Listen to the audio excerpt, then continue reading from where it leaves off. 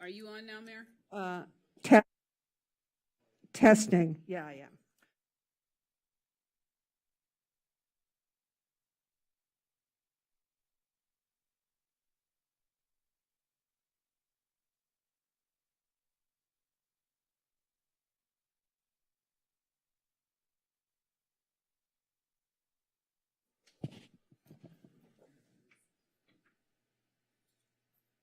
Ready, begin.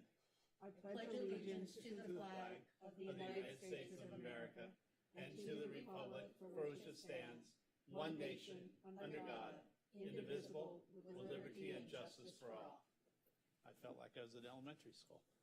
So now, could you please call the roll?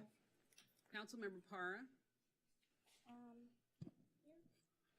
Oh, no mic either, huh? No, I need help with the, Her screen's not my working. screen is not working. okay, we'll work on that when you guys go to closed session.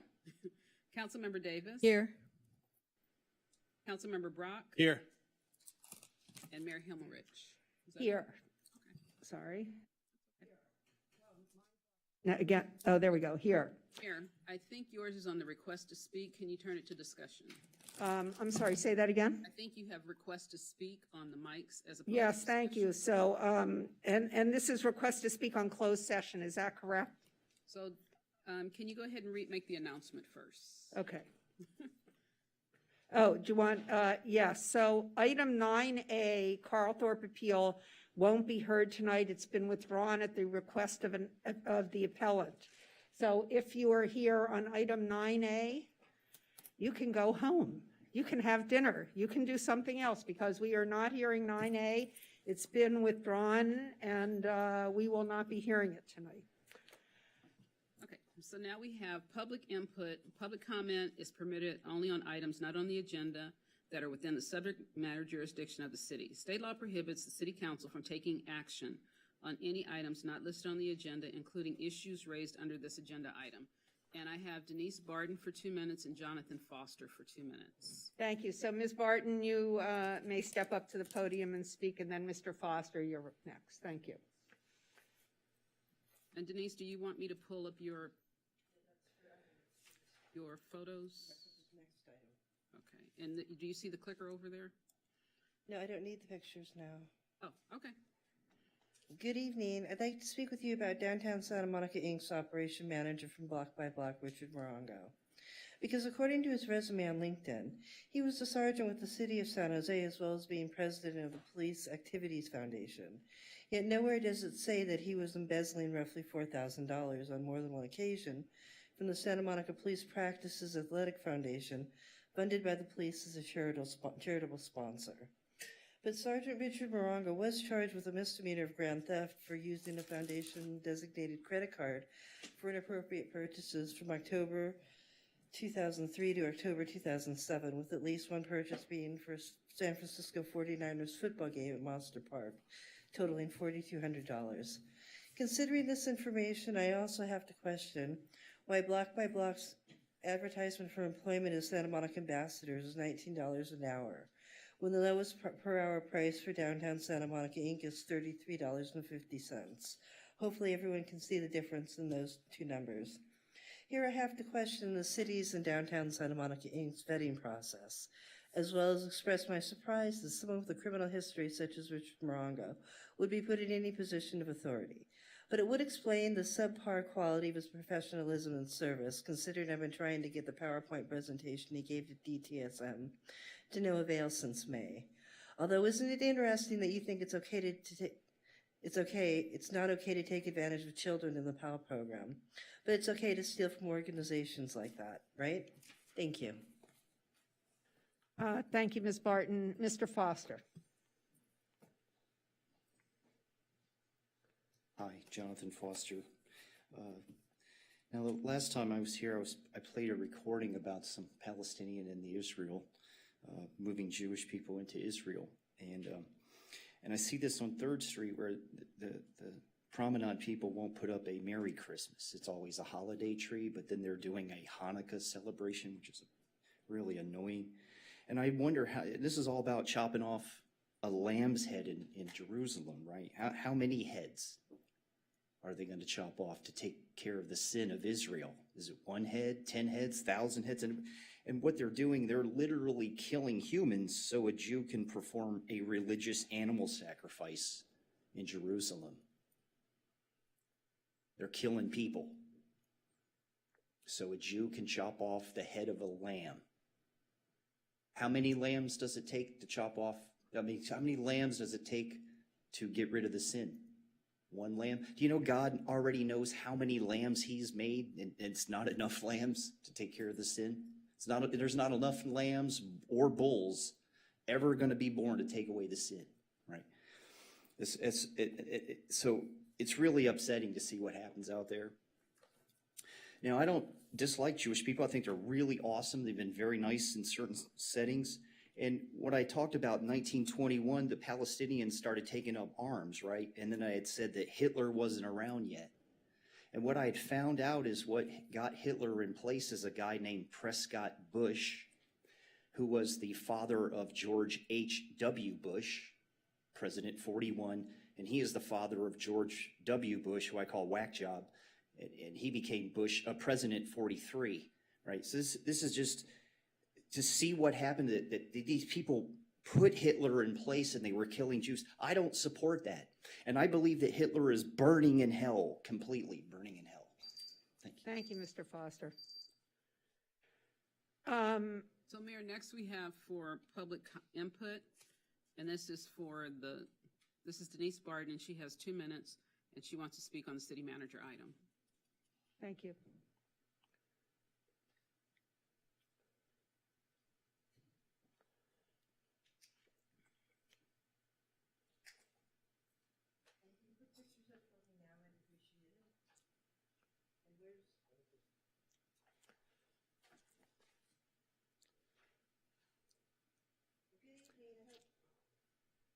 Go ahead, Ms. Barton. Good evening. I hope everyone can see on the screen that nothing has been done to remove the partition or the bright light and the raising of the NRDC building into compliance with municipal code. Although David White, the executive director of the Housing Authority, doesn't seem to think it's very important, apparently, considering I've been trying to get him to address the issue since shortly after he started with the city. Then, due to the conflict with the city council, he missed the August 8, 2020 Housing Commission meeting. And if he was there, he would have gotten to experience the disrespect and alienation the Housing Commission received from your Housing Authority staff, Andy Eagle and Jim Kemper, as well as Olds Gordev, Myrna Medina's supervisor and risk manager, proclaiming that they only had 3 calls. 2 had been addressed and only 1 was pending, which probably had something to do with Myrna Medina, the ADA coordinator, not returning calls, as was mentioned in the Housing Commission discussion. Andy Eagle stated that the Housing Commission agenda was supposed to be done by the Housing Authority, and in discussion it came out that the Housing Commission can't put items on the agenda. And neither Andy Eagle or Jim Camper provided the Housing Commission with all the documents they requested. So with these kinds of actions by city staff, I guess I shouldn't be surprised that nothing has happened to remove the partition or bring the light and the raising of the NRDC building into compliance with municipal code. Or would the real problem be liability to the city, considering the city approved through administrative approval that do not coincide with municipal code? Thank you. Thank you, Ms. Barton. Is that the end of their speakers? Yes, we're done. Great. So now we will go to closed session. I think we don't have agenda management that I'm aware of. So let's let the clerk announce it, and then we can adjourn. So we have closed session. We have a conference with legal counsel's existing litigation, and it's Jared Powell versus the City of Santa Monica. Items 3B and 3C have been pulled. They won't be heard. And then we have another existing litigation, Mike Smith versus City of Santa Monica. And then 3E is a public employee evaluation. The title of employee is the city attorney. Thank you. And we will be back at 7 o'clock for the remainder of our calendar. Thank you very much.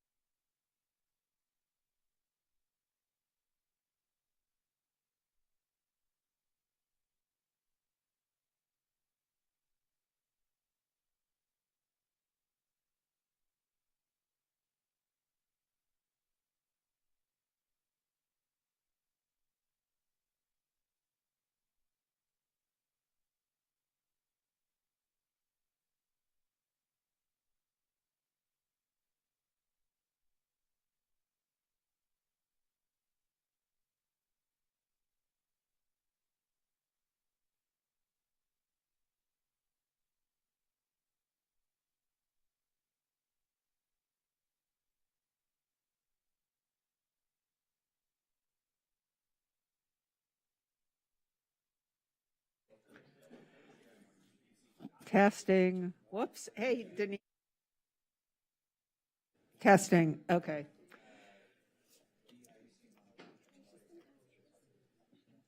Oh, there she is. Just in time, our Mayor Pro Tem. Looking very workish, by the way.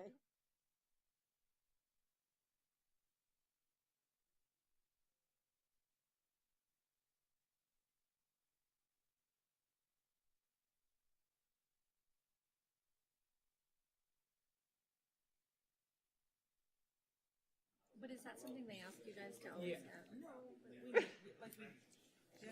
You get into it. It becomes a thing. So, welcome back to the August 23rd, 2022 regular meeting of the Santa Monica City Council. We have just left closed session, so let me turn to our city attorney and ask if we have any items to report out. Only in the FAA case, we will not be filing an appeal. Thank you. And on that note, I guess we turn to our next item. Would you like to call it, please? Yes, so I wanted to ask the city attorney, were all the items heard? All of the ones except the ones that were indicated beforehand that would not be heard were heard. Okay, thank you.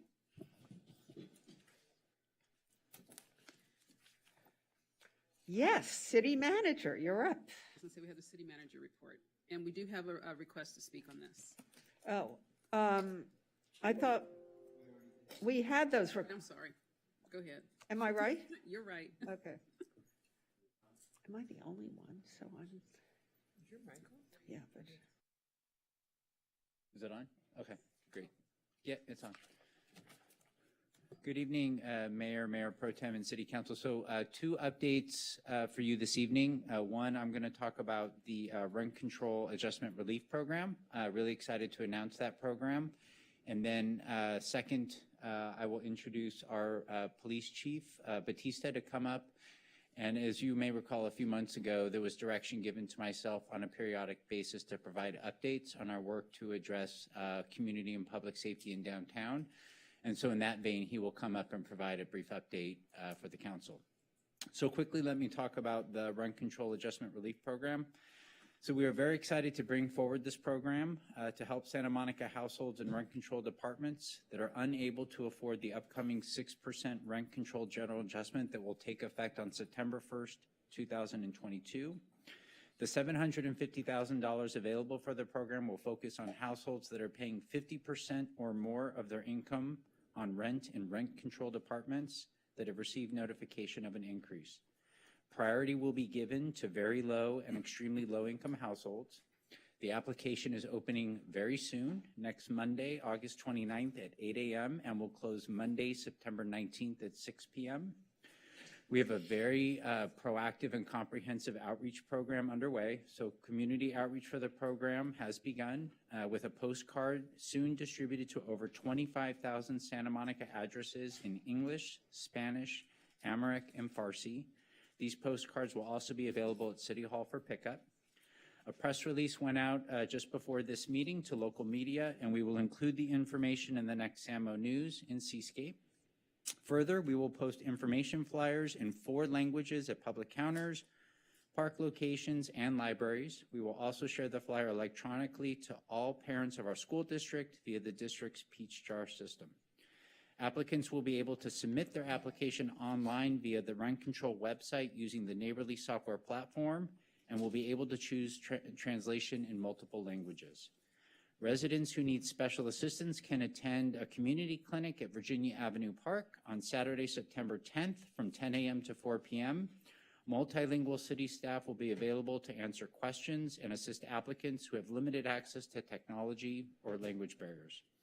Hard copy applications will also be available in English, Spanish, Amharic, and Farsi, and the program is open to all rent control tenants regardless of citizenship status. So you can certainly visit our website, santamonica.gov, for more information and to apply beginning Monday, August 29th. And so I really want to thank City Council for your leadership in pushing this program forward. You were very clear going back a couple of months ago with your awareness of the impact to our rent control tenants, giving us very clear direction of wanting us to put a program together. And I'm really grateful for all of our city staff across many, many departments that mobilized very quickly to bring this program forward. So thank you for your leadership, and thank you to our staff for all that they're doing. Now I'd like to call up our Police Chief Batista, please. And while he's coming up, I'd like to say, City Manager, thank you, and to all of our staff who worked on this program. I think that we were under tremendous pressure to help our very stressed tenants, and I appreciate all of the work that you and staff have done on it. And I know the tenants do, and I'm sure the council does too. So thank you all very much. Good evening, Madam Mayor, Madam Pro Tem, council, and staff. My role today is to give you an update on our city and downtown public safety efforts so far. I want to recap really quickly that since May of this year, we have been deploying a high visibility bike patrol in downtown, in addition to the downtown service officers and public safety officers that are down there working in Beat 1, the Beat 1 officers that are checking the area, checking parking structures. We reassigned our neighborhood resource officer into the promenade, working on alternative solutions for our business owners and homeless folks. We've been working on a transit detail to address safety concerns at the bus stops, and the Allied security contract has been in place under the management of the Department of Transportation. So over the last 11 weeks, citywide, we've taken about 24,000 calls for service. 4,000 of those calls occurred between the hours of 11 p.m. and 7 a.m. On the 3rd Street Promenade, you can see the areas that I used to cordon off the area: Wilshire to Colorado, 2nd to 5th. During the daytime, in that period, we took overall 1,850 calls for service. At night, during the hours of 11 to 7 p.m., we took nearly 300 calls for service. Our police officers in the downtown area were responsible for approximately half of those calls. Their encounters were with pedestrians, business checks, citizen flag downs, municipal code violations, and disturbance calls. In the last month, we've conducted 5 public health and safety operations where we've deployed the command posts, our downtown service officers, that same 3rd Street bike detail that I talked about earlier. Patrol officers from other areas of the city have come into downtown. Our directed action response team, our Pier task officers were assigned, the motor officers were assigned. The help team and our clinician was assigned to this. Our neighborhood resource officers, we used our drone as a first responder, and we included our PSOs and our traffic service officers in the deployment. The purpose of it was really to try to reach out to as many folks as possible, give them mental health assistance and housing. During these deployments, we had a clinician on board, so we had the opportunity to help folks get mental health assistance during this. We issued a lot of warnings. There were traffic citations, of course, parking citations. Our contacts for criminal and local municipal code violations resulted in misdemeanor and felony arrests. Now, one of the things that we identified in this process was that we are finding a lot of serious felons that are from Los Angeles County and Riverside County. So folks that were unregistered sex offenders, homicide suspect, aggravated assault suspect, people wanted for weapons violations, parole violations, and arson suspects. What the officers have focused on, in addition to what I mentioned with the outreach, was the on-view violations for public intoxication, weapons violations, in-progress arrests for subjects harassing citizens, and in-progress arrests for subjects committing thievery. Or, in many cases, the officer's proximity to the area or where the event is unfolding makes it so that we've had like near immediate arrests because they're in the area and can respond very quickly. Now, the downside for us, for me, is that putting that many officers into the area, focusing on this particular area, I realize that this is going to happen, and I've had assaults on the officers, and a couple of them have been injured. So what we are seeing after 3 weeks, a month of doing this operation is that we looked at the past 8 weekends, going back to July. And because we're running these operations on a Thursday and a Friday, what we're noticing is that over the course of the last 3 weekends, we've reduced Part 1 and Part 2 crimes by nearly half. And so what does that translate into? That means that we've had nearly zero or reduced assaults, 0 or reduced aggravated assaults, and you can see that one of each, no robberies, and no arson cases. Now, why this is important to us is because for all the weekends that we were looking at previously, we had a combination of these incidents happening sometimes on the same day or the same weekend. So noting that we now have cut this in half and these more serious Part 1 crimes are not occurring, that is important to us. And we're seeing that as a success of the results of the work that we're doing. So these are citywide statistics. This changed just like within a week, right? It was 65,000 calls last week. It's like now 67,000. Arrest year to date, we were at approximately 300 last week. We're at about 350 this week. That is still corresponds to about a 30% increase over last year. So we are still slightly below pre-pandemic crime numbers in Part 1 crimes. So although just slightly ahead, we're still doing better than we were in 2019 at this time frame, same time frame in 2019. So what we're seeing is that the operations over the last 3 weeks are affecting our overall call volume. And so this is what that looks like. In the past week, what we've noticed is that we've had 116 fewer calls for service, or a 5% reduction in the overall calls for service compared to the prior week. And the way that it's broken down in this case is that we had 57 fewer incidents of calls that were related to homelessness, and we had 59 calls that were essentially everything else, non-homeless related calls for service. Year to date, we've taken about 12,000 homeless related calls for service, which amounts to about what our average is year to year, about 20% of our calls. Year to date, non-homeless calls are approximately 53,000, or 81% of the total. This is important to me in that the number of encampment calls that we've responded to this year is far outpacing previous years. So we've responded to 1,100 encampment calls up to this period in August. And we've issued out 450 mental health evaluations. I want to highlight a couple of recent high-profile cases. The first one was a homicide case that happened at the main library. This was very difficult. It was folks that were experiencing homelessness, both the victim and the suspect.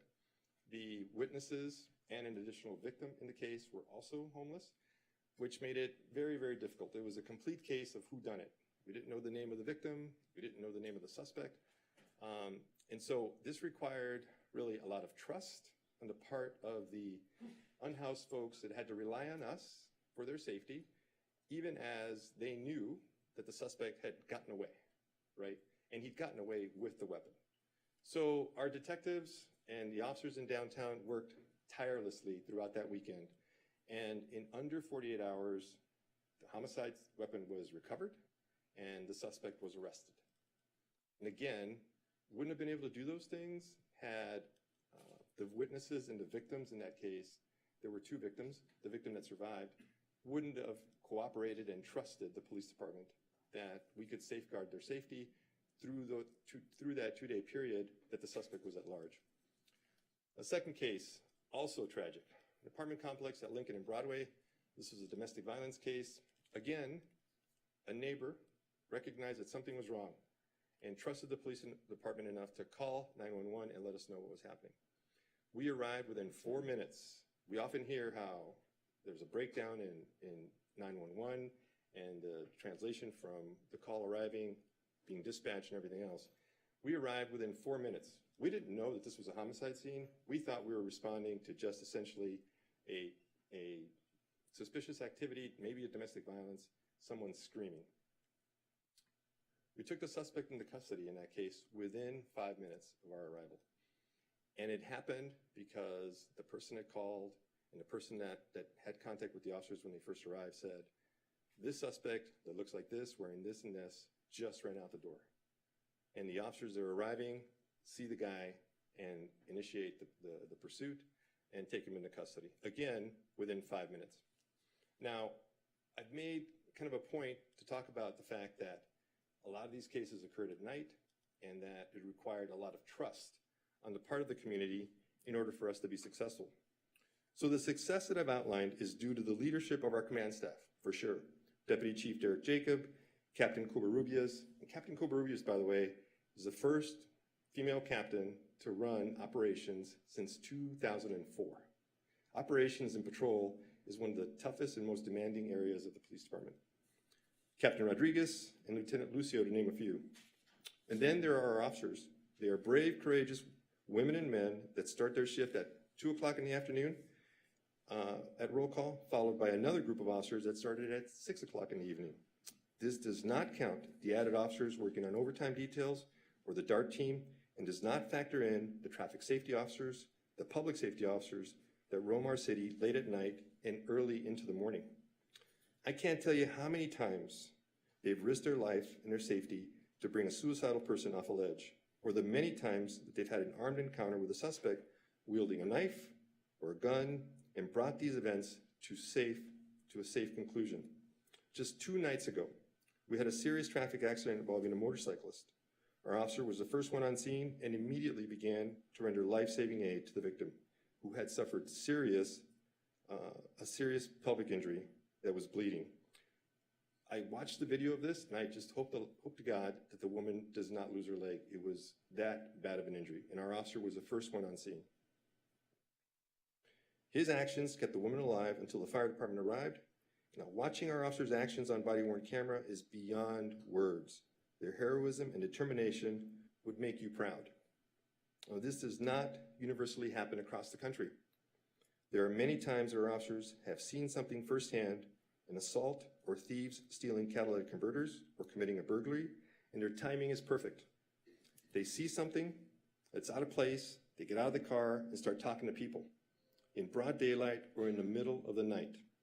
But the other very important time we are successful is when our citizens, our residents, take notice of something that is out of place, something that is not right, and they call 911, they call the police.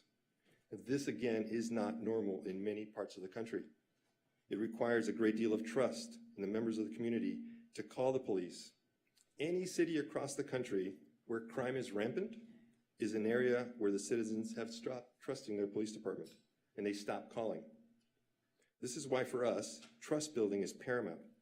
Trust comes from the interaction that we have with our residents. It builds through a series of engagements and successes over time, where we demonstrate that we are competent and even-tempered. It is maddening to me that our residents are ever victimized. However, time and again, it has been our officers, through their professionalism and focus on getting it right, alongside great witnesses, that we are able to arrest suspects and return stolen property. It is incredibly gratifying to witness. Given how important trust is, I want to bring attention to the falsehood that our officers are not working at night. It is completely incredulous to fathom that Santa Monica police officers don't work at night. Santa Monica police officers work around the clock. Moreover, the idea that another local police department can come in and provide the same level of service, care, and compassion to the men and women of the Santa Monica Police Department is something for which I take great exception. As our elected officials, as the longtime architects of this professional police department, you should be outright offended as well. Our Santa Monica police officers risk their lives every day. They're human beings, and they deserve our support. We don't need to look very far to recognize that undermining our social contract is inherently dangerous to everyone. This false notion stands to undercut the trust and confidence from our residents. It places everyone and everything that we work for in jeopardy. There is always more to do. I want more officers. I want better equipment and technology. We have to prepare ourselves for the full return of our businesses, our tourism, and our Olympics. Our community safety is foundational to building a stronger and more thriving Santa Monica. And last, our success in accomplishing the work of the Pier Task Force was the net effect of bringing a coalition of city departments and businesses together. The business owners wholeheartedly and enthusiastically supported the officers and the city through the rigor of their work. I emphasize that the community and business support for the officers is foundational to their success. Now, I just want to show you quickly, these are the officers that work at the harbor, and community services, and public services, and traffic, the traffic officers that work at night. These are the patrol officers that work at night. And these are the overtime assignment and the officers that most often work at night. So with that, thank you. And if you have any questions, I'll take those.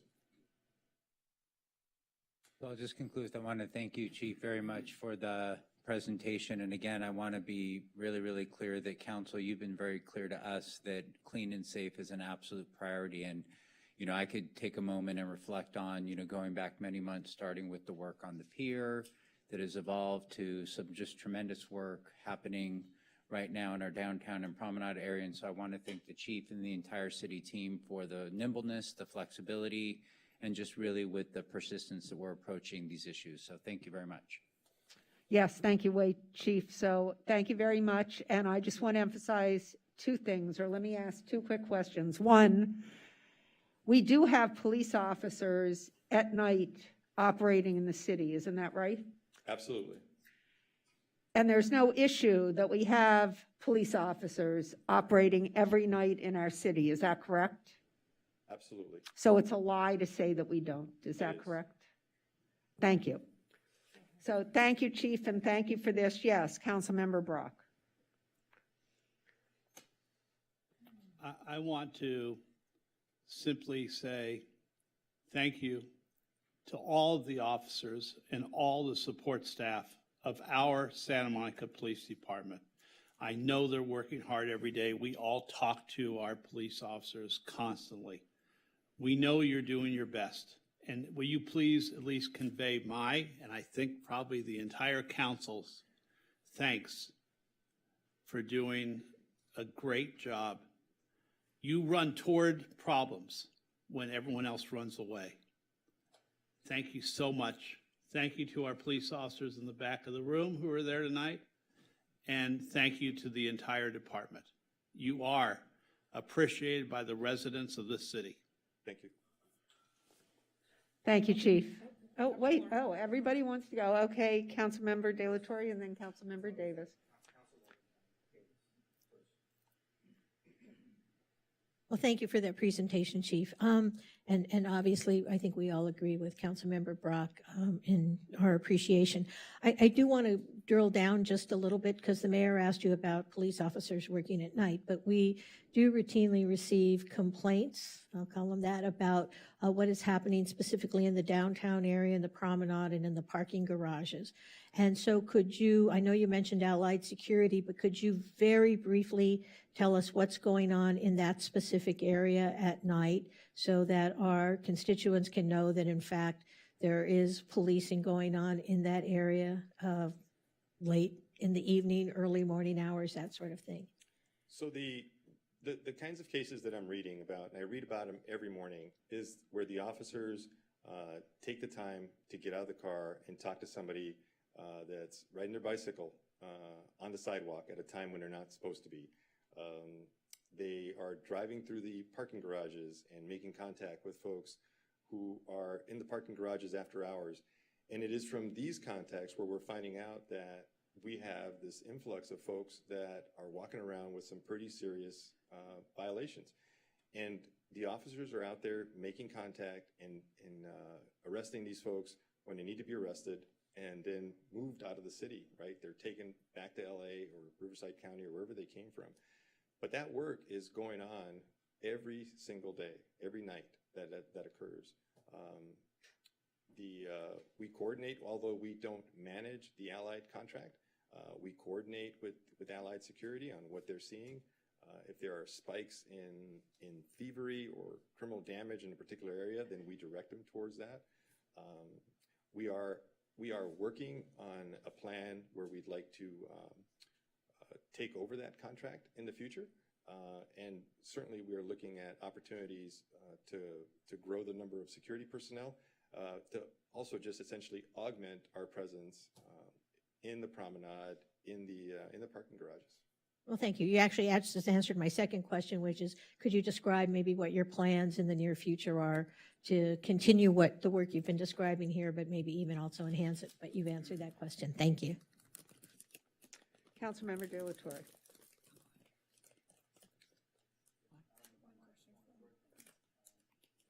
It's not. Hello, testing. Okay. Chief Batista, thank you very much for your report. And, you know, I'm sure I speak for all of us in thanking you and acknowledging the hard work of the men and women in the Santa Monica Police Department, putting themselves on the line for our safety every day. So thank you for that. I wanted to say something about the prevention intervention approach. Those contacts that law enforcement is making with individuals on our streets is preventing potentially, you know, greater crimes because of that type of contact. And you know, I'm trying to figure, you know, the incidents that you talked about. I was wondering, how could we prevent those types of, you know, incidents? And it's almost impossible, right? You can't be everywhere at all times. But I'm trying to think. I wanted to follow up on that question. When we find someone in the street that is wanted on a, you know, there's a felony. There was, you know, I know that there's some high-profile cases. You know, people wanted for child molestation, people wanted for, you know, their suspects in homicides and so forth. You said that you make an arrest. Tell us a little bit about that process. Is at that point you make an arrest and then you take them to another jurisdiction for booking, or how does that work exactly? So when we take them into custody, then we begin a records check on them. And that is often when we find out that they're absconders, parole absconders, wanted felons from other parts of the county. And that's then how we notify the jurisdiction that has the warrant out for the arrest, and then they come and pick them up and take them out of our jurisdiction. Okay, Great. And then just, and this is a question for our city attorney Douglas Sloan. Have we seen an uptick in you know, prosecutions or enforcement within the city attorney's office as well? I mean, I would think that there's a corresponding part, you know, to the city attorney's office of what we're seeing on our streets. Is that correct? The case filings are about double what they were even a few months ago. Our prosecutors are maxed out. Okay, great. Well, that's good to know, because that data doesn't lie. For people in the community who feel that, you know, we're not really you know, developing a robust sort of public safety plan, I think it's very important for us to understand from both city departments that this is not the case, that we are you know, addressing these issues, you know, these public safety issues, you know, with a lot of rigor. And I think, you know, to me, from being in this position, you know, hearing all the issues that we see in the community, you know, people come to us, you know, as city council members, right, to complain, to tell us, hey, things are not going so well. Today, I would say that for me, since I was elected, this is the first time that I feel assured that we're being a lot more aggressive in our approach, and that aggressiveness is not to violate anybody's rights, but to try to prevent some serious crimes from happening, and from our residents to be, and also those who are visiting our city to be victimized, you know, by people that don't have the best intentions when they come to our city. So thank you very much for the work that you all are doing. And I'll be clear that there's still much more work to do, always. We're not, you know, we have a lot to do, and that is continuous. Thank you. Councilmember Negretti. Does this go on when I start talking? Push your mic on. Oh, Hello? Okay. Thank you as well. I don't want to belabor that, but thank you to you, the chief, and the police department as a, you know, the entire force. How long have you been here, Chief? 10 months. Okay. And since January, in the last 8 months, how many officers have we hired? We are doing pretty well. I think that I just saw the number this morning. 9 or? He's saying 9. No, it's more than that. Oh, no, it's way more than that. Because there was I think 5 more. We're like right? at 14. 14 new officers. With the prospect of probably another 9 more. Okay. 4 more this month. So yeah, we're up to about 14. And then with that being said, how many officers did we hire in the last, I don't know, 3 years, if you had to compare that? So the number just came to me, it's 18. We've hired 18. It's 18. So you've been here 10 months. We've hired 18 new officers within that time frame. And I know that it was said before that within the last 2 years, I think we hired less than that. Is that true? 12.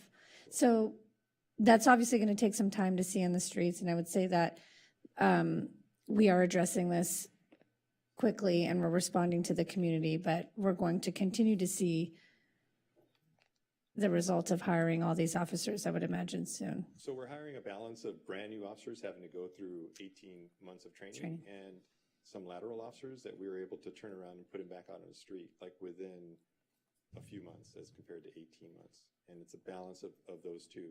So we've hired 18.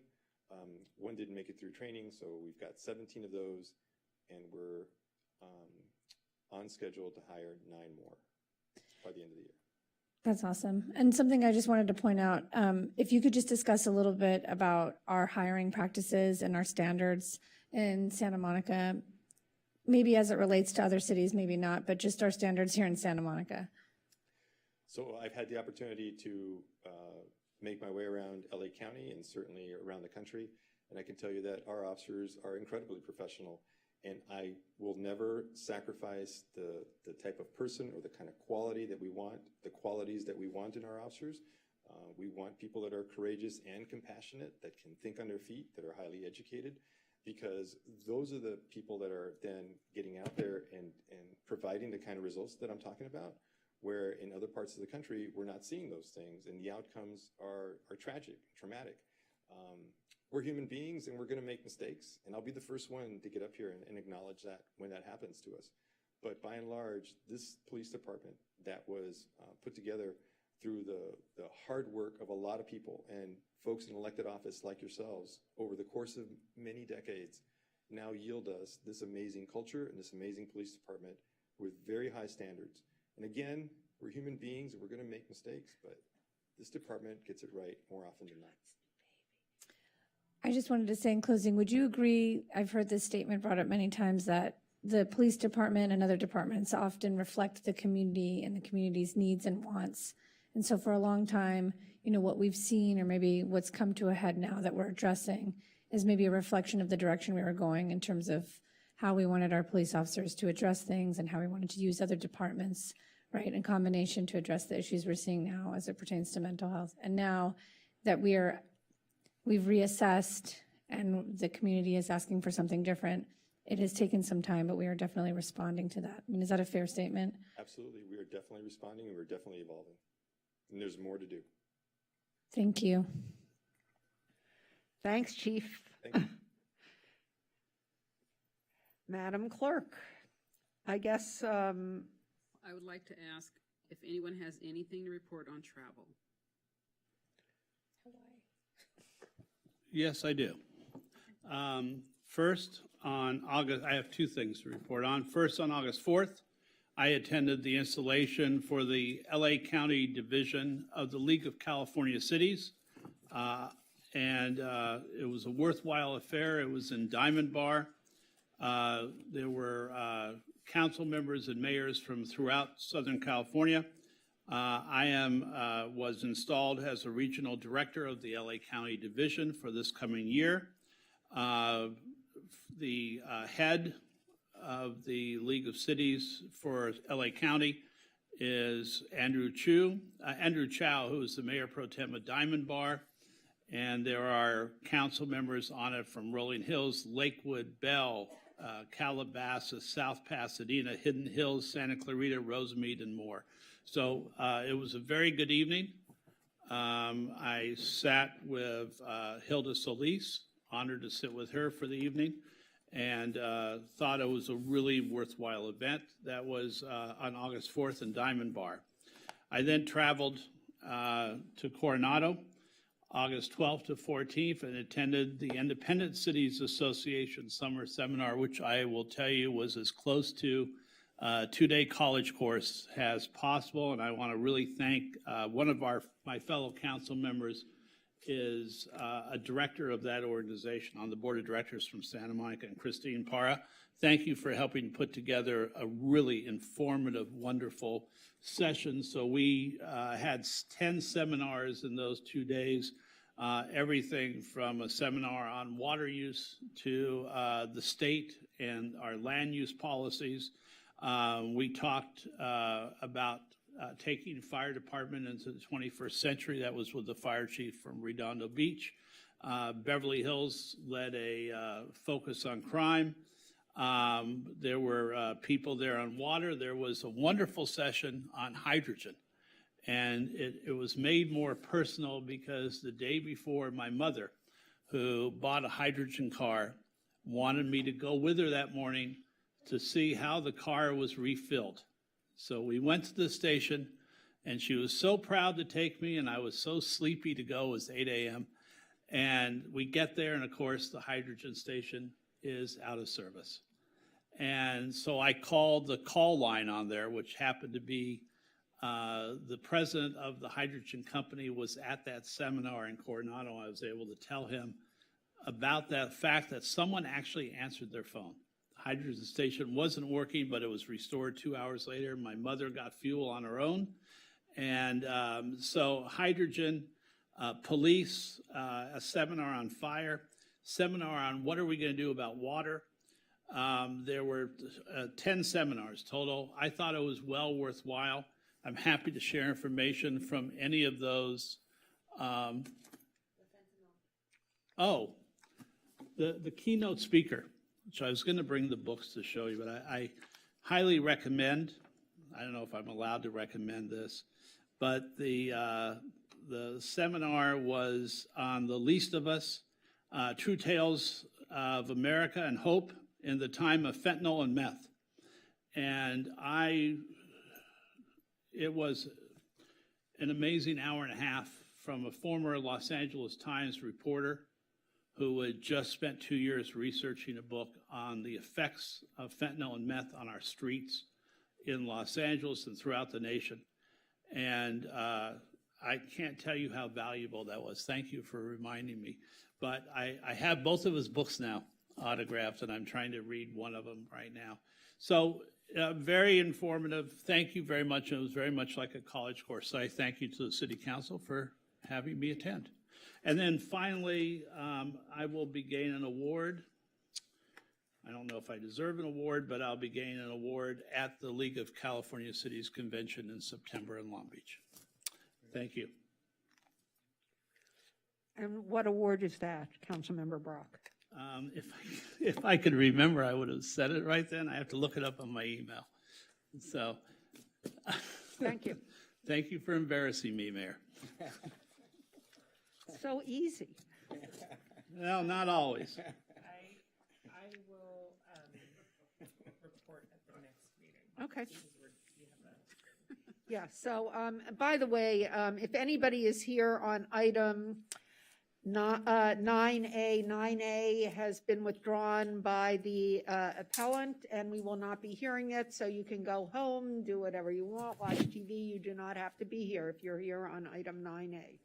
And Mayor, while you're making announcements, I want to also let those of you that signed up for item 10F, that item is a second reading, so there is no public input on it.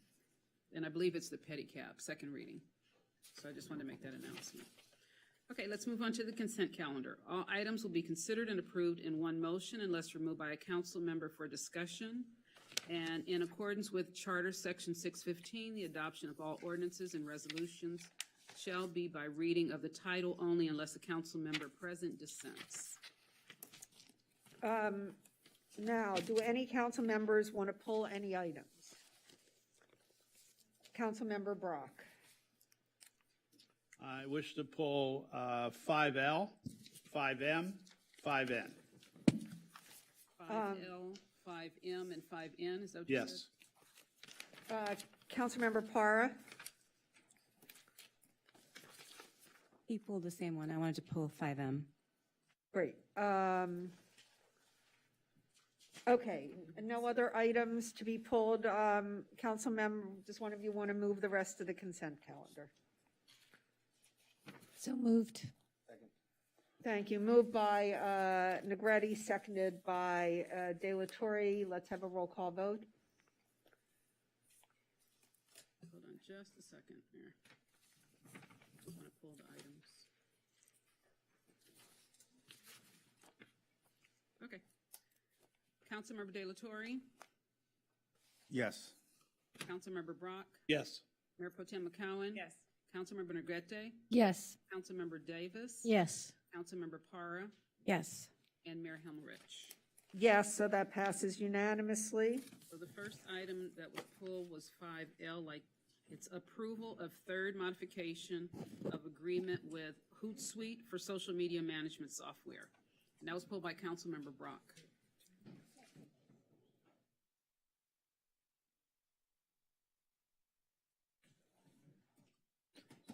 So we don't have a staff report on this item, but we're happy to answer any questions that you have, council member. I had gotten requests from a couple of residents about this item, and if you could just explain the cost of Hootsuite versus the use of it to help social media, and a little bit about the social media program the city puts out. Yeah, sure. Happy to do that, Councilmember Brock. So Hootsuite is an essential tool that the city uses in the city manager's office, but also citywide. It allows us to reach the broadest audience possible through Facebook, Twitter, and Instagram.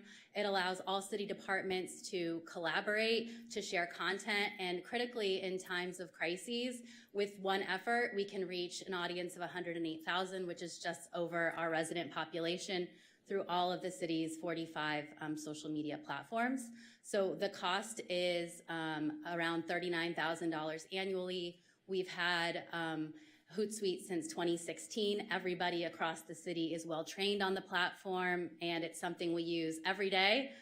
Without it, we wouldn't be able to schedule content on the weekends, let's say. We wouldn't be able to have, city planning, sharing content with the city's main Facebook, Twitter, and Instagram, and that's true across all different departments. So it's really a critical tool, and it's a cost saver for us, or a time saver, yeah, it's really important.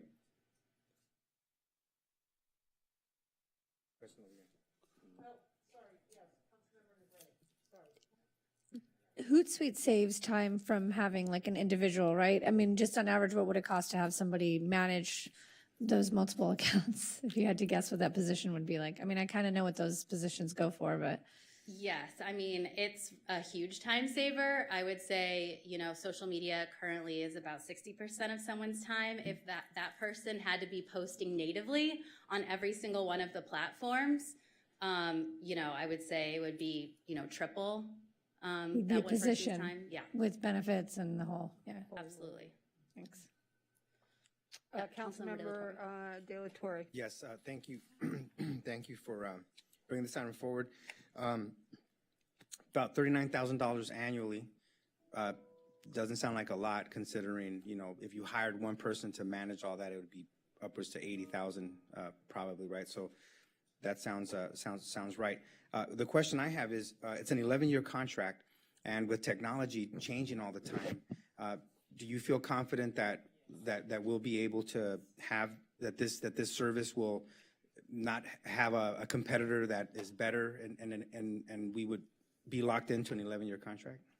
I mean, from what we've been using it for 6 years, so this gives us the capacity to use it for an additional 5. And from all of my experience across these different social media management platforms, Hootsuite is absolutely meeting our needs and always evolving with, trends and what's possible on Facebook, Twitter, and Instagram. And so it really is something that we've seen a lot of value in using. Great. So you feel confident that they're making the right investments, the right research, best practices for us to keep this contract going? I do. Thank you. Councilmember Brock. I move this forward. Move that we approve. Second. Moved by Brock, seconded by Negretti. Let's have a roll call vote. Councilmember De La Torre. Yes. Councilmember Brock. Yes. Mayor Pro Tem McCowen. Yes. Councilmember Negrete. Yes. Councilmember Davis. Yes. Councilmember Para. Yes. And Mayor Himmelrich. Yes, so that passes 7-0. May we have the next item, please? Next is 5M. It's award bid and enter into an agreement with Badger Inc. for AMI smart water meters and cloud-based interface. And Councilmember Brock pulled that item.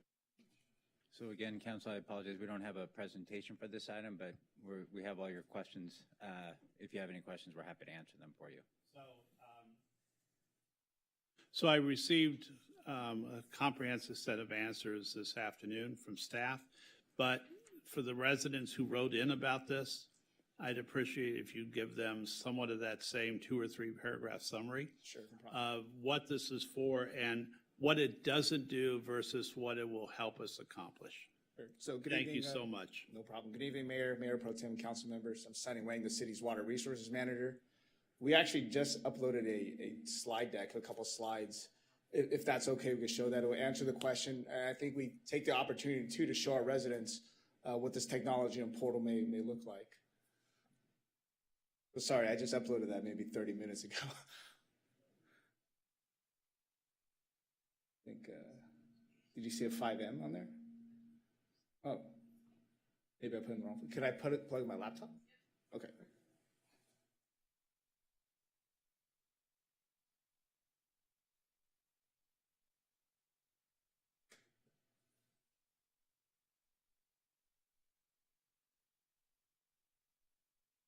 Oh, you got it? Okay.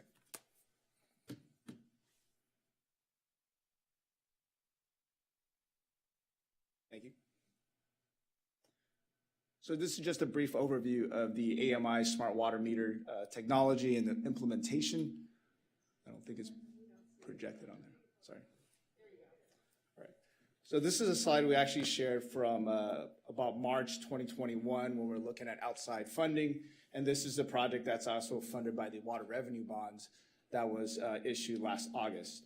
So the current meter infrastructure, we have over about 18,000 meters that are manually read on a 60-day cycle. So what that means is that meter in your water usage is read once every 60 days. So that just takes how long for our staff to make it around to read it again. So what this AMI smart water meter offers is provide our customers with real-time water consumption data for both the customer as well as for us. So we could see leak alerts on our side and notify the customers if they don't see it, right? Previous studies and pilot studies have saw about a 5 to 7% in water savings. This water savings really on the customer side for residential leaks.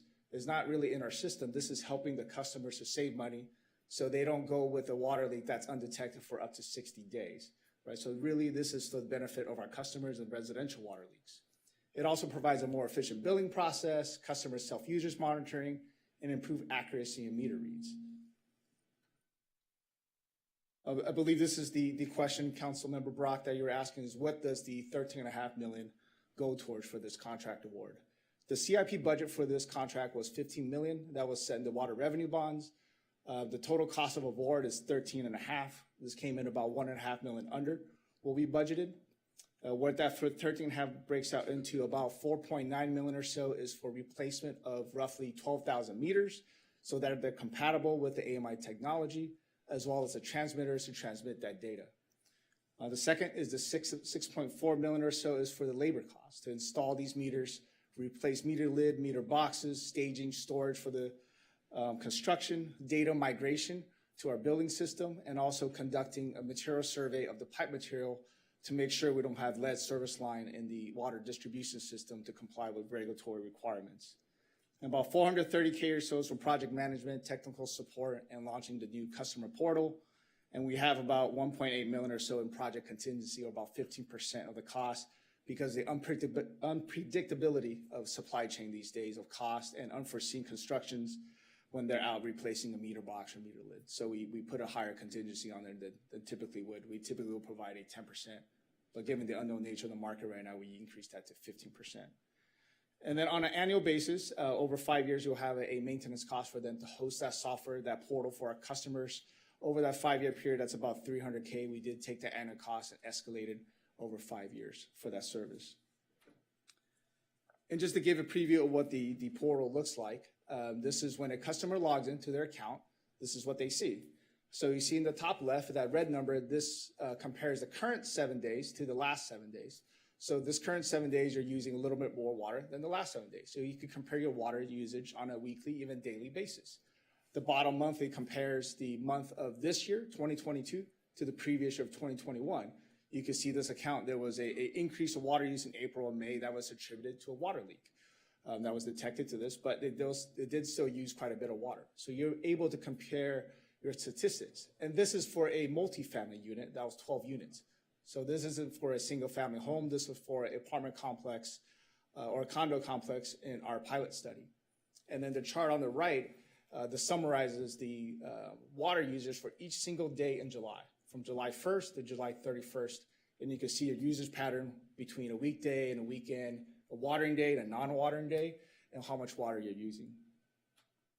In this portal, well, this is also just a snapshot of hourly. You can look at your water use for that day. So this is the really the benefit of this technology is you'll get a leak alert now in 24 hours. If you have a leak in your system, you can start looking at if it's a toilet leak, if it's a leak in your irrigation line, rather than waiting for that high bill to show up to notify you of that water leak. Right? And the next slide is just the customer portal on the app. So you could also use this on your phone, which we find it to actually be more user-friendly from the app. So these are just different screenshots that we took from the app. This is the same account that's comparing this week's water use to last week. On the image on the left, in the middle image, you could actually look through how your water use. So the lighter colors are showing the days that you're using more water, right? And what I want to point on the bottom right, you see those 4 dots with a little circle on there. That's indicating days where there was a water leak that was detected. And if you zoom into that month in December 2021, the last 4 days signifies there was a leak detected, estimated about 500 gallons of water was lost to that leak. But that problem was resolved within 5 days. It took a little longer because you have to go around and ask everybody to check within their units. This is a 12-unit complex, as I mentioned, so it took some time to find that leak. But that's 5-day detecting a leak is much better than, say, 60 days being notified of that. So thank you. I just have a couple slides I would feel like it's important to share with our customers. So. Yes, Councilmember Brock. So I think that's great. I know that there are a lot of apartment owners, a lot of residents who would still hope that we could find a way to remeter, or at least on new buildings, that are we indeed installing water meters per unit in all the units that have gone up on Lincoln Boulevard and on 5th and 6th? Do they all have individual meters? So for the new construction, I forgot that exact year, this occurred after, you're required to have sub-metering if you have 6 units or over. So those sub-meters are managed by the property, though. They're not managed by the city, so we still maintain a master meter, and then they're required to manage the sub-metering after that. And the challenge is that's because the infrastructure, the space that you have in the streets to put those meters is limited. Does the AMI structure allow the landlord to see the results of each of those sub-meters as well? No, so once again, the AMI is on our side. Those sub-meters are managed and maintained by them and whatever technology they choose. The AMI is only for the master meter. But the landlord is still responsible for paying all the water, or because they have a sub-meter, does the tenant pay that water then? That depends on the complex, how each management company manages it. So it has nothing to do with city regulations at all? No, we only interface with them on the master meter.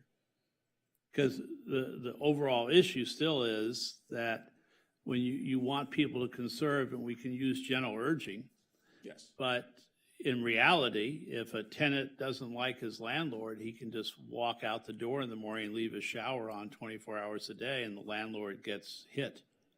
Yeah, but in this case, at least the landlord would know on their master meter that there's that. But there's, if that's the case, then unfortunately, that's not something we get involved in those tenant landlord, those disputes, right? That's out of our hands.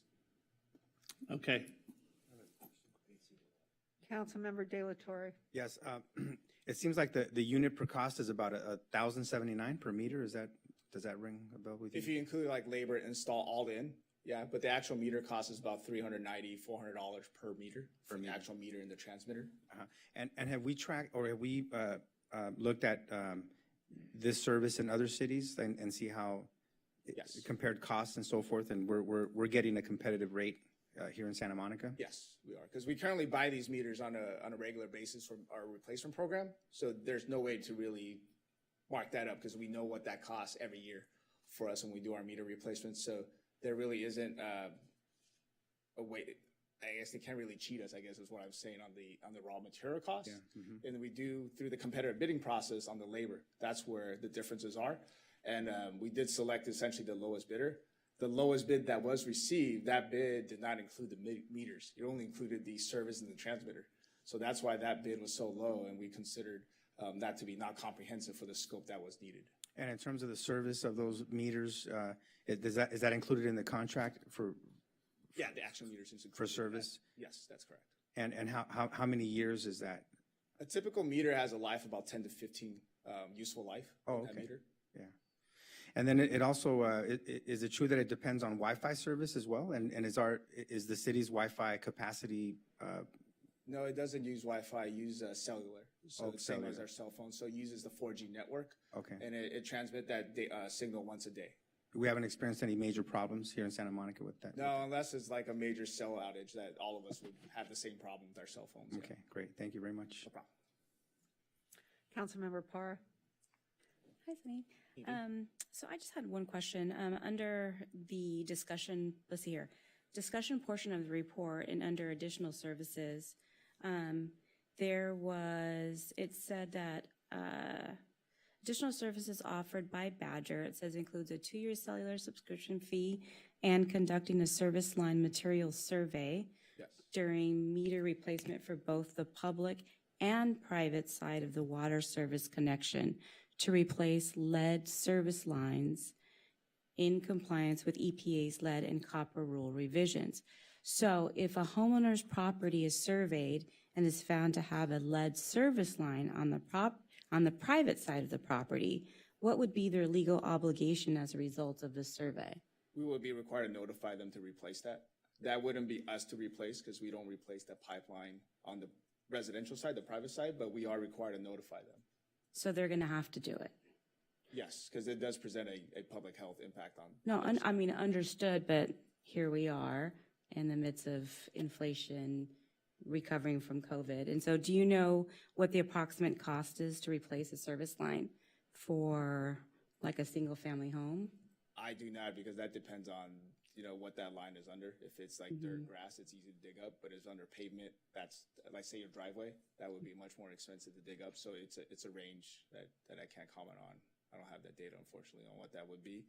There are grants out there to help facilitate that through the EPA, because they are in an effort to try to replace all these lead service line because of the contamination it poses, to challenges it poses.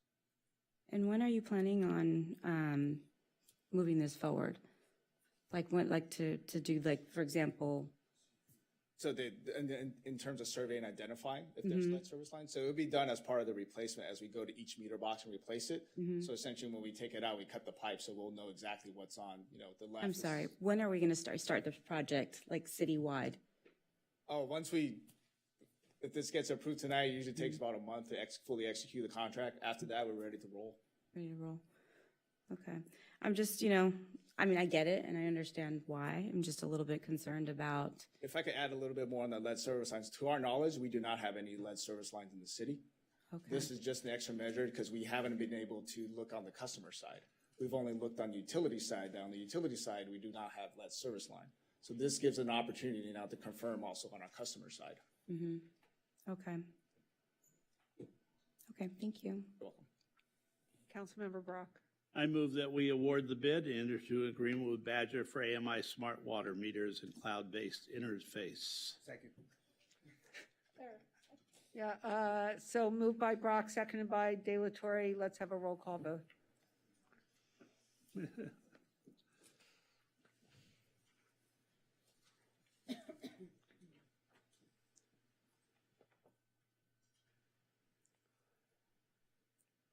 Councilmember Parra?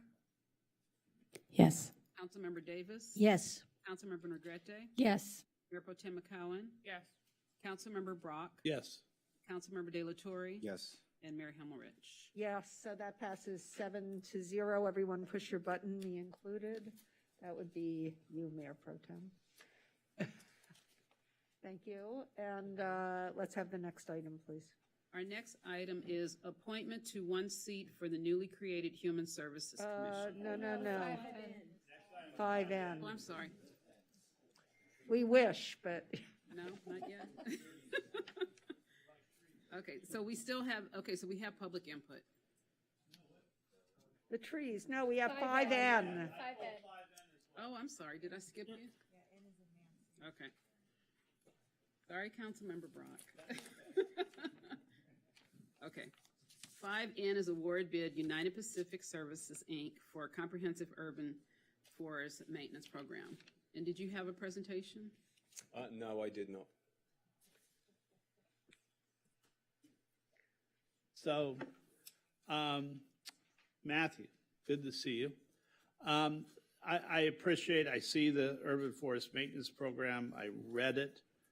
I'm good with that, but I am struck by the fact that while we lost 250 some odd trees over the last couple of years, we were only able to replace that with 450 some odd trees. I know my facts are not exact numbers on that, but what disturbed me is we only have 12% of our city covered in an urban forest canopy. That worries me, because I think we were more 4 or 5 years ago when I was on the Recreation and Parks Commission. But regardless of that, I've seen other cities that range as high as 27%. Now, I know we're in a semi-arid, a different type of coastal climate, but what can we do through grants? What can we do through efforts of our residents? What can we do through efforts of our upcoming budget cycles to make sure that we drastically increase the amount of our urban forest canopy, which will reduce the need for air conditioning in the city and reduce the effects of severe climate change that are coming? Great. Well, thank you very much for inviting me to speak a little bit about this, and good evening, Mayor Pro Tem and other council members. So, Councilmember Brock is correct. The last study we had on our urban tree canopy was 12%, and that was a slight reduction when we looked at data from 2014 to about 2020. The good news is in the public realm, which is what the Public Landscape Division manages. We have about 36,000 public trees, and we've seen that level slowly go up over the last couple of years. Because what you saw in the data, we always plant more trees than we remove. So, and we're trying to be a little bit more considerate on our pruning. We had a history of very aggressively pruning our trees. We're trying to pull back on that and maybe do less wounding. The good news is we've added 6 acres of urban tree canopy to the public realm over the last 6 years. The problem we're seeing in that urban tree study, and it's what I've been talking to some of the neighborhood groups about, is really in the private realm, we're losing urban tree canopy, and we lost about 33 acres as a whole. But we gained a little bit in some land uses, but on those single family residence zoned lots, we lost 36 acres of urban tree canopy in just 6 years, which we think is about 3,500 trees, approximately. So that's about 580 a year. What I would caution is that we're not going to be able to outplant the loss of trees on the private realm in the public realm. We have a very good level of street trees. We only have about 1,000 vacancies for more street trees, and we're slowly, working down on that to try and get us to be a 100% stock. So everywhere we could have a tree, we have a tree. We're also looking at our parks where we can add more trees, but our parks are very heavily used for recreation. So there's lots of sports fields, there's lots of other uses. So if I turn up and I say, hey, I want a new forest in Clover Park, much as I'll like it, unfortunately, other people will not like it. And even, we get sometimes complaints saying, why did you put that oak tree in the middle of my, the field I always play soccer on, and so on and so forth. Obviously, the changing of the airport provides us with maybe some opportunity to add a lot of more canopy cover to the city. But in general, I think if we really want to move the needle on canopy cover, then we've got to look what's going on in the private realm. That's really the truth of it. But we can, of course, always make sure that we plant all the opportunities we have in the public realm. We make sure we put the biggest canopy trees we can where we can. We provide good maintenance. And I do want to make this point is right now our maintenance budgets are low as well. So I think it would be slightly foolhardy to be planting more trees than we can effectively maintain. The urban forester actually, just before I came to this meeting, provided me with a list of all the streets that we had to skip that we are not pruning at the moment. So we've got about 2,000 trees that we should have pruned that we haven't pruned because we don't have the funding to do it. So we used to prune like 9,000 trees a year. Now we're only pruning 7,000 trees a year. And this new contract will be have the impact of prevailing wages, which means that all the people doing the work are being paid at a higher level as well. So I would say that, yes, we need to get tree planting. We need to plant as much as we can. But we also need to look at how we're maintaining those trees and make sure that our maintenance budgets are healthy and that we can make sure the trees on our streets are also safe. Yes, No, go ahead. yes, Councilmember Davis. So I'm not sure where to direct this, but I've been on the council long enough to know that periodically we ask the question about having a private tree ordinance, because you mentioned that we're losing our tree canopy not in the public realm, but on private land. Does anybody happen to know, do we have an update on where or when we might see a private tree ordinance? So actually, there is a big problem with the private tree ordinance in light of the latest round of housing bills, because a private tree ordinance is considered a hindrance to creation of more housing. So I think that there's some concern that the private tree bill will not pass muster versus the housing bills. I've been told by people who are specialists in planning, right, in land use planning, that the latest group of housing bills will not allow us to preserve private property trees. No, looks like the city manager might have some. So I don't have an update for you at this time, but I'm more than happy to follow up and get an update for you, so I can be responsive to you directly. Yeah, I mean, because, well, I appreciate what the mayor's saying. A number of cities do have private tree ordinances, and to my knowledge, many of them actually have compliant housing elements, so. No, the problem is not the current housing element, or the problem is now creating a private tree ordinance. Well, right, okay. Well, in any event, if staff can get back to us with an update on the status of a potential private tree ordinance, I think that would be great. Because if that is in fact the case, then we should know that, so we can tell people that. And if that's not the case, then I'd like to, because it sounds like that is the issue we need to address. It's not the public realm, but the private realm. And if we have some flexibility, any flexibility to do something like that, I think we should think about it. Thank you. Yes, Councilmember Brock. So what I'm hearing is something I've said before, and I know we've talked about in the past, is making sure residents are energized to both plant trees on their private property and to ask the city if they see an empty tree well, how can they even pay for that tree if you can maintain it? And how can they plant a tree in the public realm? How can they help? Because our trees, our public forest is all to our benefit and all of our responsibility. So I know I've pushed before and we've done this on Arbor Day every year, where we've invited the volunteer service groups to help get out and plant trees with us. And I hope we're going to resume that next March or next April, so we can make sure we keep our Tree City USA insignia. But I just wanted to make sure, while I'm absolutely in favor of this, I'd like to know, are we still, you mentioned we're short on funds. How much are we still short on funds to make up for the trees that the 2,000 trees we're not doing? What do we need?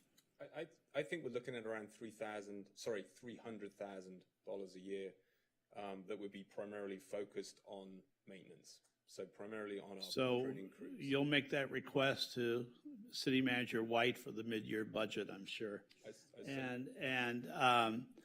And lastly, we had the beginnings of a private tree ordinance. It was stopped because of the coming of the pandemic and lack of staff. But that is still out there. It just needs to be reactivated. Correct. It needs to be revisited. That would be correct. Okay. So, yes, I would also second Councilmember Davis that I'd like to know if there is indeed a legal impediment to having a private tree ordinance or not. And I thank you for this impromptu presentation. It's always appreciated. Thank you so much, Matthew. Quick question. No, go ahead. I've noticed in a couple of areas throughout the city that where some trees were removed for, in one case, a car crashed into a couple of trees, took 2 of them out, and they replaced it with trees that are not sort of the type that, that already is there. So it's like they put a eucalyptus tree where there was another type of tree, And are we going away? I mean, we're not going away from that practice of trying to keep sort of a, No, that's correct. We've, in our master plan, which we work very hard with the Urban Forest Task Force on, and we have a species subcommittee. So we've selected every single species, basically for every single location we plant public trees.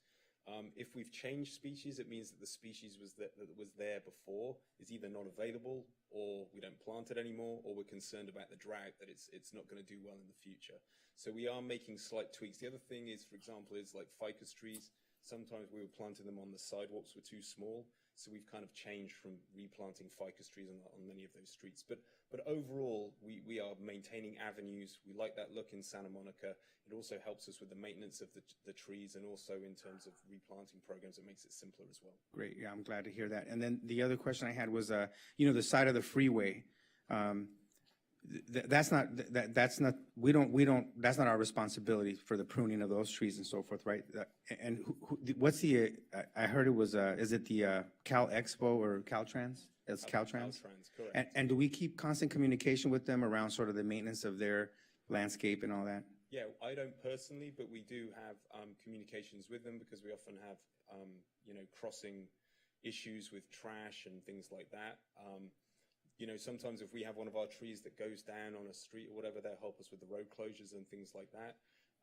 And also they have just like we have 311, they also have an online portal. So if there's problems with trees on the side of the freeways, people can use their portal to submit a work claim, just like they do right now for us, you know, using 311. Yeah, that's good to know, because there's been a lot of issues, not just with trees, with other, you know, with humans, you know, leaving a lot of trash on the side of the freeways and stuff that we need to coordinate a little bit better on. But I'm glad that you all have communication on that. But I have some issues that I'll follow up with, you know, later. Thanks. Thank you. Councilmember Brock. In reflecting on a comment I heard earlier, I want to make a comment, then I'll move approval. But it seems rather counterproductive to me that anyone would say that we prioritize nature, that if we do prioritize nature and prioritize the growth of our urban tree canopy, it would interfere with our plan to cram the city with more concrete and metal housing structures. I would think we would be able to do both successfully. We can build affordable housing, but while we build affordable housing, we have to make sure that those residents have a good place to live, but that includes trees and nature around them. I move approval. Second?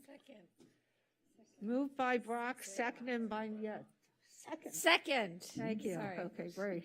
Let's have a roll call vote. Councilmember De La Torre. Yes. Councilmember Brock. Yes. Mayor Pro- Wait. Yes. Mayor Pro Tem McCowen. Yes. Councilmember Negrete. Yes. Councilmember Davis. Yes. Councilmember Para. Yes. And Mayor Himmelrich. Yes, so that passes unanimously, and let's call the next item, please. Thank you very much. Thank you very much. Thank you, Matthew. Next, we have public input, and this is on the remainder of the agenda. And so, Mayor, do you have the names, or do you want me to call them? I'm sorry.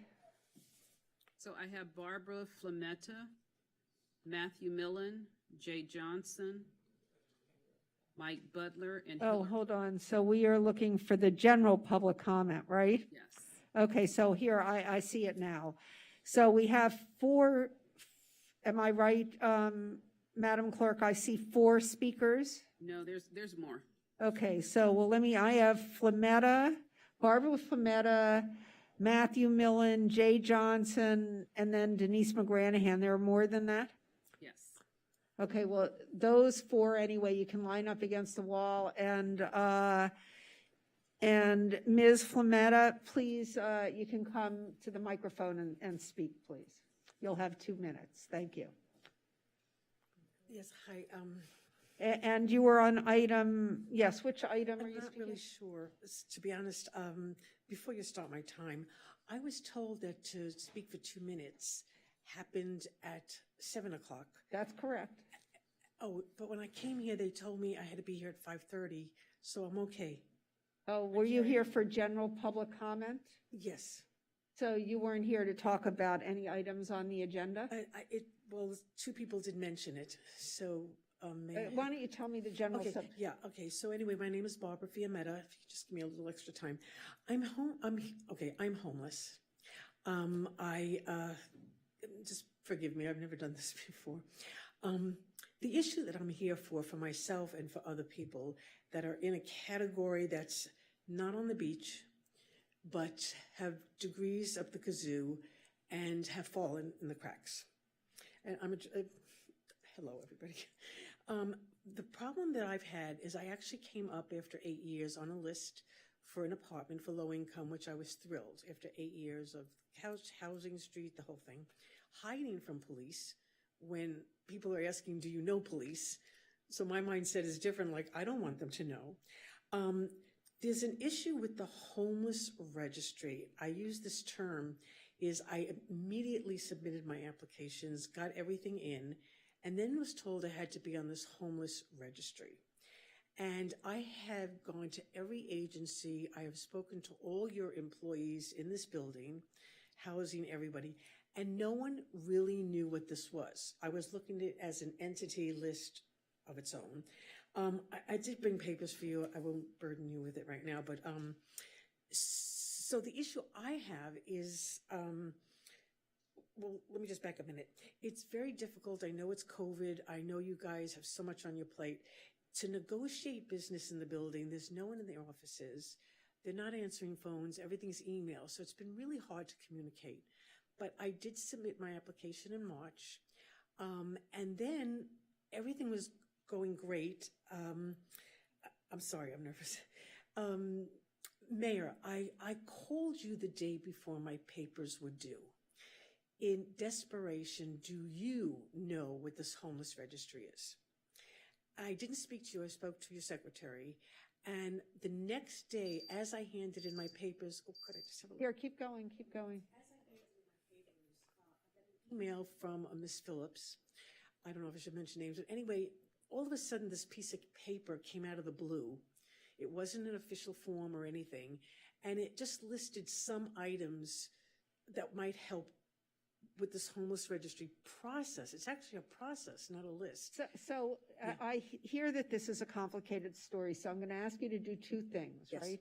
I'm going to ask you to give your name to our assistant city manager, who will take it and we will follow up with you. That's number one. Okay. And number two, after she is done speaking, I think that, yes, speak to Denise McGranahan and she'll be able to help you. Thank you so much. Thank you. Thank you. Okay. And now, Matt Millen, please. Thank you, Ms. Flametta. Sorry. Yes, Mr. Millen. Good evening, Matthew Millen, Pico Neighborhood resident, a member of Progressive Landlords. 10G, this proposal is a typical example of government abuse of power. My tenant's current maximum allowable rent is $819 a month. The 60% increase is $49 a month. If she states in writing she cannot afford an additional $49 a month, she does not have to pay any rent until September 2023.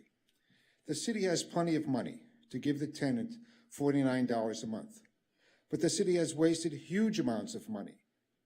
The previous council spent an estimated $20 million paying private attorneys to fight the Pico neighborhood civil rights voting case. A few years ago, the previous council passed a xenophobic, racist law requiring, all leases to be for 1 year, that the tenant must declare the apartment will be their principal dwelling place, and the unit cannot be furnished. A violation can result in 6 months in the gulag. This law stops rental housing providers from renting to foreign students with F1 visas, non-citizens with temporary work visas, and nurses who want to come here and work at the hospital. A lawsuit was filed in federal court challenging this xenophobic ordinance, and the plaintiffs wanted to take the deposition of the author of the ordinance. This city spent thousands of dollars hiring a private attorney to oppose the taking of discovery in the case and lost the motion. This person lives in the economically gated north of Montana neighborhood and could have hired his own lawyer. City money was wasted. My request is the city not enact this ordinance and instead provide funds to help tenants pay the rental increase. Thank you. Thank you, Mr. Millen. Mr. Johnson? Good evening, council members. Jay Johnson, former chair of the Santa Monica Rent Control Board, Progressive Landlords of Santa Monica, item 10G and H. On brief review, we would support most of the ordinance and rent control in general. The Rent Board spent years refining their regulations that cover most of the language, eliminate the duplication. We recommend tabling this motion until the next council meeting to consult with stakeholders. Since the city attorney will be the enforcer, will the Rent Board lose jurisdiction? Mediation and arbitration clauses are needed to avoid lawsuits. The proposed ordinance gave us 1-day notice. Were stakeholders consulted? No landlord I know knew about it. Was rent control consulted to avoid any conflicts? The ordinance applies to all rentals, including those built after 1979, exempt from rent control pricing. State law AB 1482 already covers key items in this new ordinance, duplications. Please remove the prohibition on fee shifting, bias new words for efforts to logically avoid lawsuits between landlords and tenants, a laudable goal. Permit owners to amend leases to reduce attorney fees to zero. Each pays their own cost to prevent attorney fee abuses. Judges have punished some attorneys for small settlements but large legal fees. Existing bad faith city definition needs expanded clarification to accommodate the real world. Add landlord protections from litigious tenants, harassment and abuse, which is also needed. Delete the prohibition of pay, rent, or quit notices, which are used for late or non-payment of rent. It's an important tool owners have to enforce on-time payments. Delete the use of self-certification, which has been ruled illegal by the U.S. Supreme Court. This ordinance must have protections for both owners and tenants. It must not contravene or duplicate state law 1482 or rent board regulations. It's one-sided, open to abuse, and biased against owners. Since this is based on declaration of emergency, where is the sunset clause? We recommend tabling this motion until next council meeting to permit consultation with stakeholders. Thank you. Thank you, Mr. Johnson. Our next speaker is Denise McGranahan. And thank you for being here tonight, Ms. McGranahan. You're welcome. Good evening, council members and mayor. So LAFLA is in favor of the proposed ordinance to provide a moratorium on evictions regarding the 6% increase. We are very concerned that our clients won't be able to receive rental assistance in time for a 3-day notice. In other words, the 3-day notice will expire beforehand. And we have seen a lot of people who have been offered rent relief in the last 4 or 5 months, where landlords, if it's past the 3 days, they just won't take it, and the tenant's forced to move. The self-certification is critical to this working. It doesn't mean that if the tenant isn't being honest, that it wouldn't be discovered in court, because ultimately it's a rebuttable presumption, and the court would then find that out. But we haven't discovered that as being a problem. With respect to the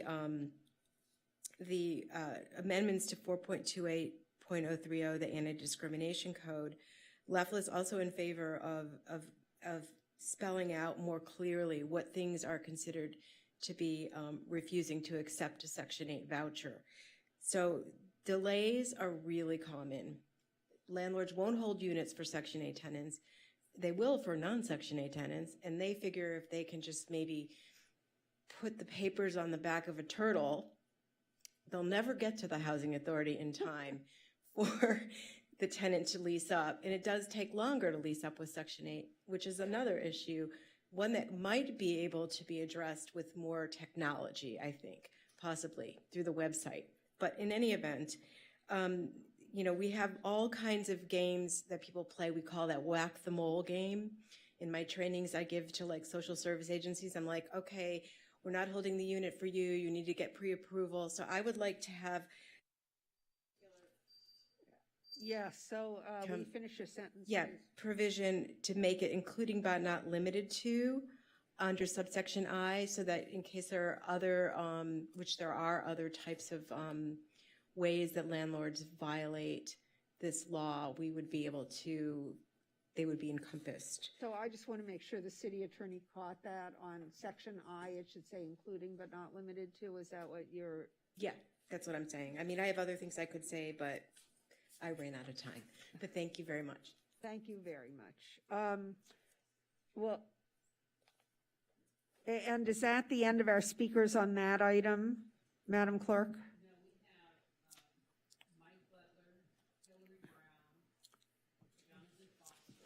Yeah, I see them. They're under the individual. It's so weird because those are all under one item. But they all go now. Okay, I get it. So the fact they're under these items is insignificant. Okay, so the next speakers will be, and I'm sorry, now I understand, Mike Butler, Hillary Brown, and Jonathan Foster, if you can line up against the wall. And they'll be followed by Mike Veschel, I hope I said that right, Jowanda Jasinski, Justin Baltz, but you don't need to line up now. And here we go. So our first speaker is Mike Butler. And you're here on 10C, is that right? That's right, yeah. Okay, good. Mayor Pro Tem and Council, my name is Mike Butler. I'm a Santa Monica resident and a member of BIRD's Government Partnerships team. I'm here to speak in support of staff's proposed long-term micromobility program. As a business with over 130 employees in and around Santa Monica, we're excited about the prospect of re-entering our hometown and serving the Santa Monica community. We recognize that the relationship between the city and BIRD has been strained in the past. However, we're determined to rebuild our partnership with Santa Monica. Since BIRD introduced e-scooters in 2017, our business, our operations, our city relationships, and technology have all matured. And in large part, due to the lessons that we learned in Santa Monica and feedback that we received from staff and council. As a birthplace of the industry and the reason thousands of cities and hundreds of millions of people now have access to clean electric micromobility, Santa Monica is certainly ready to move forward to this next phase. BIRD is uniquely positioned to partner with Santa Monica in this next phase. When BIRD ended operations in the city in 2021, ridership in the shared mobility program plummeted. We can reverse that trend by delivering a service riders prefer over our competitors. We can also deliver industry-leading safety technology. Other operators promise this technology, but currently BIRD is the only one that can deliver. In the city of San Diego, for example, the city asked all other operators to halt operations because BIRD is the only one with functional sidewalk detection technology. This is the future of our industry, and BIRD is poised to bring that future to Santa Monica today. Lastly, BIRD, our business, is widely recognized as the most trusted provider in the space, and as such, we remain confident that we can work together to ensure Santa Monica has the most successful shared mobility program on the globe. Thanks. Thank you, Mr. Butler. And next we have Hillary Brown. Good evening, council members. My name is Hillary Brown, and I'm speaking on behalf of SPIN, one of the 4 operators of the city's current shared mobility device pilot program. SPIN would like to voice their support of staff's proposal to extend the second shared mobility device pilot program and establish a contracting model beginning in October 2023. We believe that a contracting model best serves the city and allows operators to better manage overhead, bring new innovations, and pass on savings to users through reduced pricing. While the city works on issuing a new RFP for contracted services, we believe that no new permits should be issued during the pilot extension. The city's current operators, including SPIN, have maintained low prices relative to the Los Angeles region. In Santa Monica, operators charge between 33 to 39 cents per minute, while operators in Los Angeles charge 46 to 52 cents per minute. Since launching in Santa Monica in July of 2021, SPIN has had 190 low-income users who rode nearly 9,000 trips at significantly reduced rates. To grow ridership and promote shared mobility, SPIN also subsidized over 54,000 trips using various flat-rate SPIN passes. SPIN is the first and only operator to scale sidewalk detection technology in the LA region, with the majority of those vehicles deployed in Santa Monica.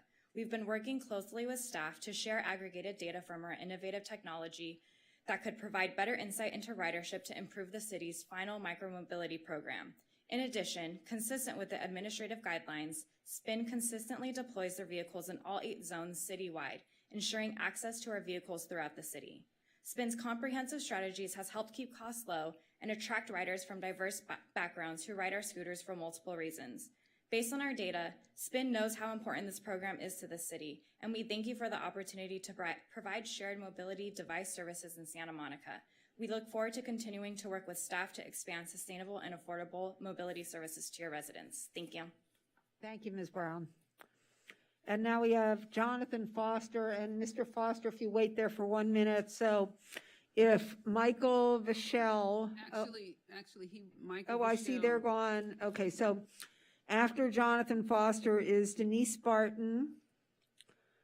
And then John Alley will be donating time for Michelle Gray. Okay, and, great, thank you. Yeah, so all these people who are crossed off are not here anymore? No, they were second readings, so they can't, so there's no public. Oh, comment. I see, on 10F, right. So, okay, Denise Barton and then, Michelle Gray and first Jonathan Foster. Denise, can you explain he was out of the room when you? No, Jonathan Foster's okay. No, the gentleman that's taking. So if you're here for a second reading, there's no public comment allowed on second readings. So, I'm sorry, so you aren't going to be able to speak on that tonight. Mr. Foster. I was calling about, or speaking about the changes in the street performers. I think it's a little bit excessive. One thing I did see in there was $1,000 if you had a permit, or if you were performing, you didn't have a permit. What happens if you left your permit at home, or if it was in your car? Do you still get the $1,000 fine? Shouldn't that be like a fix-it ticket? Like if you left it at home, but you're actually permitted, but you didn't have it with you that day, and the police officer, you just show them that you shouldn't. Just check on that one. And when is this taking place? What date does this go in effect? Anybody know what date this would go into effect? Now, it seems right for a lawsuit. Now I'll put in my personal feelings about this stuff, because I do want to know, when does that go in place? But I did see the 1960 legislation for outdoor malls, and it's wrong on freedom of speech, and no one can afford a lawyer to do the lawsuit. Earlier today, I heard another good word, absconder, and I think that's like all government. It's just complete abscond government from the top down. It's a bunch of switcheroo, what you're doing right now, switcherooing with the words and switcherooing with the freedom of speech, because that's still an outdoor public walkway, and you have different law on there that comes from this 1960 thing that I haven't completely been able to read, that usurps freedom of speech, and I want to know who talked about all this stuff, whether it's switching it from words on same block, so you can't perform on the same block twice in 6 hours, right? Everybody should have a cam, including staff, so we could hear who was saying stuff to staff. It seems like it's the beginning of the end of independent street performers on 3rd Street. It's been, I think, a really good thing to have. So I think I'd like to know when does it. Thank you, Mr. Foster. Ms. Barton? So Ms. Barton, you had 2 items, so you want to go ahead and just do the 2 minutes? Okay. Good evening. On item 10H, since this is supposedly in place, this just looks like you're adding your special interest categories. Then if there's no enforcement for the disabled, one does have to wonder if this program does what it says it does. So what would be the purpose of expanding it further? Wouldn't it make more sense to get your own house in order first? And here I'd like to go back to Diane Glauber's assessment of fair housing for the city, where under low priorities it states, state or local laws, policies, or practices that discourage individuals with disability from living in apartments, family homes, supportive housing, and other integrated settings, which goes along with the 21 to 2029 housing element goals to continue refusing reasonable accommodation, discriminate, and harass affordable housing tenants. So, Mr. Sloan, might getting your own house in order be a better idea than expanding programs? Then for item 16E, with my previous comments tonight about the Santa Monica Housing Authority staff's actions toward the Housing Commission and the abusive actions of the Santa Monica Housing Authority staff and the city against affordable housing tenants who are disabled, Why would you not think the Santa Monica Housing Authority staff has not tried to subvert the formation of the Resident Advisory Board? Isn't the RAB supposed to be separate from the Housing Authority? Then why is the present version of the RAB controlled by the Housing Authority? Next, on the issue of the Housing Authority crying poor mouth and having to spend $1,500 out of $24 million budget to notify RAB or participants of the RAB issues being raised on the Housing Commission's agenda September 21st, 2022. Why would this be? Due to doesn't HUD's inclusions in the PHA's responsibility to the RAB to provide reasonable means to carry out their function, including a meeting place, phones, writing material, or. Thank you, Ms. Barton. And now, so I'm a little confused. So do we have Michelle Gray now? She will be on the phone. And time is, she's donating. I'm John Alley. John Alley, and I'm assisting her with my phone like I've done in the past, and I'm donating 2 minutes of my time to Ms. Gray. Thanks. Thank you. Good evening, Mayor, Mayor Pro Tem, and City Council members. This is Michelle Gray. I am Chair of the Santa Monica Housing Commission and speaking now on my own behalf on item 16E. I urge you to approve these discretionary funds to facilitate the formation of a fully functioning democratic resident advisory board that will allow low-income Santa Monicans to finally participate in the policy discussions that directly impact them.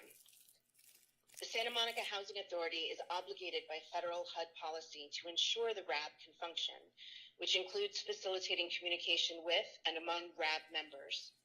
As such, and given that they are a federally funded institution with a $24 million budget, it is deeply concerning that the Housing Authority can't find money to send a required letter to their clients. It is also concerning that this is not the first time the Housing Authority has failed to facilitate RAB formation and communication. I hope City Council will remember this when we discuss the RAB support at the Housing Authority Board meeting on September 13th. However, Housing Authority program participants should not be punished for such Housing Authority decisions. Therefore, please approve the requested funds, again, so these low-income Santa Monicans can finally participate in the policy discussions that directly impact them.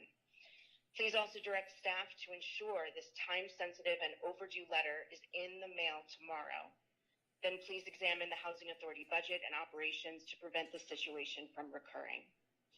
I thank Council Members Parra, De La Torre, and Brock, and City Manager White for facilitating this urgent request. Thank you to the entire City Council for listening. Thank you, Ms. Gray. Does that conclude our public comment? Thank you very much.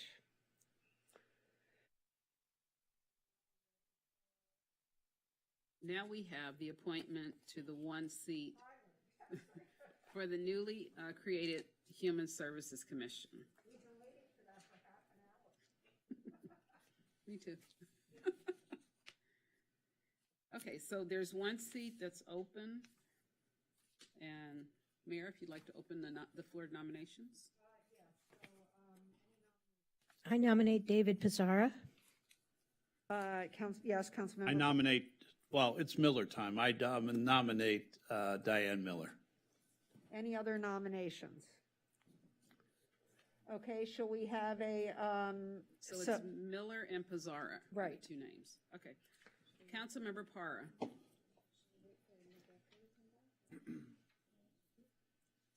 Well, shouldn't we wait till Councilmember Negretti returns? she's talking to somebody outside the door. Let's pull her back in. I didn't realize she was gone.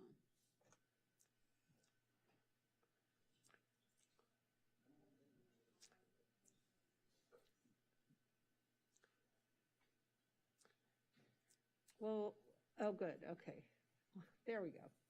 Thank you, sorry. Okay, let's try that again. Okay, so Councilmember Brock nominated Diane Miller and Councilmember Davis nominated David Pizarra. So I'm going to go through, those are the two names. Councilmember Parra. Miller. Councilmember Well, hold on, Davis. wait, we have to, Sorry, can I hear the nominations? yes, it's Diane Miller and David Because I Pizarro. didn't nominate anyone, so, okay. Pizarra.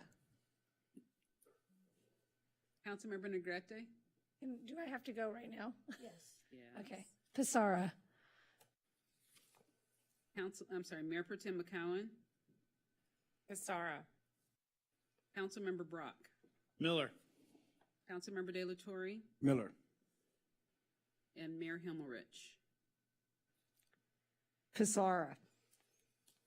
Pizarra has So four votes. Pizarra has 4 votes? Yes. I'll change my vote to David. I'll change my vote as well. This is the individual that writes in the Santa Monica Daily Press? Oh, okay, yeah, of course. Yes. I like his writing. So yes, I'd like to change my vote to Mr. Pizarro as well. Okay, so congratulations, Mr. Pizarro. You're a member of this, by acclamation, you are a member of the newly created Human Services Commission. Okay, so next we have item 10A, which is introduction and first reading of an ordinance amending Municipal Code Section 4.65.030 and approval of first modifications to contracts for emergency medical patient transport and billing services.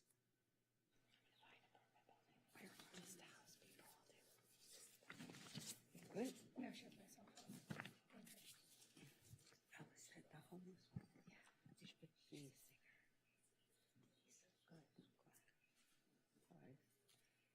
Good evening, Chief. How are you? Good evening, Mayor Himmelrich, Mayor Pro Tem McCowen, Council, Danny Alvarez, Fire Chief. Thank you for your time this evening. I'll be brief. I just want to give a little bit of context and background regarding the ordinance that we have on the agenda this evening, and I will get started in one sec here. Okay. So Santa Monica Fire Department responds to over 17,000 calls a year for service, or 17,000 calls a year. About 75% of those calls are emergency medical service related. Currently, or since 2018, Santa Monica Fire has contracted with McCormick Ambulance as part of our transportation component, as part of our deployment model. And that results in about 7,500 patients being transported each year. This evening, we're asking Council to take action on 2 items. The first would be to extend the contract that we currently have with McCormick Ambulance to continue to provide emergency EMS transport for the fire department for 2 additional years. This will allow us to continue to evaluate our current deployment model and also identify any future potential opportunities to enhance our service delivery. The second item is to go ahead and to extend the living wage ordinance exemption for the term of the contract. So it would be for the additional 2 years, just to give some background historically of what's happened with regards to that ordinance. It was put in place when we originally put the contract in place, and the exemption was extended in 2020 when we did the original extension for that contract. And so we're essentially asking to continue that through the term of the additional 2 years of the contract. Just to give a little bit of information on private ambulance companies, or the ambulance companies, and sort of some of the factors that impact their revenue. There's sort of 3 primary components. Number 1 is the number of transportations that they do. So the city of Santa Monica doesn't pay McCormick anything for their service. They provide the service and they generate revenue based on the number of transports. The second component to that is payer mix. So each community has a different payer mix, and the amount of money that they are reimbursed is dependent on what that payer mix is. So in Santa Monica, we have a significant percentage of our patients that are on Medi-Cal and Medicare, and so what McCormick gets reimbursed is significantly different than what they would get reimbursed for example, from commercial insurance. And the third component would be so just our payer mix, the number of transports, and then the third component is that they don't set their own rates. So the rates are established by the County of Los Angeles. So they don't have the ability to change what their rates are. So with that, those are the 2 items that we're asking action on tonight. And if you have any questions, I'd be happy to answer. Do we have any questions? Yeah, Councilmember Delatorre. So, I mean, extending the living wage exemption here, what are they being paid right now on average? Do you know what their rates are right now? I believe it's about 17, is that correct? About $17 an hour. An hour. And do we know, And like, I mean, it's, yeah, I'll give you the exact number in just a minute. 17? Yeah. 17 an hour? Yeah. Yeah, I'm just, you know, it doesn't make me feel so comfortable, you know, like extending an exemption on living wages, but I understand what you're saying, and, you know, the market is what it is in that area of work. Do you know, like, on average, like, how much does it cost? Like, when you call the ambulance services, I mean, what's an average cost on that? And does it depend on mileage, or, I mean, how, is it just? So when you say the cost, essentially what the patient is billed? Yes, what correct. the insurance company would be billed? So those are the rates that are set by LA County. Oh, so okay. there's a number of factors that come into play. So for example, whether it's an ALS, like a high acuity patient that requires paramedic intervention, or whether it's a lower acuity BLS type call. So I believe right now for ALS, it's about $2,700, and for BLS, it's about $1,800 for the transport. But again, what McCormick or what the ambulance company actually receives is dependent on whether it's a Medi-Cal or Medicare patient, or whether it's commercial insurance, or whether it's private pay. So there's a number of factors that come into that. Okay, so they don't make that amount. It could be a lot less. No, they can bill that, but for example, Only if it's a if it's a Medi-Cal or Medicare private patient. pay, Oscar. They won't recuperate it, okay. Yeah, that's why I mentioned those three big factors that come into play. Okay, thank you. Thanks for that information. Sure. Councilmember Brock. I want to go back to salaries too, because if our ambulance drivers and the people who respond and transport people are getting basically minimum wage, is that the same in all cities throughout LA County? That would be, from my understanding, all McCormick employees, so anyone that contracts out with McCormick. There are other cities throughout the county that, for example, may have their own ambulance operator programs, and I'm not sure exactly what their salary schedule would be. So everyone throughout LA County, so for example, LA County Fire also contracts out with McCormick, so they, I would imagine, all get paid. And do they get the same amount per hour, or do we have the right to set our own hourly with reimbursement by the county? Do we have the right to? In other words, do we have the right to set our own hourly rate or demand an hourly rate for those ambulance drivers that's more than minimum wage? I don't believe. Because they're transporting people who are near death sometimes. I want to make sure that they're.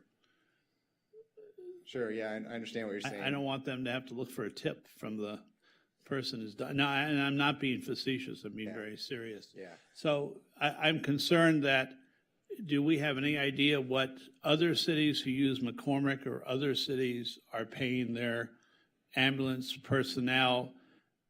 Because I know that ambulances roll with every one of your engines, and transport a tremendous amount of people in the city.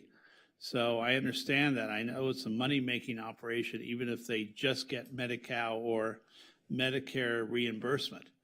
So I want to make sure their drivers are not getting short shrift if they are, having to pay, what's the average, $900 to transport you to Santa Monica Hospital or St. John's? No, it depends. So what? Not what's actually reimbursed, but what the billing is. That depends on what, whether it's a Medi-Cal, Medicare, or commercial insurance. So to say the average for McCormick, we'd have to get that information from McCormick. I don't think we have their actual exact average. Yeah, that's not what he was asking. Yeah, so you're asking what McCormick's average reimbursement rate is per transport, right? Is that right? And what I'm hearing is that ambulance driver could work for an ambulance company, or they could work at McDonald's and make approximately the same money. So I'm concerned about that, and I won't support a complete waiver of that salary policy for that. And so I just got information that the last survey that they did, this was from 2 years ago, was $14 to $17 an hour. So minimum wage. For ambulance operators across the area. So as far as your question, I think you asked if all McCormick EMTs, I would imagine that yes, they are all paid the same. McCormick Ambulance in the LA area and the LA County area are all compensated the same. And no cities request a higher hourly base? Because I think we have the right to do that, correct? Yeah, I do know that the last time, I wasn't here when we put the contract in place originally, but I know that the last time there was some challenges in getting contractors to bid on the contract because of some of the requirements that we had in place. For example, they have to have a property within the city to house their ambulances. I believe there a couple other items as well. So I don't know that we would have the opportunity to request a separate, or if that would even be feasible through McCormick, to ask for a separate rate for those individuals that work within the city of Santa Monica, because they pull ambulances from everywhere, right? If our ambulances are busy, they'll pull an ambulance out of Malibu or Inglewood or another area. So it's really throughout the county that they pull from. Councilmember Davis, sorry. So thanks, Chief. So I think I was here when we did the original exemption from the living wage ordinance, and everyone knows I very much support our living wage ordinance. But one of the issues we have is that the recovery rate is set by the Board of Supervisors. So if we were to say, well, you have to pay your ambulance drivers in Santa Monica, whether they were housed here or performing services here, essentially the ambulance companies wouldn't be able to provide services because they wouldn't be able to recover their costs. Exactly, and that's what I was... Councilmember Brock, he's answering your question. This is answering the question and nobody is listening. No, it's okay. And that's just kind of what I alluded to in the beginning with regards to those three components that are really drivers when you look at revenue for these ambulance companies. And it's the number of transports, the payer mix, and then the fact that the county sets those rates. So, which is, probably a good thing, because then the ambulance company could essentially, charge whatever they wanted for that transport, right? So they're operating under the parameters of what they can within the county, which limits what they can pay. So if we were to say, we're not going to give you an exemption from the living wage ordinance, McCormick might not be able to function here because they wouldn't be able to afford to provide those services because they couldn't cost recover based on what the county set rates are. Is that right? Exactly. I would have concerns that they would not. So, well, I still have more questions. I think you may want to backtrack a little because I'm not sure everybody heard the first part about reimbursement. So just, sorry, Chief, to go through it again. No, okay. So the recovery rates, we don't get to say what McCormick charges, but neither does McCormick. Those recovery rates are set by the LA County Board of Supervisors. Is that correct? Yes. So if we were to require McCormick to pay a higher wage than they might pay in some other jurisdiction, they might not be able to recover their costs because the LA County Board of Supervisors, and rightfully so, tries to keep the cost of ambulance service low so that, people can, because a lot of people don't have insurance and they may not be on Medi-Cal. And so the idea is to not let ambulance companies charge exorbitant rates. So this is one of the issues we had before, that if we didn't give a living wage exemption, there was no ambulance company that wanted to function within Santa Monica because they couldn't be profitable. Yes. And I'll just add that part of that contract, for example, says that from 8 a.m. to 8 p.m., they'll house six ambulances in the city, and then 8 p.m. to 8 a.m., they'll house 4 ambulances. And those ambulances essentially, unless they're transporting, they're not generating any revenue. And then when they do transport, the revenue is very dependent on the patient they're transporting, the acuity of the patient, and the rate that's set by the County of Los Angeles. And then the other question I have is some of our jurisdictions here in Southern California and actually throughout California have had issues with cost recovery. As we extend this contract and then try and look at what we're going to do long-term, it sounds like we're actually doing a fairly good job of cost recovery, but is that something we're going to continue to look at? Because I know some other jurisdictions have had issues with that. Yeah, that's absolutely something we're going to look at, and there's some some state legislation that's maybe coming into play next calendar year that may impact cost recovery with regards to patient transports and things like that. So that's why we want to see kind of how everything plays out and continue to evaluate our current deployment model and see what opportunities we may have in the future. Okay, great, thank you. Councilmember Negrete. Hi, thank you. A couple questions. So just out of curiosity, when we're talking about the living wage, because we have the fire department run ambulances as well, right? Like the ones that are by the, or no? No, we have the CRU, which runs out of an ambulance, but they don't, the only transport that they do right now would be to a psychiatric urgent care center. But so they don't transport under normal circumstances to an emergency room. In an extreme circumstance, we were out of ambulances, McCormick was out of ambulances, we would potentially put, 1 or 2 ambulances in service as an emergency, type thing. But no, on a day-to-day basis, the only ambulance we have is a CRU, but it really runs a different function than what a traditional 911 ambulance would do. I mean, this might be out of the realm of this topic tonight, but just the idea of what it would be like if we had our own ambulances, I mean, the city versus contracting it. I don't know what that looks like, and maybe it's more expensive as we're talking about living wage, because then you have an EMT or a sworn firefighter, and that's a whole other thing, but. Sure, and that's really one of the reasons why we're looking at, extending it for that 2-year period so that we can evaluate the feasibility of whether it's would be beneficial to bring our ambulance service in-house or not, or some other different deployment options. And then as far as them housing them here in the city, I think you just mentioned, I just wanted to clarify, just because we require them to house it doesn't mean that they're available to us, because like you said, they might be, because they're a company that's also responding in other counties, they might be using those ambulances at a time and they're not necessarily available to us just because they're being housed here. Or do we require them?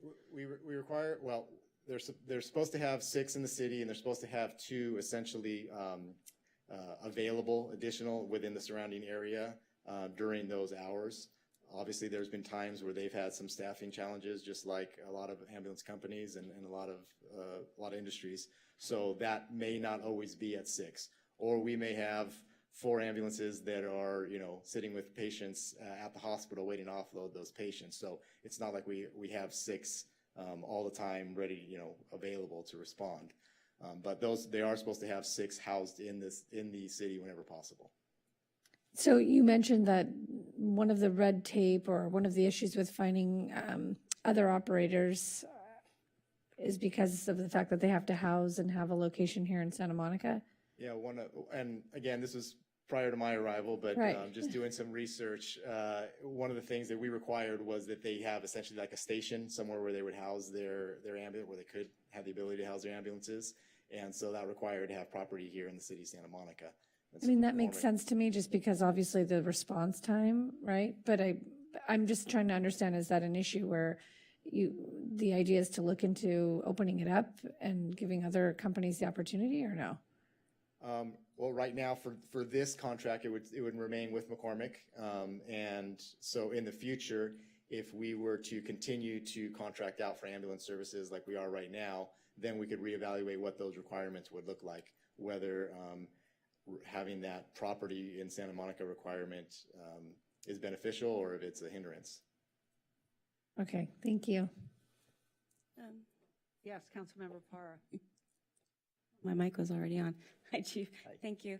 And just going along kind of what Councilmember Negrete was saying, for future, I mean, there is the opportunity to kind of have a hybrid, right, where we have our own paramedics, but then we also have ambulance operators as well, so that we could have a hybrid model so that, to kind of keep the costs down a little bit, correct? Absolutely. So right now we have paramedics on our fire engines, and then we use McCormick essentially as ambulance operators, and they transport all of our BLS, our lower acuity patients. They just transport them themselves. If it's a higher acuity patient, one of our paramedics will transport with McCormick. There are opportunities to essentially do what McCormick is doing through an ambulance operator program, where we would house all of that internally, and there would be City of Santa Monica employees, ambulance operators, and they would be our ambulances, and we would then provide that transport and then generate that revenue as offset for the cost for providing that service. So those are certainly a lot of the things that we're going to be looking at during this time period as what those opportunities may look like. Thank you. Sure. Any other questions? Yeah, I wanted to just go back. Thank you. Wanted to go back to one thing. So I understand the county, Councilmember Davis sets the overall ambulance rates and sets all that. What I was concerned, my question was more, and I'll let it go, but my question was again about salaries. LA County supervisors do not set the hourly rates for those workers, and they asked us for a waiver on living wages, but that's not required. So my question again was, do any other cities require, is the McCormick rate standard across the county or the two counties or whatever? And I don't think we know that. Yeah, I and can't. So, look, it's not that I'm trying to get huge salaries, but I also realize that those ambulance drivers see horrible things every night and day, and a lot of times. And they're also trying to save people's lives and get to the hospitals as safely and quickly as they can. So I personally would like them to see them paid above minimum wage. And I just think that's being fair. So I don't know if there's any way to go back and check on that. And does this contract need to be executed tonight? Or could it be, City Manager White, delayed even 2 weeks so we look at comparative salaries? And if there is no way, there's no way. I want us to have ambulances in the city, obviously. And I want us to have safe transport. But I also realize that even though it seems like they're just transporting, it's a tough job. I've been with your crews when the ambulance drivers have come upstairs to have to carry people down who have to go to the hospital and are in a crisis. So I understand that part. I'm not trying to delay the process. I'm just concerned that since I've seen them work and I've seen them stand by, I really feel that they should be getting more, like I said, than stuff. So if there's a way to do that without jeopardizing the overall contract, then I think we should.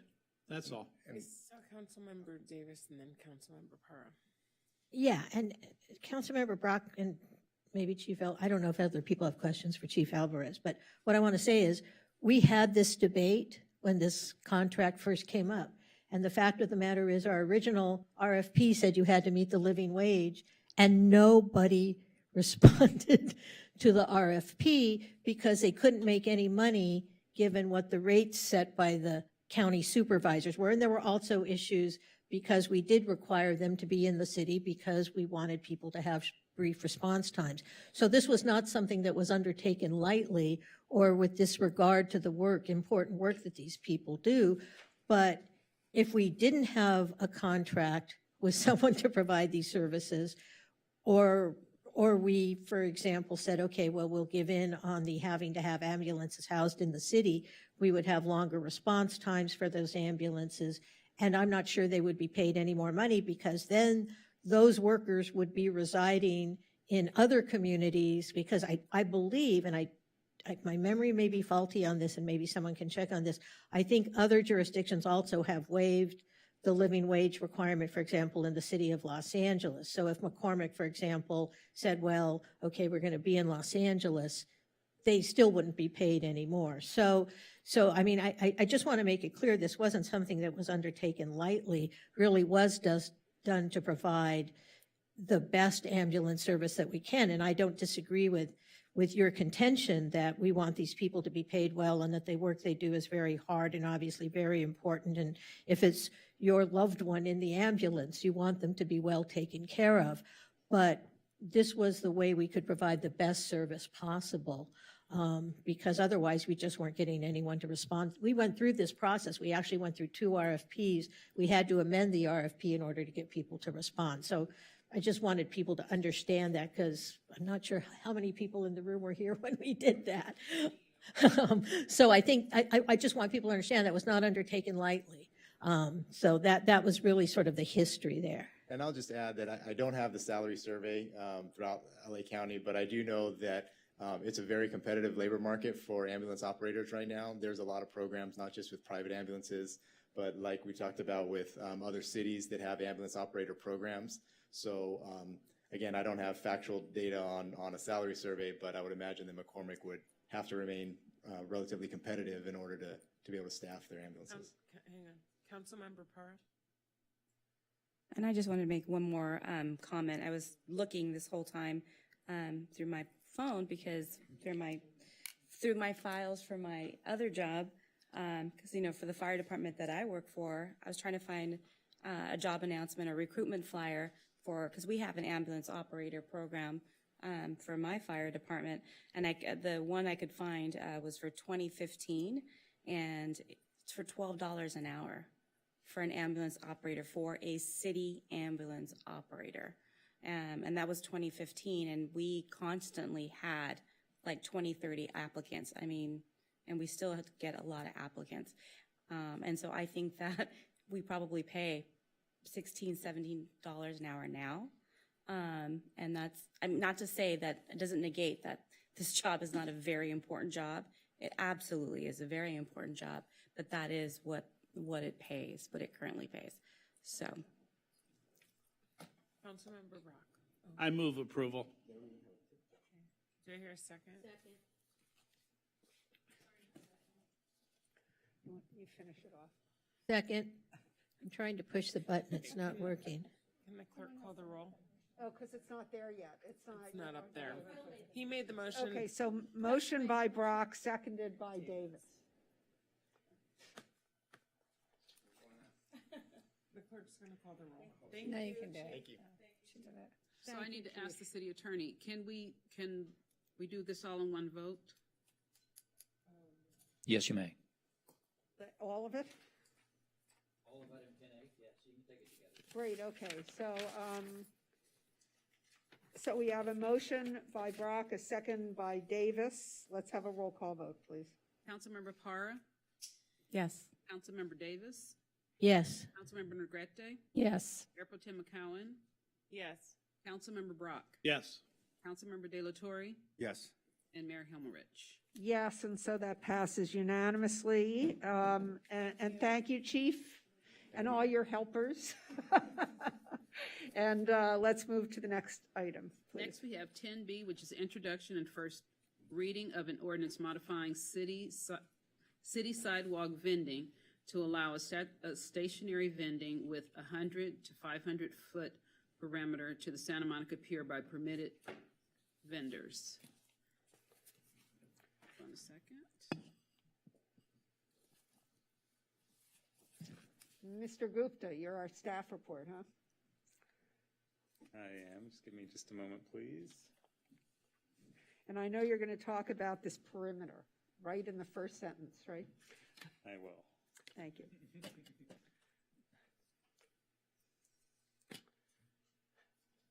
that you, Anish? Okay. I think you need to click that one. All right. Good evening, Mayor and Council. It's good to see you all again, and Mayor Pro Tem, of course, as well. My name is Anuj Gupta. I'm the Deputy City Manager, and I am pleased to be back before you to talk about sidewalk vending and some modifications to our sidewalk vending ordinance that staff is recommending this evening.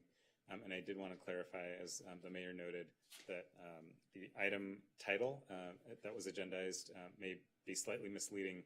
What we are recommending this evening, as you'll hear momentarily, is a modification of the sidewalk vending ordinance that would change the specific types of vending that are permitted in Palisades Park in the 100 to 500 foot zone from the entrance to the pier. So this isn't making any ordinance modifications to vending on the pier itself, which is generally for sidewalk vending prohibited by the city's existing ordinance. And we do have our peer licensed cart vending program, which I'll talk about as well. Before I go any further, I did want to acknowledge my colleague Stephanie Venegas, who you all know well. She actually was the driver of this staff report and had prepared the bulk of this presentation this evening. She is unable to be here tonight, but I did want to send my appreciation and gratitude to her and my best wishes to her and her family as well.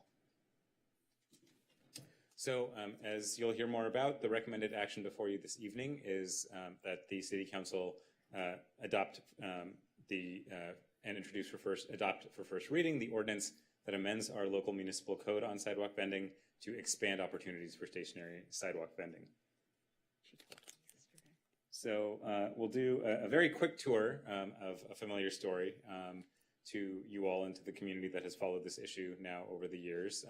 But it begins in recent times in September 2018 with the adoption of state law, Senate Bill 946, which then Governor Jerry Brown signed into law, that decriminalized sidewalk vending statewide and required localities, if they were wanting to at all regulate or restrict sidewalk vending, the time, place, and manner of it, they needed to adopt a local permitting program.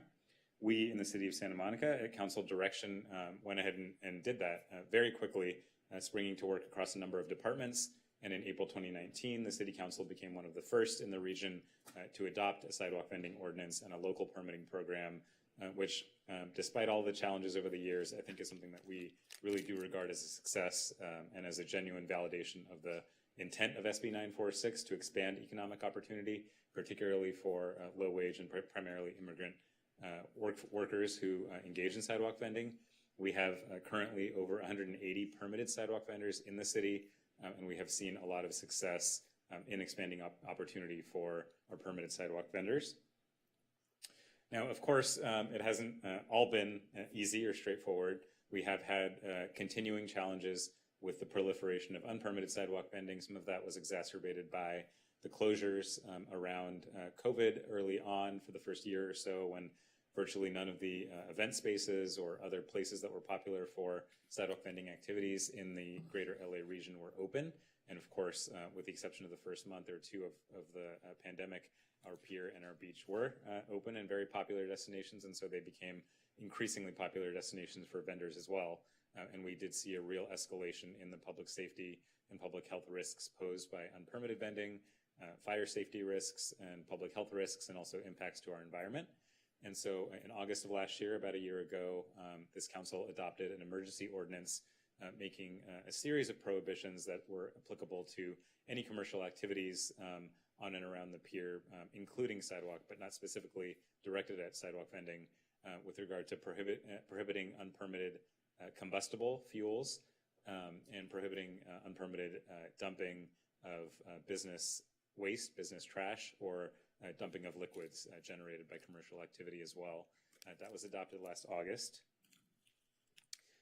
And then that did give some additional tools to staff to manage the public safety and public health impacts, but we did see still the continuing challenges. And in part as a result of that, we did see the development of the Pier Vending Task Force, which was an interdepartmental effort, including the police department, code enforcement, the fire department, public works, our city attorney's office, a really unique effort across a number of departments to address these health and safety issues and the environmental impacts on and around the pier. That began in January, and then we brought a comprehensive study session before you in February, and what we're here today is to really follow up on one of the more proactive sides of that story, to expand opportunities for permitted vending, something that we heard from the council as well as from our community, particularly some of our permitted sidewalk vendors in the city. So as I said, that brings us to this evening and the item before you tonight. So just briefly, I wanted to share an update on what is now called the Directed Action Response Team, formerly known as the Pier Task Force. And we do have leadership from the police department and code enforcement here this evening if there are any specific questions. But as I said, it continues as a collaboration between the police department, code enforcement, and fire. Their consistent approach is to advise and educate first, and they have done a really exceptional job. They have hundreds of contacts every week with permitted and unpermitted vendors to educate them about our requirements, about our local laws, distribute, QR codes, outreach materials in English and Spanish to encourage vendors to get permitted to comply with our local laws. And then, when necessary, they do undertake enforcement to protect public safety and public health on these issues. And their mission and their impact has gone beyond both the immediate Pier area as well as beyond the vending issue, as the sergeant can speak more to, if you like, after this presentation. Another update that I wanted to share is with regards to legislative advocacy. This is something we talked about in February. There have been two major bills before the California State Legislature this session. First was Senate Bill 1290, sponsored by our own Senator Ben Allen. And it was intended to make a very modest modification to SB 946 that would have allowed localities to have an additional tool to deter repeat offenders who were consistently and repeatedly violating the same vending laws, to impose some enhanced fines for those vendors. Unfortunately, it is being held on the suspense file in the Assembly side, which basically is fancy legislative speak to say that it is dead for this session. And if it would come back, it would have to be reintroduced by the senator or other sponsors next year. At the same time, the other major bill on this issue is SB 972 by Senator Lena Gonzalez, and that would provide reforms to the state retail food code. It's a bill that was written and is being aggressively advocated for by sidewalk vending advocates in the Los Angeles area and statewide. It did pass the Senate as well, and is actually expected to have a full assembly vote tomorrow. And if it does pass, then it would need to be signed by the governor by the end of September. Our position on this bill has been what we call a support if amended position. We did receive direction from the council, and it has been consistent with our overall vending policy approach to expand opportunities, lower barriers to entry. The retail food code certainly is outdated and not friendly to those who want to engage in sidewalk vending, but we do have some real concerns about, as it's currently written, what the impacts would be for unpermitted vendors and some of the further challenges it might pose to preventing, action to address public health or public safety risks. So I just wanted to highlight, we've shown you these slides and these materials before, but I think it's just a really important theme that on all of our vending work, we have consistently tried to lead the way with education, with outreach in English and Spanish. We've done videos, one starring Armando from Code Enforcement that you see on the screen. We've distributed these little QR code cards in, again, bilingual, so that folks who are interested in learning more about our program or applying for a permit can simply scan with their phones. We've worked with noted local artists to develop these flyers about targeted at vendors as well as targeted at the general public to help educate and build awareness about sidewalk vending. And then anytime we have changed the rules with the emergency ordinance, with adjustments to what's allowed on or around the pier, we update our signage, we do additional outreach, and that would be the case again should council adopt the ordinance this evening. So to get to the proposed modifications tonight, what we are specifically addressing is what we call the buffer zone in Palisades Park. So you see an overhead shot in the map on the screen, and really you see the yellow line illustrates 100 feet is the hash mark towards the bottom right, and then 500 feet. So in that first 100 feet from the top of the pier bridge at Colorado and Ocean to the 100-foot mark, sidewalk vending is completely prohibited because of the emergency access issues, the fact that that can become a very congested area with visitors, with tourists, and we need to keep that area clear for emergency access. That would not change under the ordinance before you this evening. Currently, between the 100-foot to 500-foot zone, only roaming vending is allowed. And what we heard from many of our permitted vendors is that, it is obviously a very desirable, very lucrative area for vending activity, probably second only to the pier itself. And we have heard a consistent desire from our vendors to have the ability to station their carts, not have to engage in sort of the roaming requirements of shifting their cart constantly in order to be able to actually benefit from that desirable location. And so that is the modification to the local ordinance that we are proposing this evening between 100 and 500 feet, again, to allow stationary vending. Now, what we will do to facilitate this and to prevent what could otherwise happen, which would be then, suddenly kind of a wall of stationary vendors that cause potential obstructions or public safety issues, we would develop in the coming months some fixed spaces, what we are calling sort of vendor patios, designated little paved areas in that zone, and then a rotation-based system so that basically we would have designated spaces for stationary vending and provide our permitted vendors with equitable access to that space on some sort of a rotation basis that would be, not something that could then be dominated by only, the first vendor or vendors who happen to show up in that space on a given day. So in terms of the physical improvements, we have Peter James from our Public Works Department here, who he and his team have been instrumental partners in helping us think through what that would look like. What you see is kind of a schematic of these vendor patios. Roughly in this area, we're estimating up to 6 that could fit. They would just be installed in the grassy area adjacent to that walking path. They would be fairly inexpensive, approximately $2,000 per space. So if we did 6 to 8, we're looking at $12,000 to $16,000 for the spaces. They, these would be potentially temporary to start, and then as part of a broader CIP that's currently unfunded to address irrigation and paving in Palisades Park, we could build these out into something further. And again, these could be put in relatively quickly. I did want to address another thing we heard from vendors in February and have heard consistently is the safety issues and the desire for enhanced lighting in Palisades Park. This is something that staff is certainly working on and is aware of. Unfortunately, it would be more challenging and costly. These are historic fixtures in the park, would require a full overhaul of the wiring, a more extensive project, again, that we can share more about if council is interested in following up. One other opportunity that we are very eager to pursue is you all are familiar with our Pier licensed cart vending program. We have approximately 13 licensed carts. They are city tenants who vend with city authorization on the pier. They do pay a monthly rental that varies seasonally. And we have a variety of fruit, churros, all sorts of other things that are sold on the pier itself. What we would like to do is identify some additional locations, either on the pier itself, potentially in the first 100 feet. We've worked with the fire marshal to identify a few locations at the top of the pier bridge that could support some additional licensed cart spots.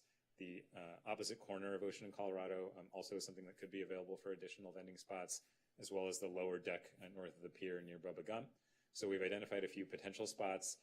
That is based on an RFP that we are working to open before the end of the calendar year. And once we identify some additional cart locations, we could work to give potentially priority to our current permitted vendors who would be interested in paying that rent and becoming a part of that program to expand some further opportunity in the most desirable locations as well. So the next steps, if the council approves of the ordinance tonight, would be to make updates to the administrative regulations consistent with these modifications. So again, we would work on fleshing out this rotation-based system and ensuring that we would work with both the DART team personnel as well as our finance business license staff on a system that's sustainable, that could actually be set up for success. And then, as I said, we would work to translate the administrative regulations into Spanish, as we always do, update our website, and distribute additional outreach materials, and make vendors and other interested parties aware of these new opportunities.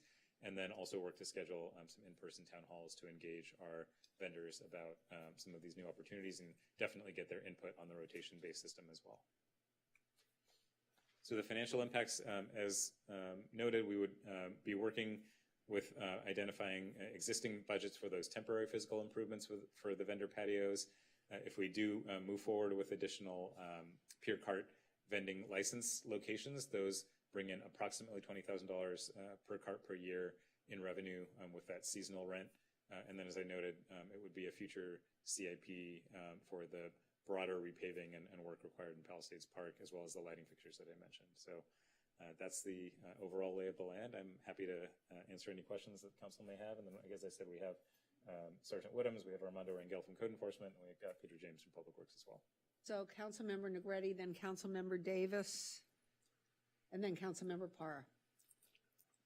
Well, first of all, I just want to say thank you Councilmember De La Torre. to everybody who's been involved on this, city manager, Susan Klein, Anuj, Stephanie, police department, code, fire. This was my first sort of project coming on a council, and I just want to say that all of the work that has been done is so evident.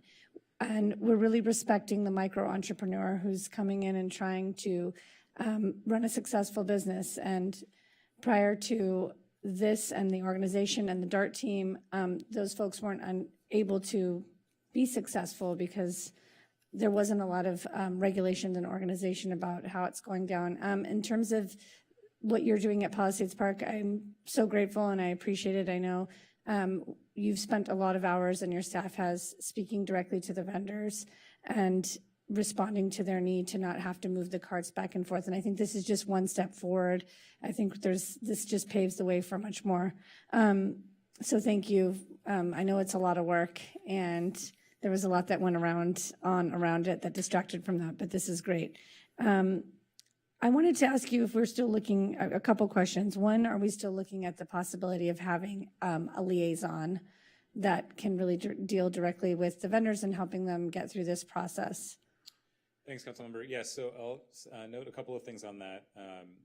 For one, I mean, I do, as I said earlier, and as I think you know, our own staff, but particularly on the DART team, they are engaging directly with the vendors and I think have very intentionally staffed the assignments on their teams to ensure that, you know, to the extent that there are Spanish speakers among the vendor population, that we have bilingual staff, Spanish-speaking staff assigned to these teams.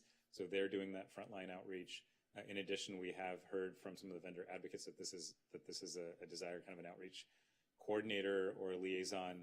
We have, you know, been sort of back and forth with them, and we continue to be open to the conversation. We've asked for a scope of work or an estimated cost, and that's something that we would continue to support in terms of enhancing, again, opportunities. And then the other component that I want to highlight is that our business license team in the finance department has really done an outstanding job already. This is kind of beyond the typical business license work for a city, at least until recent history. But our business license administrator, I think in maybe March, did an actual public engagement event with the DART team in the Pier parking lot to literally process vending applications, answer questions in the field. That's something that, you know, as staffing capacity allows, I know that she and her team intend to continue to do. And so I think between that combination of resources, we do want to ensure that we're doing everything we can to have direct engagement to help vendors through the process. And I appreciate because you guys are all doing that extra work and even responding to issues, and it's really great. And so at some point, I hope that instead of having everybody, not that you don't want to do that, but we can actually have somebody who can engage with people at the beginning process and as they move forward, because I think the hopes are that maybe you start out maybe at Palisades Park as someone who's there temporarily, and then, you know, there could be a pathway that's really set for these entrepreneurs. The other question I had was in regards to the Pier cart vending program and the revenue that could be generated. And just to be clear, that revenue is generated from percentage of sales or a combination of both the fee for being licensed on the Pier and sales? So I believe, and this program is administered by Economic Development Division. I believe it's a straight rent that's paid by the Pier cart tenants. It's variable monthly based on seasonality, but the revenue figure is the sort of average annual over the course of a year. And are those carts, are you just talking about food, or could it be a combination of? No, of the existing ones that are on the Pier, the 13, there's a mix of food and merchandise vendors as well. Do you happen to know roughly what those carts cost? I know it varies if it's food or if it's not selling food. What the actual cost? The cost of a cart to have on the Pier that meets the requirements to be a Pier vendor. That's a good question. I don't know that offhand, but we can certainly follow up.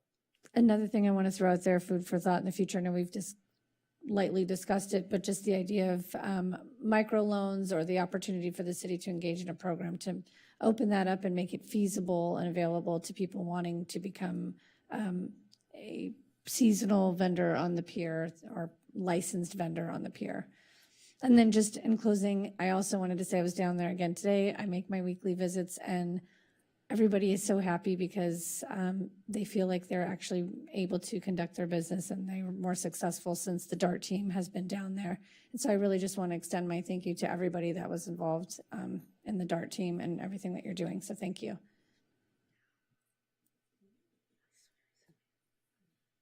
Yes, Councilmember Davis. Thank you, Mr. Gupta. I just have a couple of questions. So the first question I have is, obviously we're going to do these locations and assign them on a rotating basis, you said.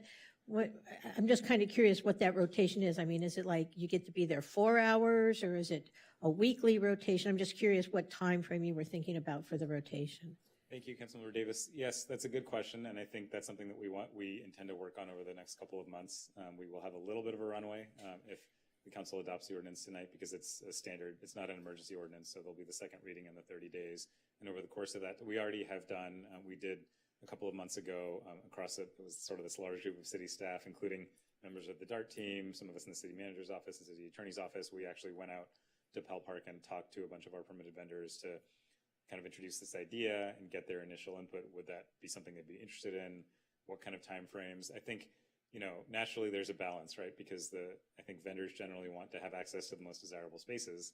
So if there has to be a rotation system, they would love for it to be a very short interval so they can have regular access.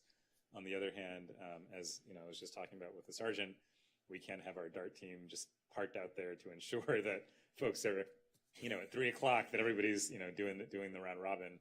And so I think, we would look to find a balance between something that provides meaningful opportunity for our permitted vendors and doesn't allow kind of a takeover of the space, but also that's reasonable, some combination of DART personnel as they're doing their regular kind of circuiting of the area, and also potentially, if our finance business license team or others, if we do have eventually, some partnerships with a liaison or an organizer that can help support that. And I think one of the things that we've heard a lot from vendors as well is that, if there's a model that is adopted and supported by them, that they can do some of the self-policing and self-organizing as well if they're kind of bought into the system, which is why, again, as we said, we would want to do a town hall, continue the engagement so that we're developing something with them that has their support. Great, thank you. And you partially anticipated my next question, which is enforcement costs. Do we anticipate that it will be the DART team doing, whatever we set up in terms of rotation, will it be the DART team doing enforcement, or there'll be some additional costs? And the reason I ask is, just to cite a different model, but somewhat similar, is in downtown Santa Monica, there actually is a liaison who works with all the street performers to make sure that they don't overstay their time. And if there's some dispute between I'm supposed to be here, no, I'm supposed to be here, they can mediate it sort of on the spot. Do we anticipate having that kind of, and is that going to be the DART team, or is that someone else? So I think on that, we'll have to see how it goes, right? Every change with regard to sidewalk vending has been kind of evolutionary, and we're trying to expand opportunity, obviously not set back the success that we've seen in recent months. And so I think, overall, certainly our partners who are leading on the DART team would be probably the most familiar with our vendors and in the spaces for the most part.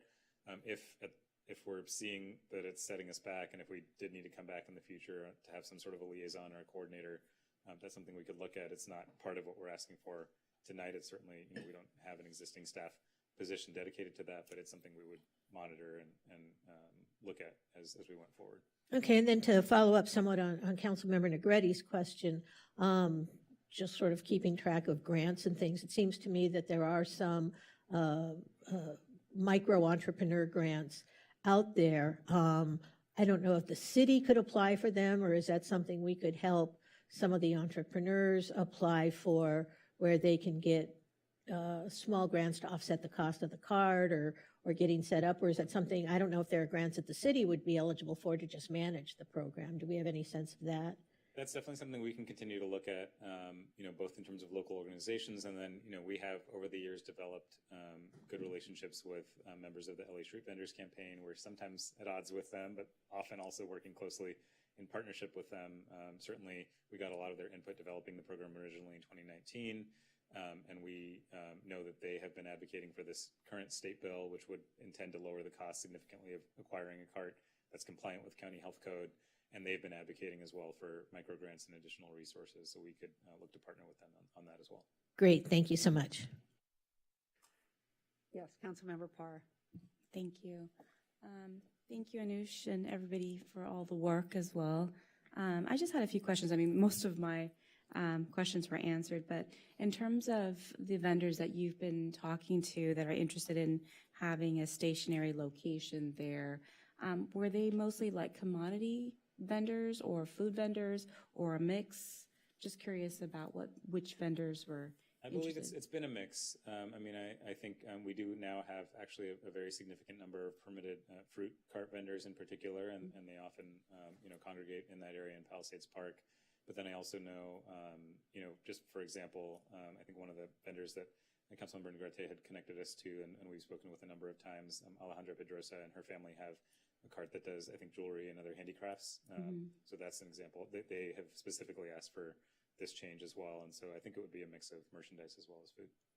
And would this be an opportunity to create something like aesthetically, artistic, or like an opportunity to invest? Because I know that, like, recently going to New York, I mean, they really, I think like every block tries to kind of outdo the next block with some of the vending and some of the way that they create their carts, if you will.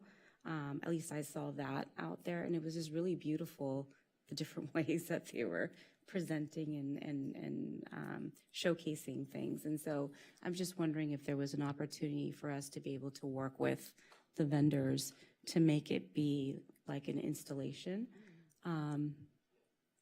What? She said fun.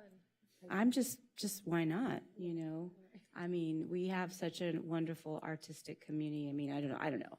I'm just, why not make it fun? Why not maybe work with them to make it be a little bit more, an experience, I think.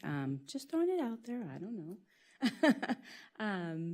Or just try to streamline things, I know that on the promenade, I think that some of the vendors that are out there, they have their carts look very similar, and aesthetically, it just looks very beautiful when you look down the promenade, when, things look a certain way. So just opportunities, just. Yeah, we'd be happy to take that feedback. I have photos I can show you. It really stood out to me. So, yeah. Thank you. Okay, just throwing it out there. Thank you. Councilmember De La Torre. Thank you very much. I really support the path that we're on in terms of expanding opportunities, for street vendors. Question I have though is what are we doing to inform residents? A lot of the street vending that I see and people I've talked to are not residents. There's some, but there's a lot of people that are from outside of the city, and I was wondering, maybe there are some residents in our city that would be inspired, in combination even with the commercial kitchen that's going to be at Virginia Avenue Park, some other opportunities with Community Corporation at the Mercado that they're on 19th and Pico. I'm thinking there might be an opportunity to really outreach to residents, and just wanted to know how are we getting that information out, to our residents so that they know that these opportunities exist. Thanks, Councilmember. Yeah, so I'm glad you mentioned the Virginia Avenue Park Commercial Kitchen. That's something definitely, it's in the works, but as we see as a really amazing opportunity to build a pipeline for whether it's sidewalk vending or micro enterprise home kitchens or, meal delivery services, a real pipeline into kind of micro entrepreneurship in the food industry. So that's one that we definitely, as that moves forward, we will certainly connect into our sidewalk vending and other vending opportunities. And then, we've been consistently throughout the program since it first was adopted in 2019, communicating to our residents via social media, via our press releases, via public education campaigns about our program, about the permitting, about the opportunities. So we will continue to do that. And, certainly the CCSM project that you mentioned is another opportunity as well. And we'll continue to take every opportunity we can to highlight these opportunities for our residents as well. Of the current permitted vendors in the city, do you know how many of them are residents of the city of Santa Monica?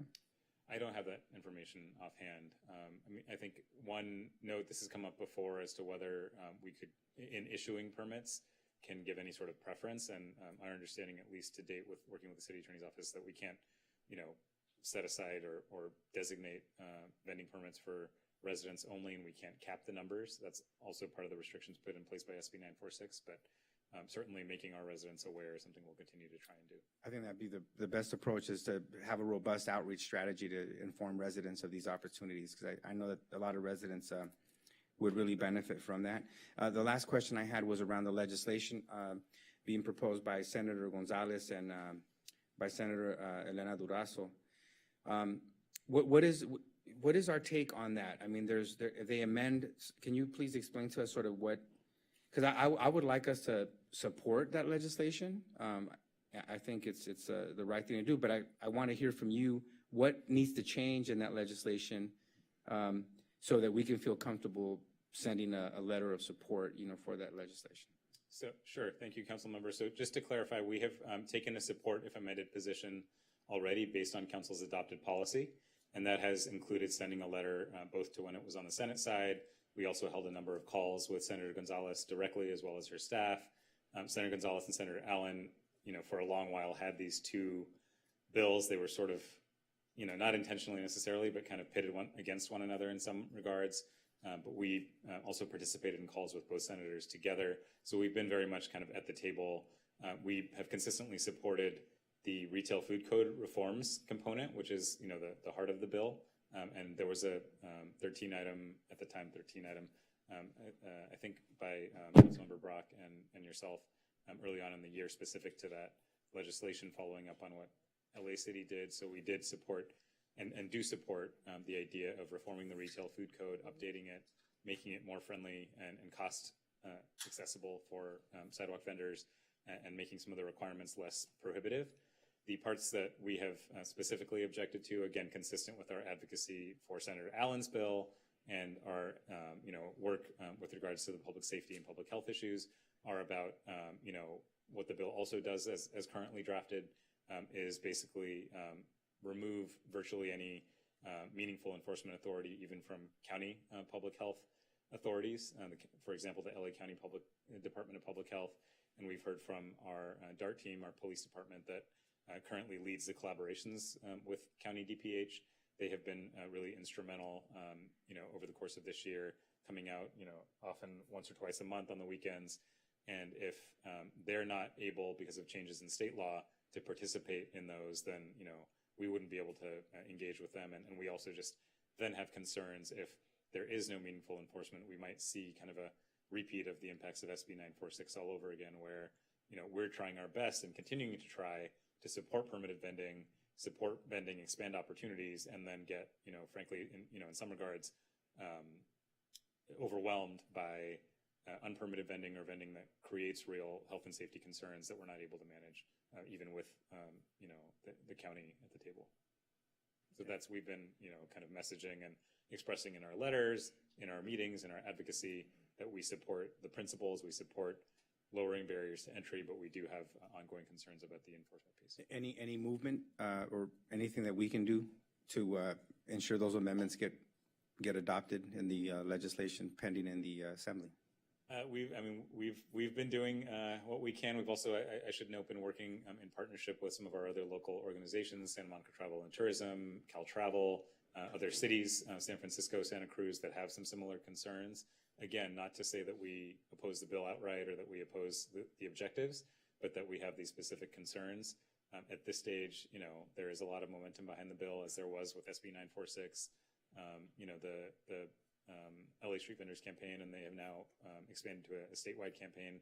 They're very effective, and the bill is likely to be taken up tomorrow for a full vote in the Assembly. I think it's likely to pass as is. Yeah. And then it's a matter of, and we've already scheduled a meeting with governor's staff, again, to just take our concerns all the way to the end, not to say, don't sign this or we don't support, lowering barriers to entry, but that we have these specific concerns. And we feel like, at this point, that's the best we can do in terms of advocacy. Great, thank you. Councilmember Brock. I absolutely support this plan. I have a question. How's the Landmarks Commission weighing in on this proposal? So we worked with, Public Works worked with our staff in the Community Development Department, our lead, let me get the title on, Preservation Planner? Landmarks Liaison, I apologize, to ensure that any modifications to Palisades Park would be compliant and would meet any concerns on that front. So the Landmarks Commission will weigh in, and we hope that they will approve, because they, I believe, have ultimate authority over like these changes. We'll certainly coordinate closely with our colleagues in planning. And otherwise, the fact that vendors can have an approach to legalization and have an approach to making a living is a fantastic thing. And that I love the idea that one of my fellow council members had a couple minutes ago to make sure that these people also find ways to progress beyond a cart, and we start providing other places in the city where people can incubate new businesses, and as Councilmember De La Torre also said, to make sure that we do our best to help vendors that are from our city use the community kitchen, use the different arenas that we have in order to have some of those businesses become successful. I'd like to see a cart 2 or 3 years from now, develop and then eventually have their own storefront in the city, and know that in some small way the city gave them that shove, that push, that way forward, so that they could not only make a living but become a successful business here in Santa Monica. So I applaud the idea. Thank you so much, and thank all the staff for working on this. I'd like to move 10B. I'll second. Motion by Negretti, seconded by Brock. I just have one question. So, so this is the area in which we've seen a lot of protests recently, right? A lot of protest activity. And have we thought about how we're going to handle this area when the protesters, or should they come back, and what we're going to do about any possible conflict between the vendors and the protesters? I think on that one, I might invite Sergeant Whittams to just I figured somebody do had his best thought with that about one. this already. Good, thank you. Good evening, Mayor and City Council members. To understand your question correctly, you're asking if First Amendment activity or protest activity, which commonly congregates in Powell Park, kind of collides with the plan of kind of permanent vending spots. Is that the question? I'm asking, should it? Yes, I'm saying that I do see a potential collision there, and I'm wondering if we have anticipated what we're going to do in the event of such a collision. I think it would directly relate to how much space we're allocating. I don't know if that's been defined yet. A corollary is not just protest activity, but performers. For instance, the dancers, I kind of kicked them out of that fire access zone that they liked using, but it was clogging the exit off the pier.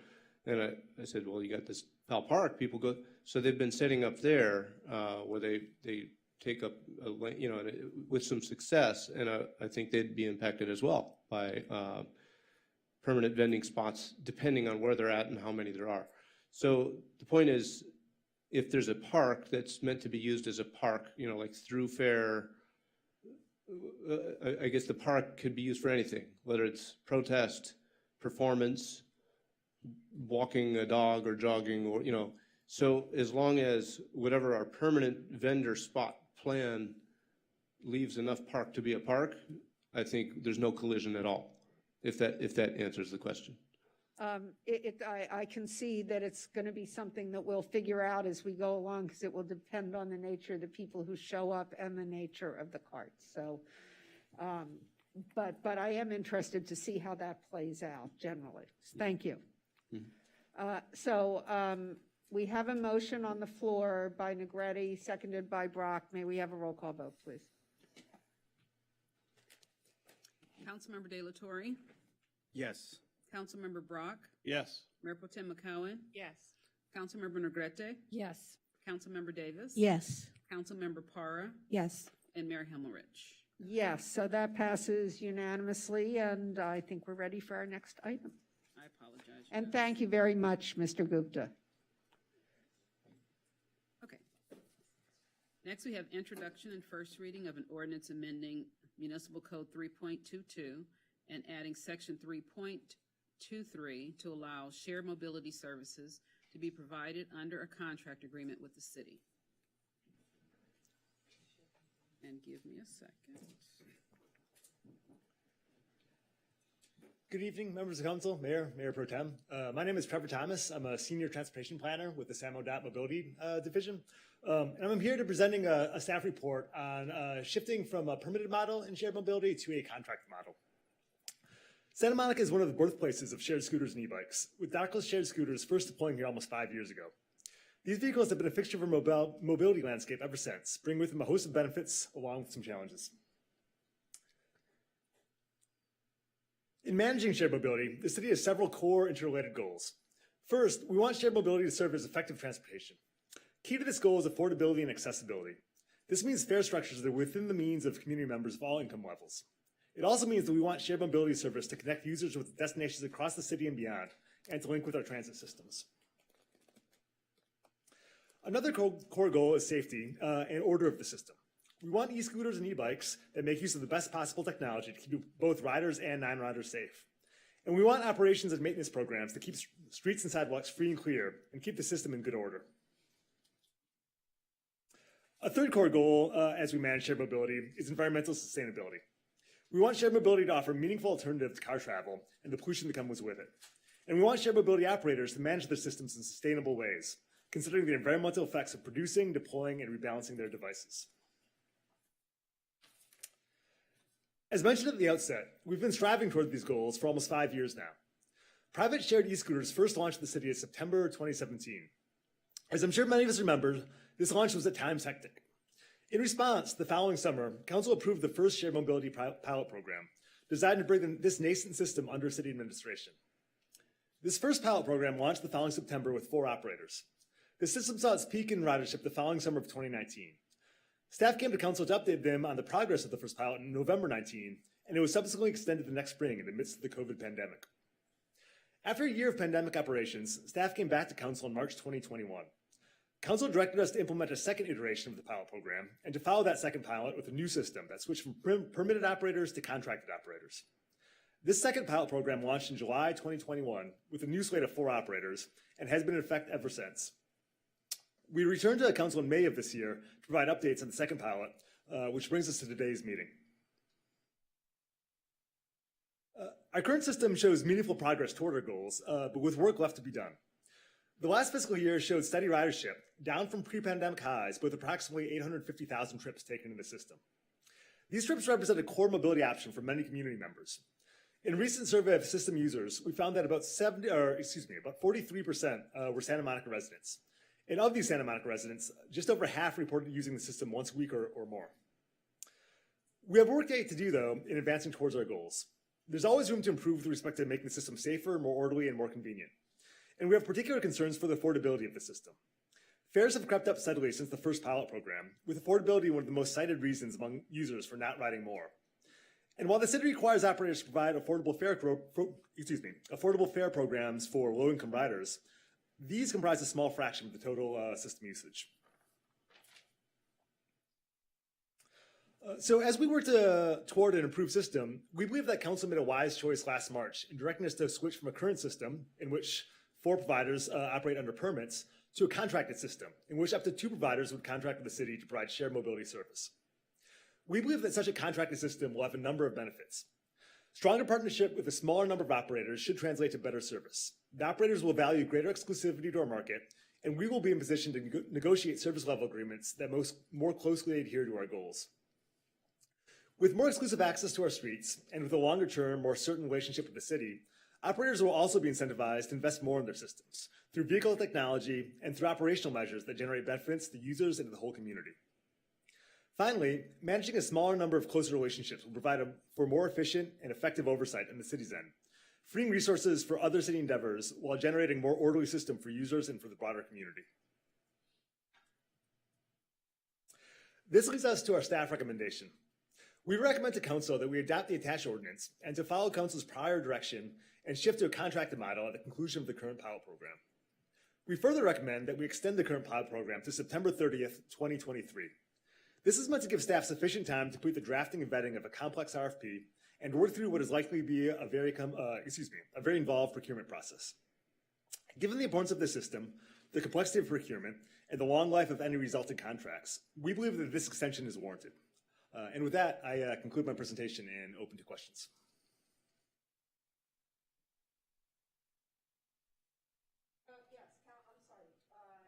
Councilmember Davis. Thank you for the presentation. I have a couple of questions sort of about where we are now and how that's going to inform moving forward. Well, I certainly support the idea of a contract model and fewer providers. We are this little island surrounded by the city of Los Angeles, which has multiple operators currently. And one of the issues we've had is people riding in from Venice, West Los Angeles on operators that are not authorized in Santa Monica. So I happen to live off Main Street, and not a day goes by that I don't see a bird scooter, for example, that's clearly been ridden in from Venice or somewhere else that obviously can't be used because bird's not authorized here. How do we address that issue of interoperability while maybe maintaining this contract? Is there, I mean, I'm just curious, is there a sort of a two-tier thing we can do, or are we just going to continue to have that situation where, or maybe do we know what the city of Los Angeles is going to do? Maybe they're going to move to that, and then how do we take that into account? I'm just curious about that. Yeah, it's interesting the point about a two-tier system. That hasn't come up in our internal discussions. One thing that we have discussed is within a procurement process to prioritize operators who also have operations in LA to try to maximize the sort of efficiency and the flow between cities across boundaries.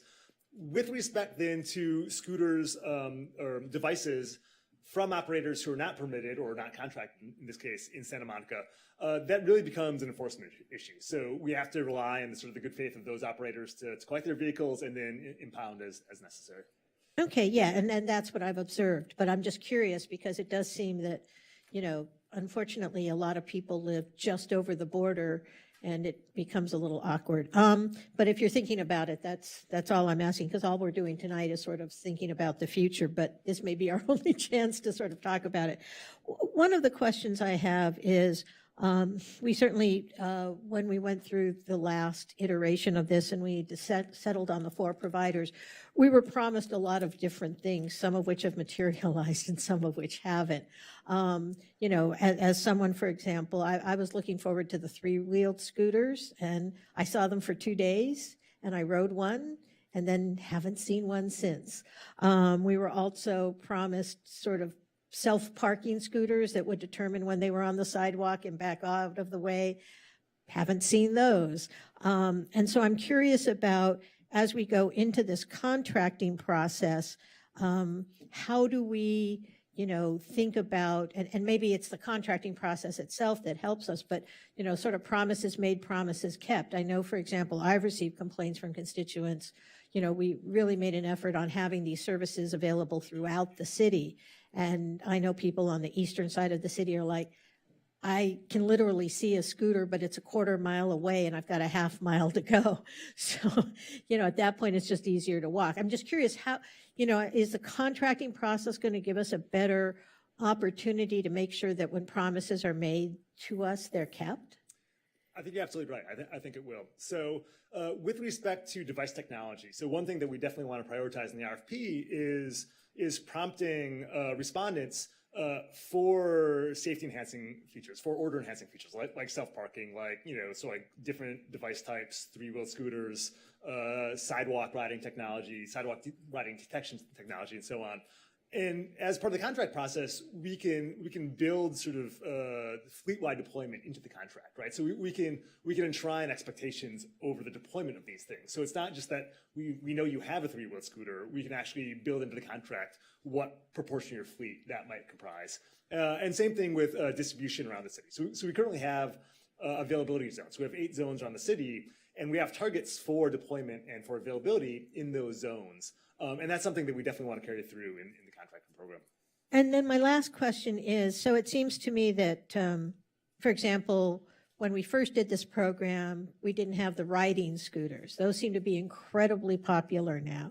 So in the contract, we'll be able to build in opportunities for technological developments, changes in devices, that sort of thing as well. And I'm just concerned that, you know, if we focus on, well, today everyone rides a scooter, but then actually it turns out, at least in my neighborhood, most people really like the ride-on scooters better. Sure. You know, and maybe there's some other device coming down the road. And I just don't know, are we going to be able to sort of look for contract partners who offer either technological innovations or maybe a wider range of devices? Yeah, no, it's definitely going to be a balancing act between prescribing the features that we want to see right now and being flexible to advancements and to shifts in availability of technology and shifting sort of tastes amongst riders. And so that's part of the procurement process that I think is complex and part of why we're asking for extension, to make sure that we get this right and we strike that balance correctly. And so I think that's just going to come down to internal discussions to other cities like Portland, Denver are two model cities that we're patterning our program after. And then also discussions with operators, and then ultimately a negotiations phase with selected operators where we try to get that balance right between sort of ensuring that we get the devices in the system that we want today, while sort of allowing for flexibility in an optimal way. And then my last question is, in the past, there's been some controversy about the evaluation of the people responding to the RFP and how points were awarded and stuff. Are we going to be sort of rethinking that, or at least examining that process? I don't know that it needs to be changed, but at least addressing the fact that in the past there have been some concerns about how points were awarded and whether or not one area was overemphasized in another so as to drive to a particular decision. So yeah, we're absolutely going to be mindful of it. And so, yeah, we're going to be as rigorous and objective as possible and really try to make sure that we both select the best possible operators, but we do so in a way that's rigorously defensible. Okay, great. Thank you. Yeah, Councilmember Brock and then Councilmember Negrelli. So I want to sort of bifurcate this into bicycles and other e-scooter, e-mobile items. So bicycle share, I had a conversation with one of your compatriots.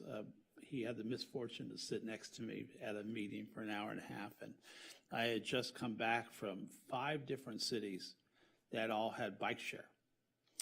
And they had gone back, now I don't know if they had ever gone to just leave it on the corner bike share program, but all 5 cities I was in the last 2 months have bike share that are stationary stations.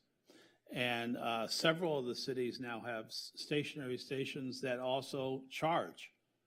So your assisted power with a lot of times Bosch chargers and really good technology were in these cities, and they were stations varied throughout. It looked like tourist areas and college areas and parks and residential areas.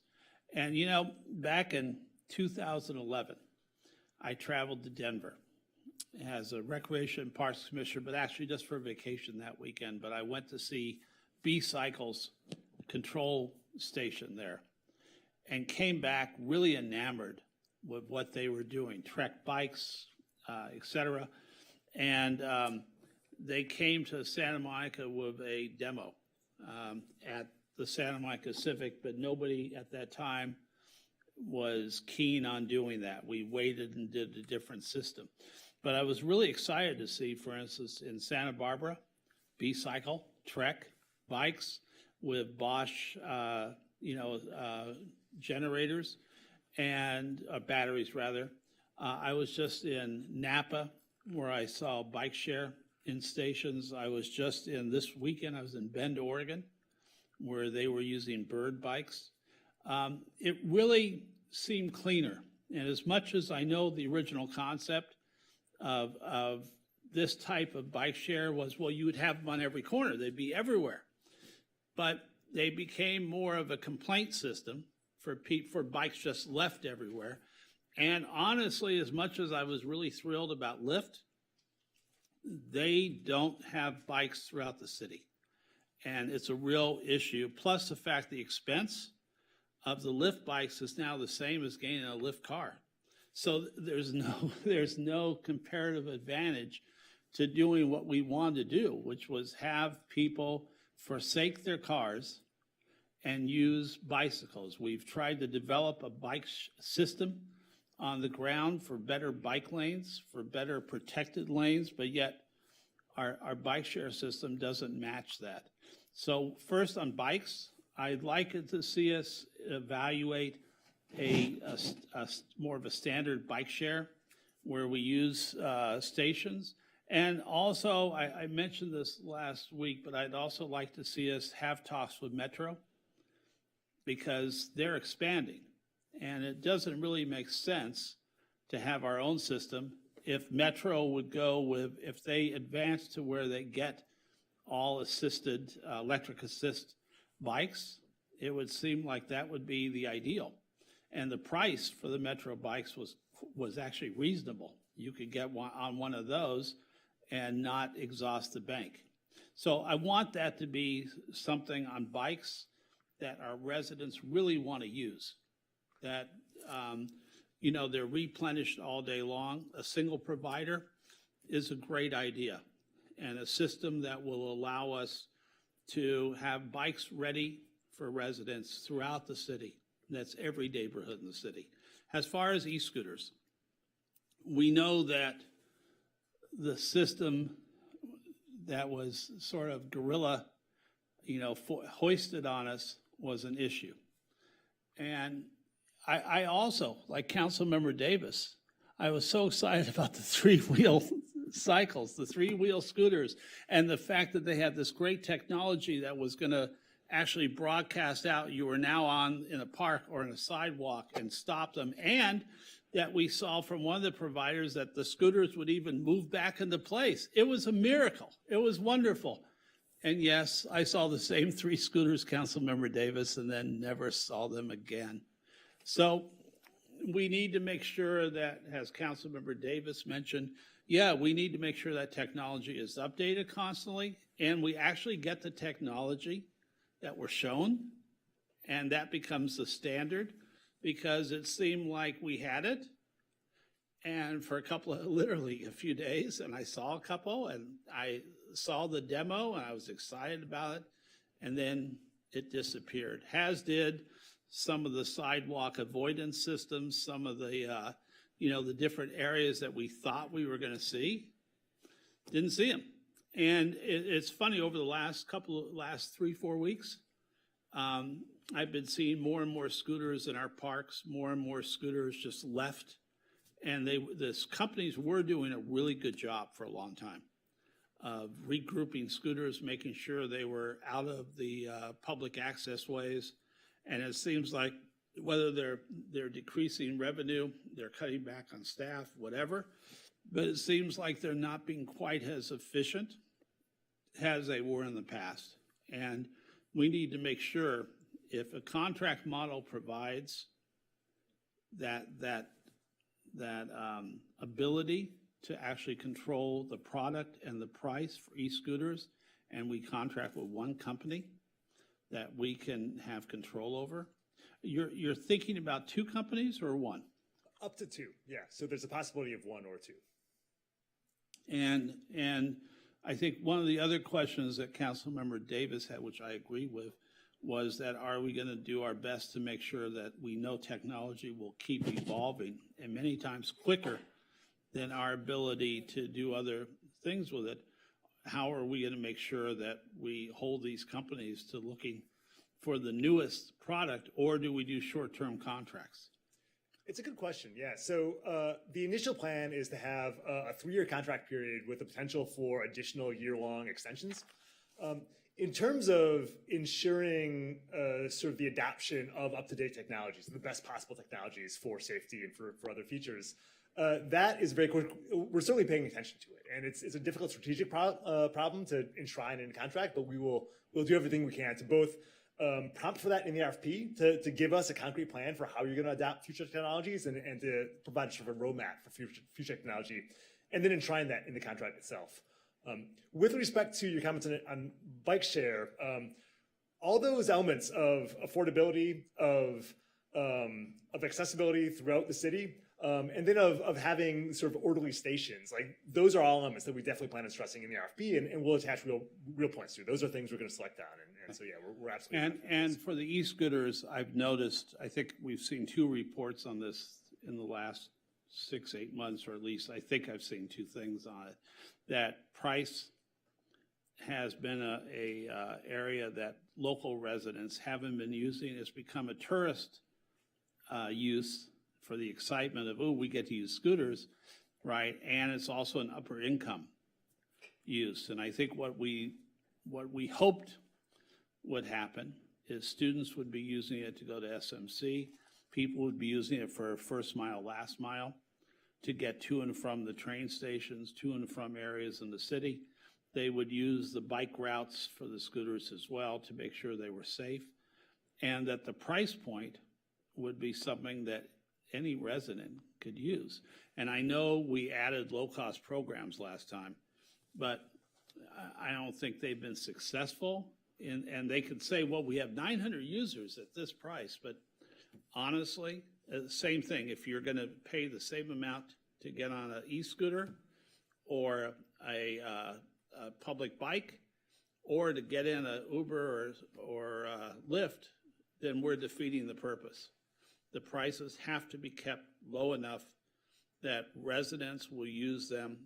Visitors can use them too. I'm happy with visitors using them, but I really want our residents to use these items because that's what will make it successful. And that will decrease car use and increase the use of our streets by quality mobility devices that are non-polluting.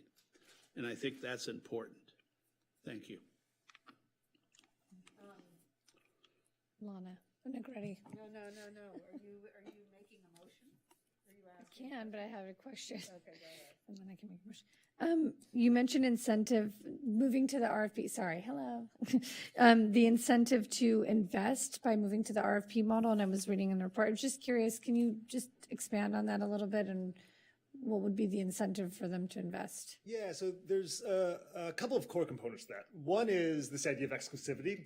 So if a provider is the sole provider competing with one other provider, the market is more valuable to them. So they have more incentive to sort of to invest resources in the city, and we're in a stronger position to negotiate for better affordability terms and other service level agreements. Then there's also the duration of the contract. So it's just a more stable relationship. And so again, they're more invested in the market. And so there's more of an incentive to sort of provide better service in that market. And obviously that's secured during the RFP process up front, and then that rate is sort of kept through the entire period. Is that the idea? Yeah, the idea is that we will enshrine certain affordability. So both base rates and other sort of frequent user programs and things like that, we want to be part of the contract itself. And then I know this maybe can't be controlled in the RFP process, although I'm not sure because, one of the providers before used to contribute to our schools, for example, and then the idea that the other providers were going to do that was sort of talked about. And then when it actually happened, that wasn't the case. So when you say invest in the community, I'm just curious if there's going to be an RFP point system that will also look to operators that have done so in the past or are planning to invest in our community in other ways. So in saying that, the wording was intended to reflect investment in the system itself, the shared mobility system. That said, as part of the RFP, we are sort of prompting respondents with respect to other revenue sources and potential for revenue sharing. So we want to ensure cost recovery through a basic fee system similar to what we have now, but we also want to leave open the idea of revenue sharing. Revenue share, but also is the idea open to maybe, I don't know, contributing during certain times of the month or giving Tuesday back to the We Are Santa Monica Fund? I mean, are those things that are inappropriate to put in the RFP process? We can consult. Yeah, we can certainly bring that up. Yeah, it hasn't come up to date, but we can certainly. Just because I think the community sees that, even though I understand that investing back in the process makes sense, but that feels like investing back in the community. Right. The other question was, is the RFP going to include that the home base of the office be located in Santa Monica, or is that? Yeah. So as part of the RFP, we're going to ask about both their sort of business location, but also their sort of employment models, whether they use contract employees, W-2 employees, things of that nature. So we patterning after some of the work that Portland and Denver have done in our prior RFAs for the permanent problem. Yeah, we will ask about those features of the company. And then I know in the staff report, you guys talk about making sure that they have enough, because obviously reducing from 4 to 2, and I know we had numbers set per company of how many scooters or bikes or combination thereof they were going to have. So obviously going from 1 to 2, I think my only concern would be going to 1 is that you eliminate the need to compete, but is there going to be some set minimum, I guess? Is that the idea? Exactly. Someone's going to be monitoring that those are out? Yeah, and we have MDS, Mobility Data Specification data feeds, where we can directly monitor how many devices they have deployed at any time. But yeah, that is the idea. And staff is confident that between 1 to 2 companies can actually suffice the amount that we need in the city? We believe so, yes. Okay, thank you. And yes, I make a motion to move this item. I think Councilmember Brock and I actually have a question when he's on. So go ahead, Councilmember Brock. I'd like to move that we Already made the pass the motion. first reading. She Then I'll moved second. that already. I'll second. Okay. But I do have a question. So this is a fairly mature industry. I mean, it's been around for what, 5, 6 years now? So we know where the price points are going to be for a supportable program. And my question is, we've had discussions about affordability, but is there any realistic probability that the price point is going to come down from where it is now? We think so, yeah. I mean, we certainly hope so. And we think, again, because we think that having a greater degree of exclusivity has real value to the operators. And we believe that we can sort of use that to partner in a way that is more affordable, both in terms of the base per minute rate. So there's an unlocking fee per minute rate, but also exploring other sort of frequent user programs like monthly passes, things along that nature. And things that get at what Councilmember Brock said about sort of frequent use and connecting students to school, connecting to transit, things of those nature. We want to create sort of frequent users. Well, and Metro has done that. I mean, we have our passes to school for both Santa Monica College and so, I mean, I'm curious whether that will be built in, some integration with that. That's what we're going to aim. Well, so in terms of direct fare integration, that, we'll see how complex that problem is. But in terms of building in affordability structures within the contract, that is definitely what we aim to do. Great, thank you very much. Any other questions or comments? Let's have a roll call vote, please.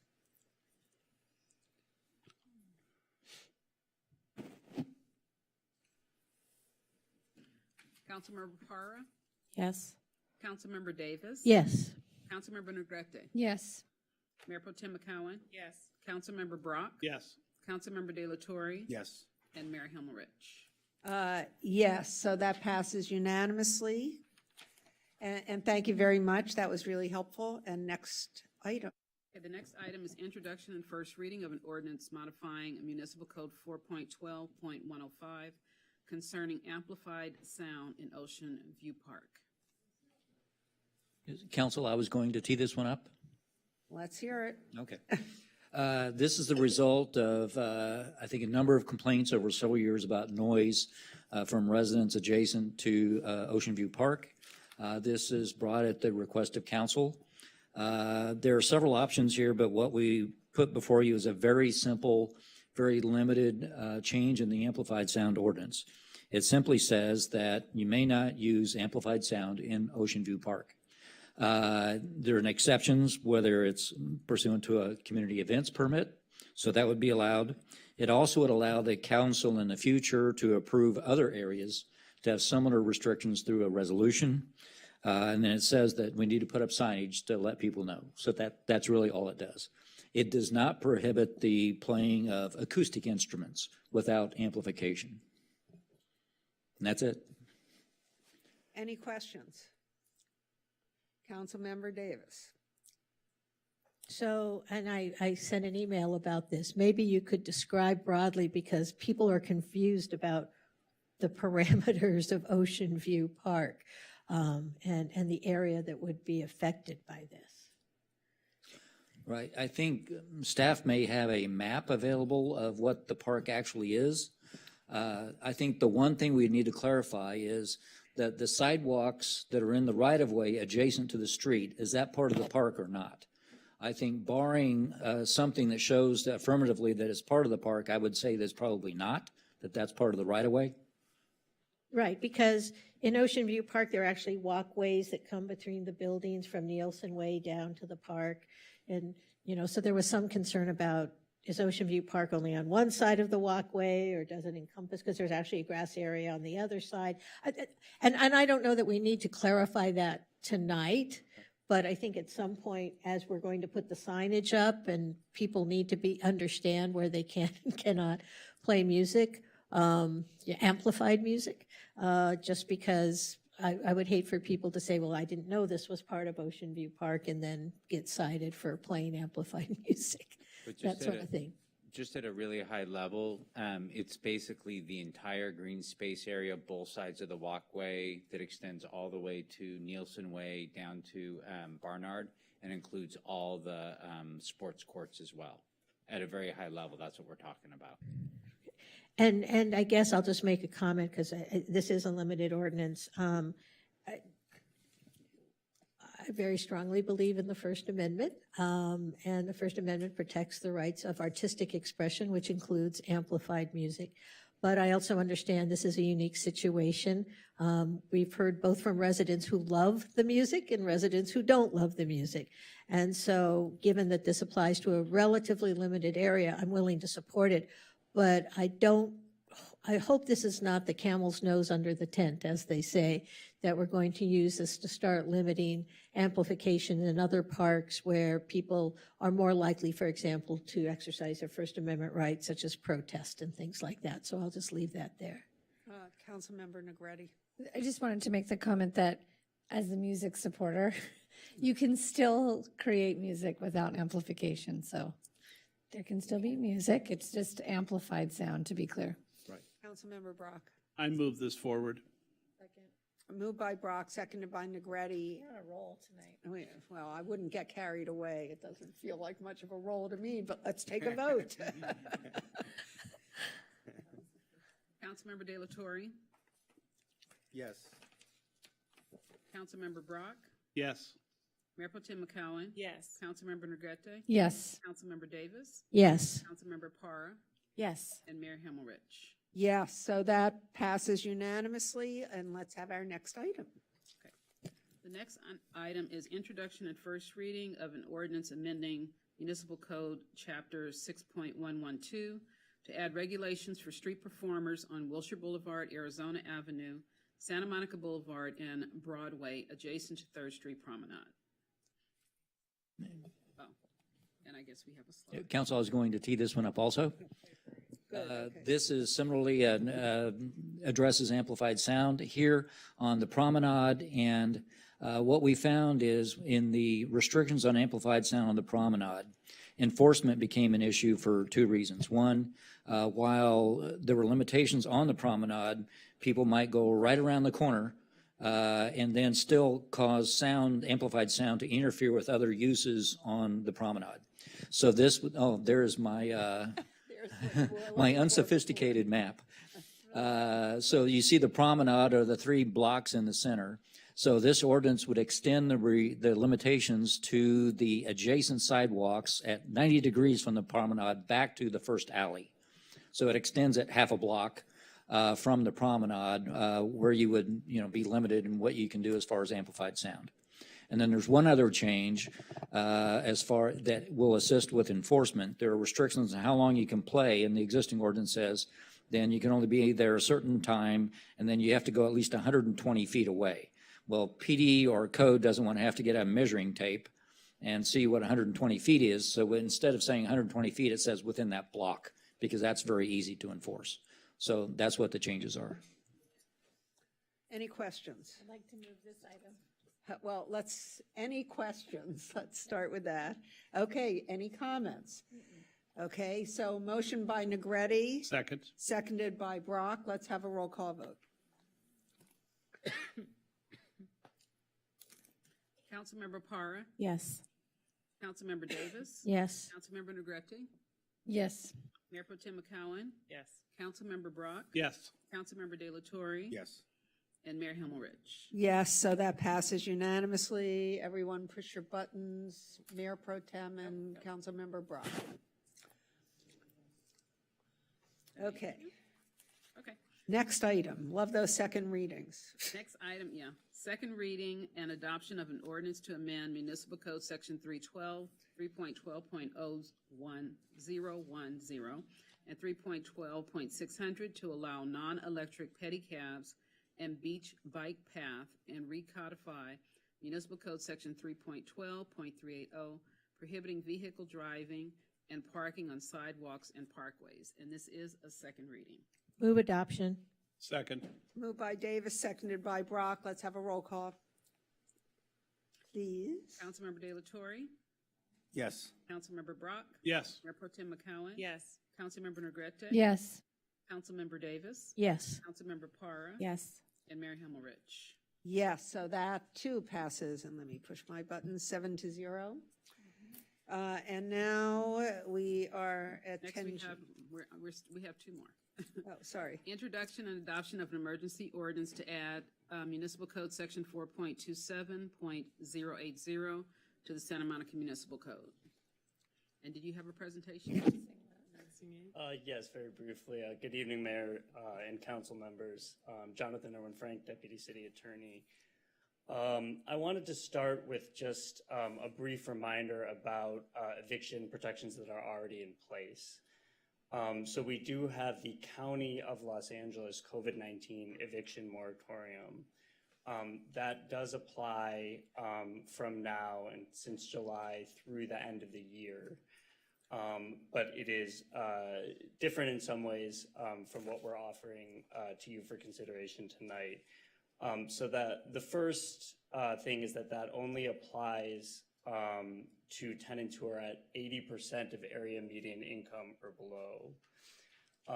It also requires that the reason for non-payment be COVID-19 related financial distress, and it requires that tenants provide a notice to their landlord, and that is strict in the sense that it has to be within 7 days of when the rent becomes due. And just to give a better sense of what that AMI threshold is, for a household of one, that would be $66,750. For a household of four, that's $93,500. The other thing that I think it's probably worth doing is summarizing one more time what will happen with the rent control ballot initiative. So if that's passed, what will happen is there is a 6% maximum increase, which I'm sure you know is something that has already been noticed for many tenants and can go into effect starting September 1. That will stay the maximum increase. And again, this is presuming that the ballot initiative is passed in November. That will stay the maximum increase through the end of January, and then starting February 1st, the maximum increase will be reduced to 0.8% above what it is now.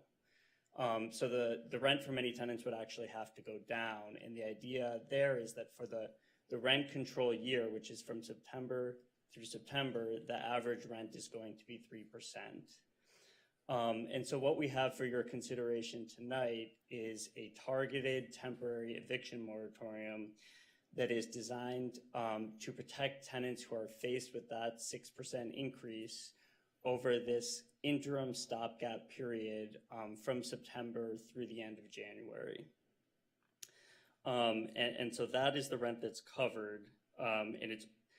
And the way that it works is that in order to qualify, a tenant has to receive a rent increase of more than 3%. Again, that's what that cap is going to be, the average for this year, but then going forward, if the initiative passes, the rent control MAR increase will never be able to be greater than 3%. Tenants will have to provide notice and documentation to their landlord, but that can be in the form of self-certification. Tenants who invoke the moratorium will have until September 1st, 2023 to pay. And the idea there is that tenants will have fully benefited from that reduced rent down to the 0.8% by the time they need to pay back the rent. However, they do need to pay back the entirety of the unpaid rent. And if they don't do that by that September 1st, 2023 date, then they can be evicted or they can be sued for the back rent. And so I think I'll leave it there for now. And if you have questions, I can try to answer those. Councilmember Davis. Thank And you. then Councilmember Delatorre. So thank you for that. So I just want to make it clear to anyone who might still be listening, is we sort of have several moving parts here. And the idea, as I understand it, of this emergency ordinance is to make sure that on September 4th, we don't get 3-day notices to quit when people haven't paid their rent on September 1st, where there's a 6% increase. And what this does is basically buy our tenants and rent-controlled units time, one, so that they don't immediately have to pay the 6% while we're working out our tenant, I'm not sure what the right word, our tenant relief program. I mean, we have this tenant relief program we're going to implement, but we're probably not going to have money in people's hands by September 1st. And if they don't pay their rent on September 1st, we'll start to see 3-day notices to pay rent or quit, sort of thing. So one is to sort of help people in this interregnum while we're working on rent relief.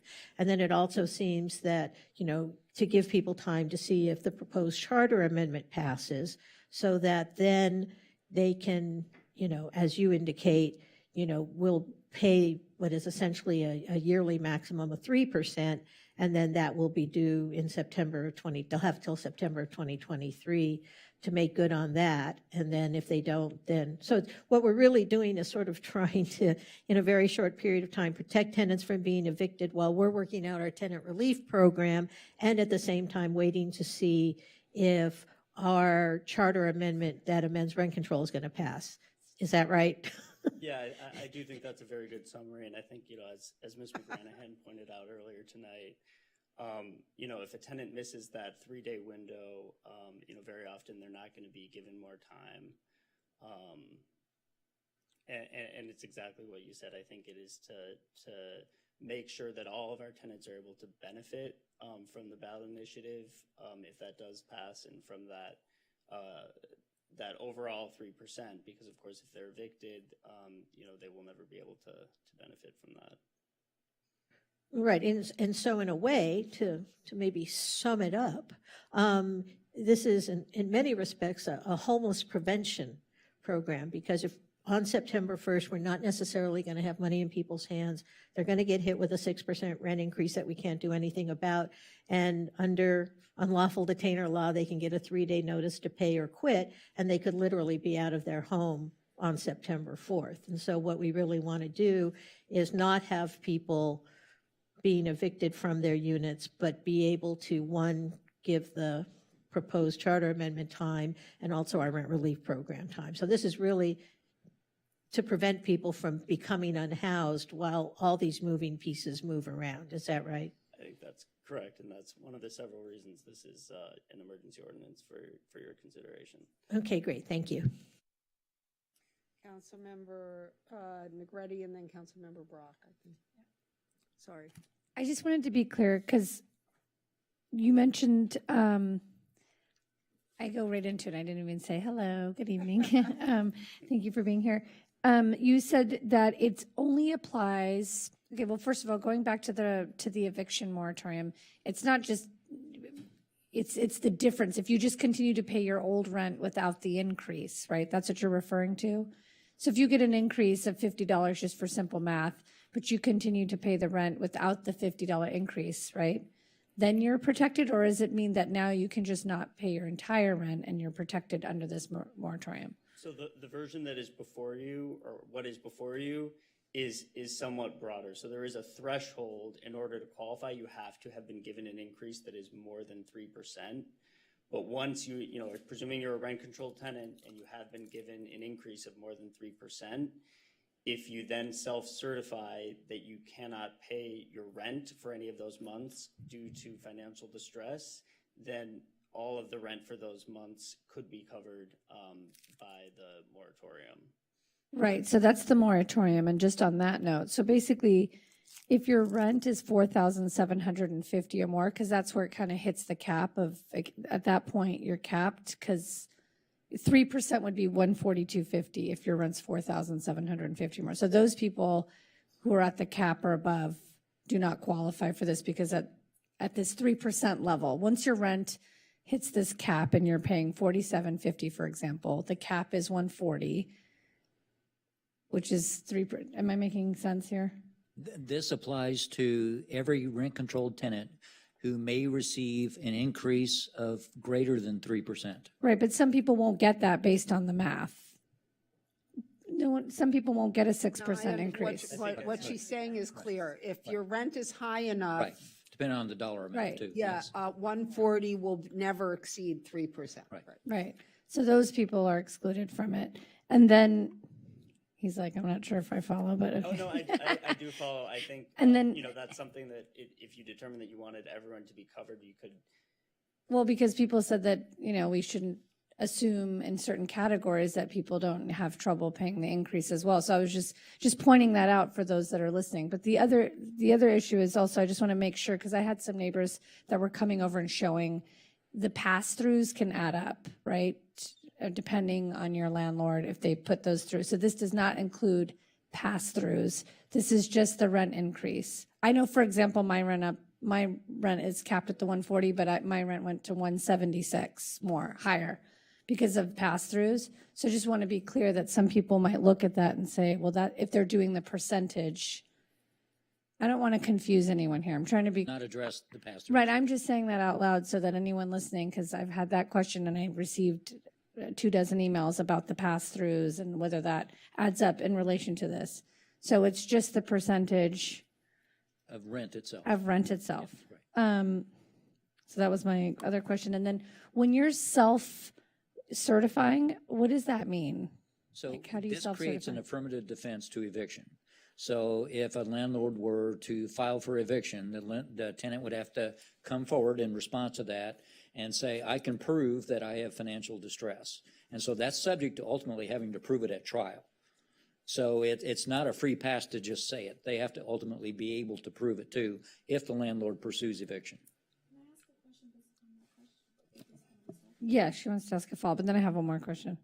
So based upon what you just said, if the landlord evicts and then the tenant says, well, I can prove, is it based upon the financials at like that point in time, or do they have to go back and show the financials at the time that they put in the self-certification? I think, well, probably both. One, that it was true at the time that they made the certification, and then likely that it's still true at the time that they're might be going to trial, which could be maybe 3 months after the landlord files. Okay. And the eviction moratorium, just to be clear, is if your rent increases, you're protected from being evicted, period, for non-payment of any rent, or just for the non-payment of the rent increase? It's any rent for those covered months, provided Okay. that you got an increase for that month that is more than 3% and that you couldn't pay due to financial distress. So if you received a rent increase that was 6%, right? And or 3%, and you don't pay your rent for those months, you're You'd protected be covered from, under this ordinance, yes. covered from being evicted. Right. And then, You would have to pay Prove. all of that rent, whatever it is that you didn't pay that you invoked the moratorium for, by September 1st, 2023. If you did not do that, then on or after September 1st, 2023, your landlord could pursue you for that rent, and they could pursue eviction or a civil remedy, basically a lawsuit seeking the back rent. I had tenants is ask not that question, rent so I want to be forgiveness, it's clear. It's deferral. not rent forgiveness. I had a lot of tenants ask that question, and so it's just like it was before. It's treated the same way as it was during COVID, the moratorium. Right, it's deferral. Okay. There have been several different moratoriums, and some of them have done, what's effectively a conversion to civil debt where you could never evict for the rent. This is not that. The landlord would have that eviction remedy if the tenant didn't pay back what was owed by that September 1st, yeah. 2023 deferment date. I just wanted to confirm because I was confused, and then other people were about if it was covering the entire rent or if it was just that if you didn't pay the higher rent. Do you This know is what I mean? for the entire rent. Got it. Thank you. And by the way, For clarifying. when it comes to financial hardship, we're recommending that we insert COVID-related financial hardship to make it more defensible. Right. Okay. Thank you. Yes, Councilmember De La Torre, yes, I think you're next, and then Councilmember De La Torre. So I have real concerns and questions about the last part of the statement that Councilmember Negretti mentioned and you answered and the city attorney answered. You're saying that if, rather than not being able to pay the full 6% increase, the 3%, which is really what they're saying is their hardship, you're saying they can just negate their entire rent, which puts landlords in more of a hole than they were before, because now, instead of having to pay their normal rent plus the increase or be able to certify they can't pay the increase, you're now saying they don't have to pay any rent for a year. And yeah, that's what I'm hearing. And I'm hearing that in addition to not having to pay any rent, you're saying, great, the landlord can evict. Well, I don't want to see more tenants, A, being evicted or having to go to court or having to get lawyers. So here's my question. The way I understood our way of helping was people were going to get a 6% increase for 5 months. 5 months. And 4 months, 5 months now. 5 months. And the part that was going to be that was going to be contested was the 6% increase versus the 3% increase that they thought they would have got. So that means the maximum that they should be able to negate for that year is $72 a month. If you took 5 times 72, I'll bet you our tenant fund that the city is proposing that we can fund at least $750,000 can pay that $72 similar to the way the state program worked. The tenant files, the landlord files, and the check, reimbursement check goes to the landlord for up to $72 a month maximum for 5 months. Anything beyond that, we're not being fair. So we already heard from landlords 2 weeks ago or 4 weeks ago saying inflation is 9%. And we had to give them 6% for 5 months, but then we would cut that down to 0.08. And all right, that's all right. Then they get a balance of 3% for the year. 6% for a lot of people, as Councilmember Negretti said, on a large rent is a lot of money. $140 a month or $140 something a month is a lot. But the reality is that why would we say they could now abate their rent fully from zero for 5 months? That makes absolutely no sense to me whatsoever. Counsel? I don't understand where that justification is, because to me, the honorable thing would be to say you're getting more of an increase than you thought, and we're going to try and work with you on that increase. So if you are a low-income tenant and have been stuck with 6%, and the city has some emergency funds we can provide, then we should be providing that. But we should not be providing that on their entire rent, which they already figured they were paying. We're talking really just about the increase, and we should be talking about the amount of the increase that is in excess of what people anticipated they were getting. So if we had to pay 5 times 72, $450, $500 a person, for the people who were in need, we could do that and not end up with any evictions. I kept reading this report and reading about evictions and lawsuits, and boy, and I just said, great. It's great for those attorneys, and it's terrible for those tenants, and it's terrible for those landlords, and it's terrible for our city. I'd like to see us revise this system. Well, this is wrong. Counsel, we heard you before, and there is a second option that we've provided. Call it option 2. Can you read that option? Because I know you sent Yes. it and then... Well, first I'll summarize it. Okay. Basically, it offers up exactly what you're saying, is that the moratorium would apply only to the failure to pay an increase in rent greater than 3%. In other words, if you still have to pay your base rent plus 3%, but you would have protection for failure to pay more than 3%. And I think that's fair, and I think that helps our tenants. It provides stability for landlords and tenants for saying that you don't have to pay any of your rent. Even if you get evicted next year, some people will say, hey, I'll gamble on that. Why do we need to do that right now? I think, look at the key is the increase. So I would support option 2. I will not support option 1.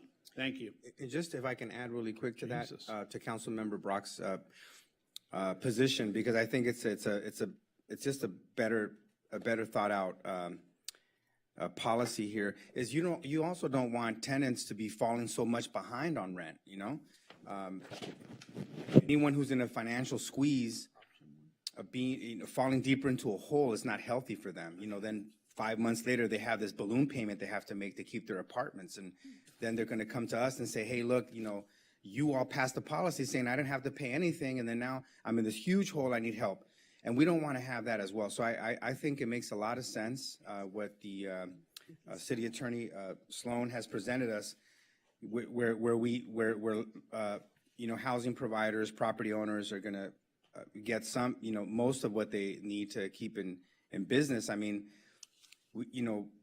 I've talked to many small mom and pop, property owners here in Santa Monica. It's like, we forced them to do seismic retrofitting. That was a lot of money, thousands of dollars. Most of those jobs were like $86,000 a year, and they had no relief. I mean, this is something we're forcing them to do. They can't pass that cost on to tenants. Everything else from, we talked about this, in terms of the inflation on plumbing services and water rates, which, by the way, we didn't decrease. We're charging even the rent control, registration fees. We increased those. The city did to these property owners. So I just think we need to have a more fair return. And also, I don't want to set these tenants up, especially tenants that are struggling economically, to end up, thinking that, hey, I don't have to pay, and that's just, I think it's a trick. Down the line, you have to have, now a huge amount of money, to keep your apartment, and that's not going to help them. And so anyway, I appreciate the alternative proposal that I'd like to move the alternative proposal. Yeah, I'd like I'll to second. Councilmember Delatorre seconded. Yes, so moved by Negretti, seconded by Councilmember Delatorre, Councilmember Davis. So I have a couple of questions before we vote. So as I understand it, for example, a renter can continue to pay some of their rent. I mean, if they don't necessarily have to go in what's been described as this deep hole, they can pay what they can afford, but what this does is buy them some time in these still COVID times to, one, deal with the 6% increase and then see what happens with the charter amendment. There's nothing here that says nobody can pay their rent. They can still continue to pay their rent. And, for example, if a landlord says, gee, I want to continue to get paid rent during this interregnum, I'm going to raise rents 3% instead of 6%, and then they get paid starting September 1st, correct? That is correct. And again, it's a threshold. So if you did not get higher than 3%, then there would be no eviction moratorium to invoke. You're also correct. It does state that a tenant can pay that money back, in any number of payments or in a lump sum. The only other, go ahead. Well, and then the other thing was that it sounded like there was some misunderstanding. This only applies to the 5 months that the 6%. I mean, in other words, can someone not pay their rent for the whole year and then in September 1st, 2023, pay a year's worth of rent? Because as I read it, it says it applies to the 5 months that the 6% is in effect. Is that correct? That's correct. It covers a protected period, which is only those months of the 6%.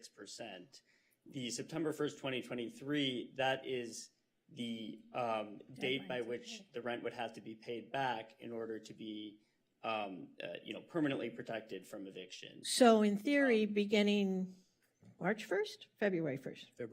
February 1st, tenants would have to begin paying their rent. They couldn't just say, oh no, I'm excused, I self-certify, I'm not paying rent. So on February 1st, they have to start paying rent. So the only time that's forgiven is between September 1st and the end of January. Is that correct? Deferred, not forgiven. Deferred, right. Yeah, forgiven is the wrong word, definitely. Forgiven is the wrong word. The only time they're allowed to defer is during that time period.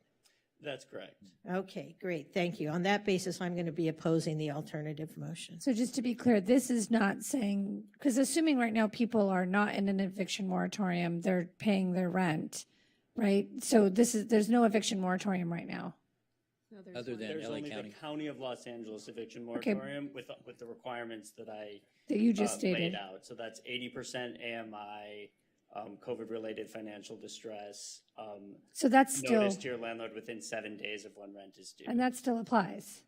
Yes. Right, so that's not going away. For anybody who's currently struggling and receive, they can still receive this, they have this rent moratorium based on County that protection. LA County protection. Through Got the it. end of December. It would not cover January, which would be covered by this proposal.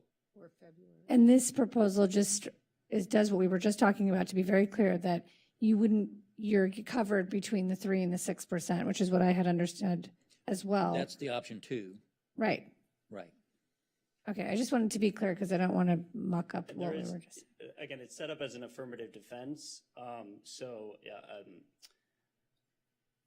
Which then creates a rebuttable presumption. A tenant may be in the position of having to show, if it were actually to be contested in an eviction case, that they were unable to pay, either under Proposal 1, the full rent due to financial distress, or under Proposal 2, being able to show more narrowly that they were not able to pay the increment increase due to financial distress, or under Proposal 2, I guess it would be unable to pay the increment increase due to COVID-19 related financial distress. And is there a program under the county for still that landlords or tenants can apply for rental assistance? No. In this program? So no. So anyone who's under this moratorium now, who's able to not pay based on the county, what you just outlined from the 80% AMI. That was a state. Talking about protection or Yeah, assistance? protection, the moratorium right. protection that's Well, provided by the With county. the limitations that it has, yes. Right. So right now you're saying that anyone who's in that protection moratorium is not paying their rent as long as they qualify, that it's going through December so far, unless it's extended, right? We don't know. It could be extended. But under Possible. but under this, you would still be covered through December, but come January, you would just for this 1 month have to pay. We're just talking about 1 month is what I'm trying to say for anybody who's currently under it. County version and this version would cover slightly different pools of people that it applies to, but Right, yes. because there's an additional pool of people, right, but it doesn't lessen it. I guess what I'm trying to say, just to make sure that, because I'm hearing what Councilmember Davis is saying, that really we're talking about January, if I'm correct. If I'm somebody who's qualified that falls under this 80% AMI under the county eviction moratorium, and I'm not paying my rent because I qualify, I am not impacted with what we're doing here until January 1st, in which case I could then say, I can pay my rent with the 3% increase, or I'm going to have to pay that, cannot pay the additional 3%, and I show proof to the city of Santa Monica to then be covered under that and get the additional assistance. And then come February 1st, everybody is back to having to pay, is going down to the 0.08, correct? Assuming the charter amendment passes. Okay. I'm making that clear for myself, and I don't know if I just confused everybody else.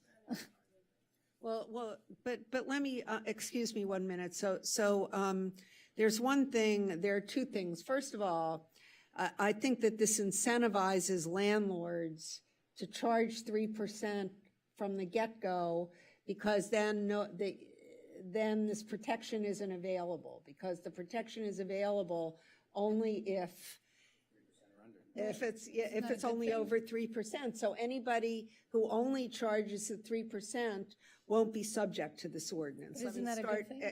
Excuse me, I'm not quite done. And then my next question is this: on the backfill program, it's my understanding that the only thing that we are agreeing to pay is a difference between the 3% and the 6%. We aren't paying all of their rent, but the argument that you were making that then we'll owe all of this money doesn't apply because all we are really backfilling is the 3%. And I'm looking at the city attorney, the city manager and asking that. Hesitating because I'm looking.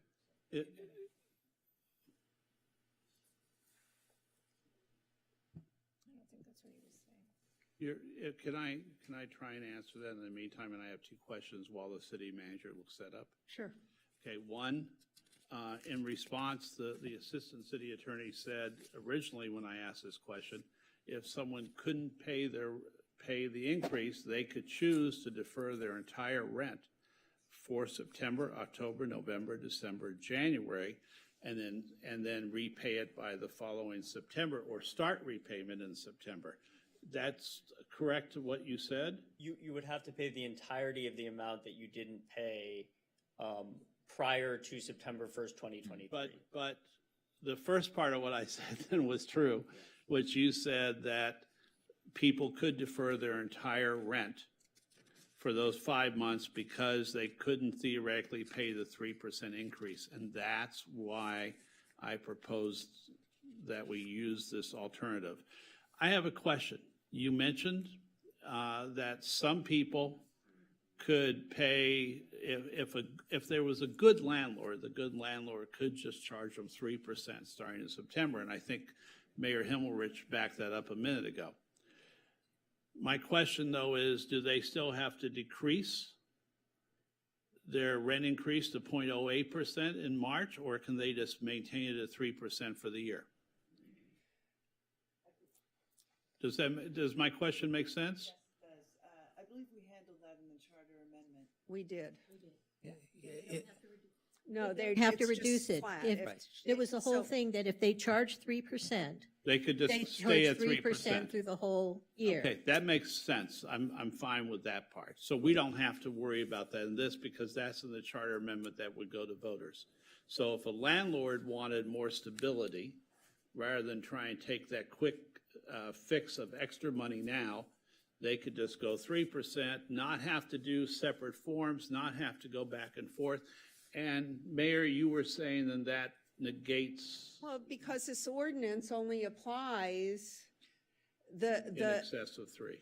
if they're charging in excess of 3, so it's an additional incentive to charge only 3 as opposed to trying to get your 6 right up front. That part I like and agree with. No, I'm saying But- either one, either one. It doesn't matter because the ordinance, the threshold for it is the 3%. So if And- you're below 3, if you're at 3 or below, you're fine. And then my last question would be, there was consternation about the month of January 2023. The county may have ended their moratorium by then. We would not have a moratorium for that month, so theoretically, a really crappy landlord could try and evict in January if someone couldn't pay that extra 3% increase. Is that the question? Is there a fix that we? So it lines up to February? Well, ours goes till February 1st. Both of the versions here go to February 1st. Okay, so we're covering till February no matter what. No matter what the county does, no matter what we do, everyone's covered. Nobody can be evicted if they can't pay that full 6% that a landlord decides to charge. That's what I want to know, and that's in here. On both versions, yes. All right, thank you. I think Councilmember Davis was saying like the LA County covers to December 31st. It could be extended, we don't know that, but in the instance that it doesn't, I guess I'm just trying to make sure people are protected all the way through. My concern is that the pool of people who are eligible to take advantage of the county program is a smaller pool than the tenants that are being rent burdened by our 6% increase, because we have people who are making above 80% AMI who are still rent burdened. Right. And the LA County program only protects people up to 80% AMI, and they also have to make some other certifications that are different than what we're requiring. They have to jump through a lot more hoops to get in that program. So for me, as the mayor pointed out, if someone says, I'm a landlord and I want to continue to get my rent in September, October, November, December, they can raise the rents 3%, and they will keep that 3% throughout 2022 and until September 1, 2023, when whatever the new general adjustment kicks in. But if we say, okay, we're only going to let people who are burdened by that delta, if you will, of the 3%, that's going to be a lot harder, I think, for people to prove. And so if we're depending on the county ordinance to protect people, there are going to be people who fall through what could be in a potentially very large crack. And those people could end up without housing in the interregnum. I think what's confusing for me is this whole time we've been talking about an increase and about the fact that it should be 3% and where the increase should be. I didn't know we were now talking about, I feel like this is a separate thing that we might need to discuss about rent moratoriums in its entirety. Like, we're talking about two things, like people who can't pay their rent at all and what group you fall into, because I pointed out that, yes, you're exactly right, because we heard people who are rent burdened that pay above that cap, right? So someone paying $4,750, they might be rent burdened too, but they're at the 140, so they don't get to apply for any of this help just by the nature of the cap. So I guess what I'm saying is there's two things going on here. I thought we were talking about this increase and the difference, and that's where we were coming in and helping to make sure people, A, do not lose their homes over this massive increase, and B, that are able to receive the help so that it also suffices that the landlord gets that difference if someone can prove it. So that's where I'm drawing confusion on the two. Well, and if I can add one thing, from the landlord's perspective, and again, this is all contingent on our rent control charter amendment passing, but I'm going to keep my fingers crossed and hope the voters come through on that. Landlords are still only going to get 3% over the course of the year. That's how the charter amendment is constructed. So if I'm a landlord, presumably, and I don't want to allow my tenants to get the rent deferral for those 5 months, I'll just go to 3%, which is what I'm going to get in any event if the charter amendment passes. So why not, as the mayor says, provide this incentive for landlords to stay at the 3%? They'll get 3% each of the 12 months of 2022 through September 1, 2023, which is, if the charter amendment passes, the total return they'll get anyway. The only difference is if the charter amendment passes, they'll get 6% for 5 months, and then they'll get 0.8% for 7 months, but it's constructed so that it's 3% over the course of the year. So I like the idea of the carrot of saying this is a way to reduce the rent that people will have to pay without it presumably negatively impacting landlords, because if the charter amendment passes, all the landlords are going to get anyway. So I hear you now. So I'm just clarifying for myself, because this is I see now that we're using Proposal 1 as a tool to change it to 3% immediately, because we couldn't do that unless we went to we had to put it to the voters. In essence, that's what we're saying, that this is a way to, and a carrot and right, I get that. So I didn't know that was the discussion and the plan, that this was what we were doing to make it to go to 3% immediately, which overall we're going to 3% across the year. The only concern I had was, or the confusion, I didn't know that's what we were discussing. This whole time I thought it was about people not being able to pay this difference, and that was the whole discussion. And I hear you that this now gives an incentive, because then the landlords say, well, geez, I don't want to have to deal with someone saying they can't pay any of their rent now. And so to go back to your proposal, you're saying that in the version in the original one says if it's 3%, what you're saying, if any and landlord's going to go, well, then why would I charge more? I'm going to end up getting 3% anyways. So this is just an incentive to go ahead and make it to the 3% and not bother with the 6 and go back to 0.8. And so, Right. And counsel, that was not the motivation for designing it that way. That's an indirect effect. however we want to lay it out, I mean, motivated indirect effect. So this is the effect. You get to this 3% faster instead of doing all this confusing 6 and 8 and notifying everybody. Essentially, I think the only thing I was concerned about was like, oh no, does this inspire people to just, now we're going to have this problem where people are in the hole because they're not paying. And then on the other end, small mom and pop landlords are, in the hole as well. So now I'm understanding what is going on much clearer, and I needed to clear that up for myself. Go ahead. Thank you, Mayor. Thank you, Mayor. There Sorry, is I didn't mean to. there is another problem that I just was alerted to, is that if a landlord gave the 6% increase notice August 1st, they can't switch it now. They'd have to give a new 3% notice September 1st. So then the 6% would still be there for September. So that throws yet another wrench in, a little wrench, but for the landlords who I was hoping would be good and just go 3% for the year, right? Which balances out their income more completely. They can't even do that for September. They'd have to file a new notice, right, and do a new notice for October 1st, so September would still be an issue. But I hope landlords would do that. And I'm still supporting the alternative measure, which we have a motion and a second for. I have a question. Yes.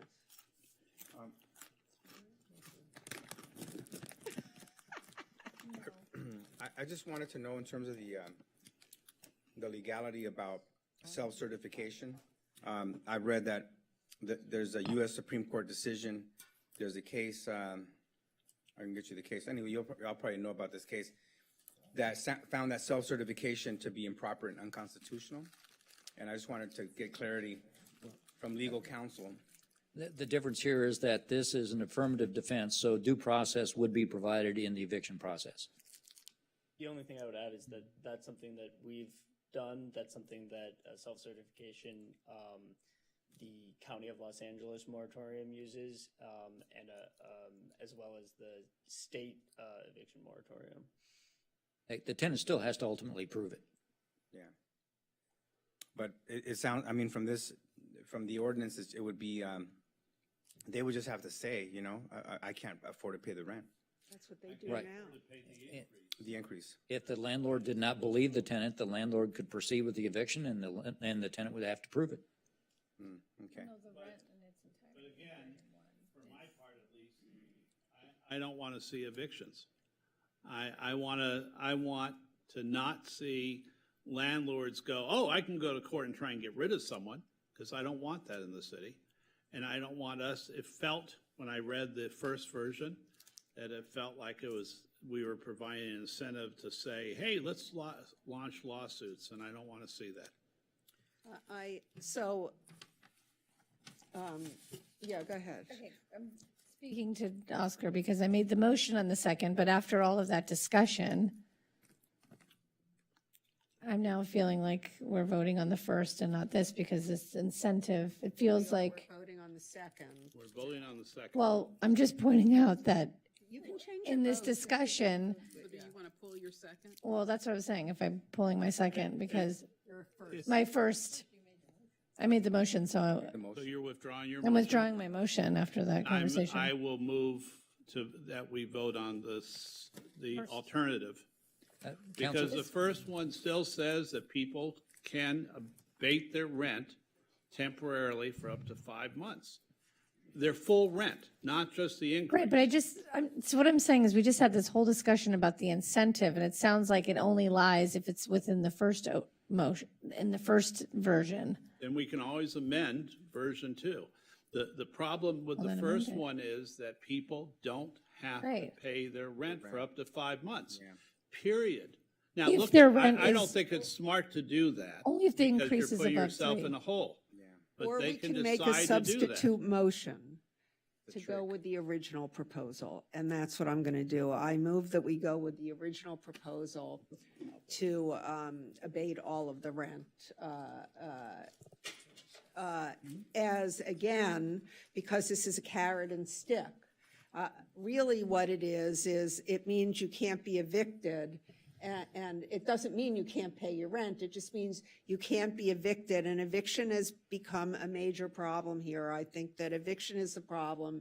So I believe that the carrot is to get the landlords to charge 3% instead of 6% at the beginning, and not try to trap the landlords, trap the tenants with the 6%. But they can't do that this month. Again, they still would have to charge the 6 for September. If I could address that, counsel. The landlord may not be able to, at this point, unilaterally change the rent notice from 6% to 3%, but the landlord and tenant could agree to pay and accept only 3%. But in the meantime, look, I'm going to repeat the same thing that I said at the beginning. The concern I had, which will lead to more evictions, is the tenant says, great, I can sock this money away and not have to pay it, and then next September, they weren't able to pay it back. Meanwhile, the landlord who was suffering from 9% inflation, who is already losing their booty right now on their rent for the next 5 months, they're already suffering for the next year because the maximum they can get is 3% when inflation is 9%. Now we're saying a tenant, well-meaning or not, can decide not to pay any rent for the next 5 months. Any rent, not just the increase, any rent under version 1. That is a mistake.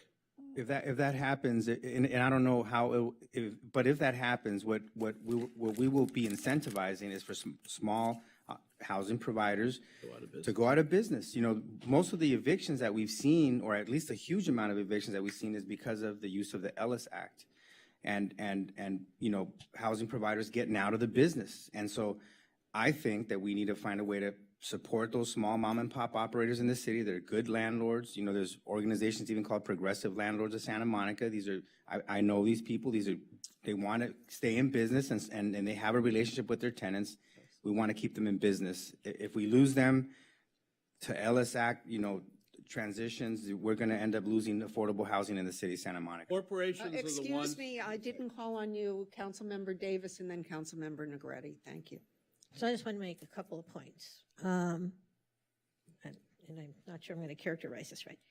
The structure of the two alternatives is the same. It's just where they apply. So to Councilmember Brock's point about, well, I don't want to see litigation. You're going to see the litigation in any event. They're just going to file an eviction or an unlawful detainer action for the people who can't pay the additional 3%. In other words, you're still going to have litigation surround, and then because in both instances, if the landlord decides to file an unlawful detainer, this operates as an affirmative defense. That's how this comes into play. Is that correct? Correct. In both instances. So both, in a sense, sort of turn on. This only becomes an issue when a landlord tries to evict a tenant during this period, whatever this period is. Right. Is that correct?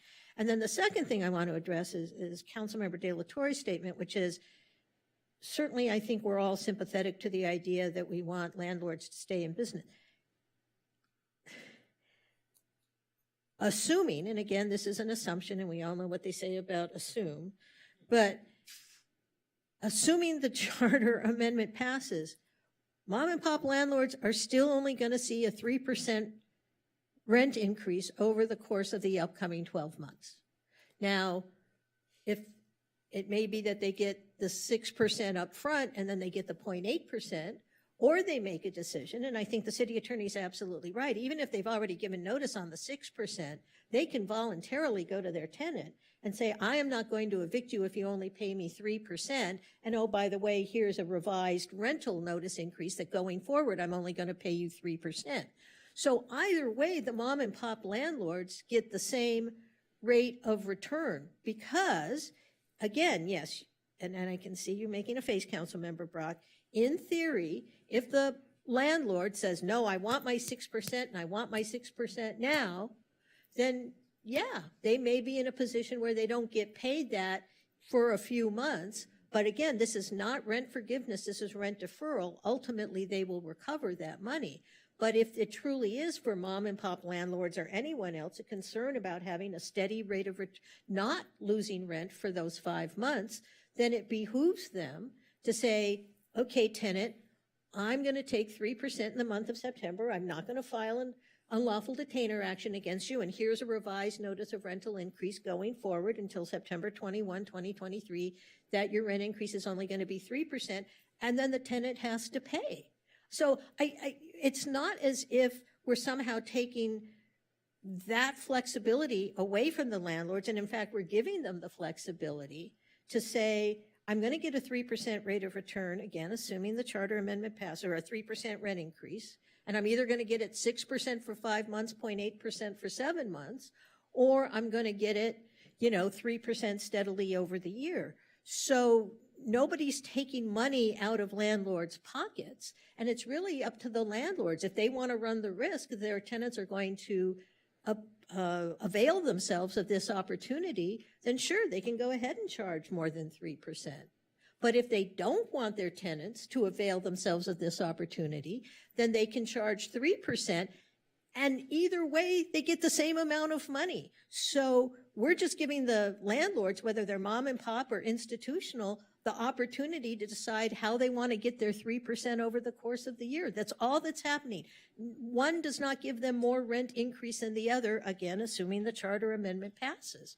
So I'm not sure why we need to do a lot of hand-wringing about landlords, with all due respect to every landlord in the city, because it's within their power to make it so that their tenants have to pay rent effective October 1st. And if they go to their tenant and say, look, if you pay the rent in September, I'm only going to charge you up to 3%, then it seems to me they're still getting the same amount of money. It's just math. No matter how you slice the bread, they're going to get 3% over the course of the year. And wait, hold on. I was next. I understand that, and that's what I wanted you to hear. That I heard it the first way you did. So after listening, like she just said, it's 3% regardless. The only time this you can't pay your entire rent applies is if it's over the 3% increase. So I think the amendment could be, we need to make an amendment to handle, because we're sort of forcing you were saying this, it's this carrot and stick, and I get that. Any landlord would say, well, then I'm not going to deal with that. Any smart landlord, I'll just do the 3% now. But now that we've already given out the rent increase and people are paying that new increase in a few days, how can we amend this to cover that first month so that the landlords aren't in that position? Do you know what I'm saying? So this initial month of above 3% doesn't put them in this position where they're now in this eviction moratorium, because I don't even know how that would cover. Is it just 1 month and then they go to 3% and then, you know what I'm saying? In other words, if they go to 6% September 1st, but Because then they already 3% did. on October 1st? Right. Can we put a clause in such as any landlord who automatically, or who issued a 6%? Prior to us doing Yeah, this. prior to this. Right, because they should, not a lot of, that's what I wanted to say, not everybody's watching these meetings. Right, And right, I don't know right. who's organized enough. They have management companies. So I think if we could cover that month to protect both ends, the tenants and the landlords, that would be the most fair thing, because we're coming up with this now again late in the evening, a few days before the new increase goes out. It's not impacting anyone the way you're thinking it is. Yes, it is. Okay, explain. My family and many friends have been landlords for 70 years in Santa Monica and LA. Very small landlords, but landlords nonetheless. You'll end up with a tenant who says, I got a 6% increase. The landlord won't be able to change that quickly enough. And they'll say, well, we don't have to pay anything for 5 months. So for heaven's sake, why wouldn't we take out that loophole and stop the argument? You're not Very hearing. simple. I think you're not hearing. No, I No, am hearing. But we are Take saying out, that. wait, let's make it simple. How I do had we invest? one request, whether it be option 1 or option 2. Take out the clause that says a tenant can abate their full rent and say they can only abate the amount of the increase over 3%. That's what we're saying. That's what I'm saying. No, that's it's what I'm not asking in- right now. It's not in either clause. So That's what I'm asking right now. It was my turn. So I said, given that it's August 20, whatever it is right now, it's too soon. It's a week away. So my mic is on and I took the floor to ask the very question that you're now excitedly proposing, that it's not fair to the tenants or the landlords, given the timing, that they should not be responsible since we're reading this tonight. If we had passed it and we didn't understand it clearly, we're having the discussion. So now that we've cleared it up, we should do something about September so that this does not occur. Does that make sense? And I'm turning to you to come up with the appropriate I think language. we could insert language that says that it doesn't apply if a landlord issues a revised rent notice to not exceed 3% or doesn't collect more than the 3% increase. Wait, say that again. So That- what they're saying is if the landlord now, despite having issued the 3% thing, either revises the notice to say, having issued the 6%, either revises the notice to say 3% or only collects 3%. So regardless of what the notice says, if they've only collected 3%, then this does not apply. So what if the residents hear this meeting prior to their landlord, which is very common, and they decide, well, I'm going to go ahead and write in my rent increase with just the 3% and hope I'm going to use what was talked about at council that I'm covered. How do we cover all our bases? Well, if the tenant pays only a 3% increase, then I think they're covered under either version of the ordinance. Well, we got to be clear because I don't want to set someone up for eviction. I think that's what we're trying to do. Right, and either version of the entrance, they'd be covered of the ordinance. The landlord's charging Right. them 6%. They're only paying 3%, Right. but the landlord has sent out the 6%. For those good landlords who say, okay, you only have to pay 3% and I'm revising But the let's look at the notice. worst case scenario, Brock, let's look at the worst case scenario. Because we're talking about the same thing. I want you to hear this. Worst case scenario. We're coming to an agreement and it makes sense. I think if you're agreeing and you're hearing what I'm saying. A worst case scenario, they sent out the 6%, even with hearing this meeting and understanding, they don't want to change it. Now, does that mean that that person can abate their rent for 5 months? Or is it just this 30 days and then they have till December to pay it? We could This is- clarify at minimum that it applies as long Let's as the do that. 6% has been increased. In other words, if October 1st they go back to 3%, Then then it it- wouldn't apply. We can make sure that that language would be inserted, if that's the version that you want to go with. That's the amendment I'm proposing, so we protect Perhaps ourselves. to just say that no landlord who has collected rent from a rent-controlled resident by more than 3%. So they would have to actually collect it. So they could negotiate collecting less even though they've given notice. I understand that, but I'm a rent-controlled tenant, okay? And I know you live in an apartment too. I don't know about you, but I don't have a relationship with my landlord where I knock on his door or call him up because he owns 38 buildings, okay? So I don't text my landlord. I don't think he wants to text me. So the chances of me negotiating, I don't want that pressure and I wouldn't want to put that on residents. So I think we need to do something a little bit better than putting it off on the residents that they've got to negotiate with their landlord.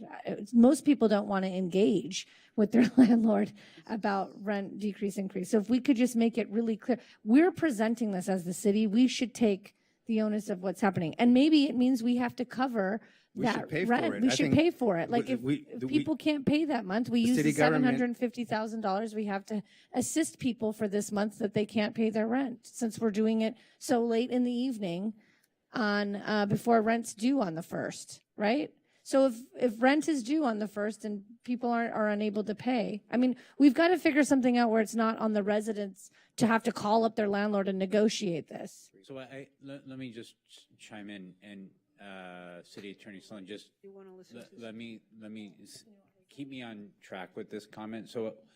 So our rent control relief program will cover the rent. I think part of what this is meant to help address is, so our application period starts Monday and goes through September 19th. So there's definitely going to be a timing issue which is, I think, part of what this eviction moratorium helps to kind of stem, because otherwise, right, folks who don't pay September 1st have an issue in the absence of this ordinance before we can get money flowing. So I want to make sure I got that right, because that's how, and I know Councilmember Davis, you were trying to sort of sum that up, but I want to just come back to that point, because that's kind of the problem that I think this helps to solve for, because we can't, we just don't have enough time to get in front of the September 1st timing with money. Right. You're saying that we're covered through the application process, Goes through September. and this eviction moratorium covers people. So in essence, there could be people who got the 6%. They just say, I can't afford any of it, and under this new eviction moratorium, I'm not paying anything. They apply, and there could potentially be money to cover their entire rent for that month? No, this will cover Right. the increase The- in the rent. and the max $70, will- let's just say, if and you're the on. max will covers up to 140, so we're only covering the increase. But I think it's important to note that this only comes into play when the landlord tries to evict the tenant.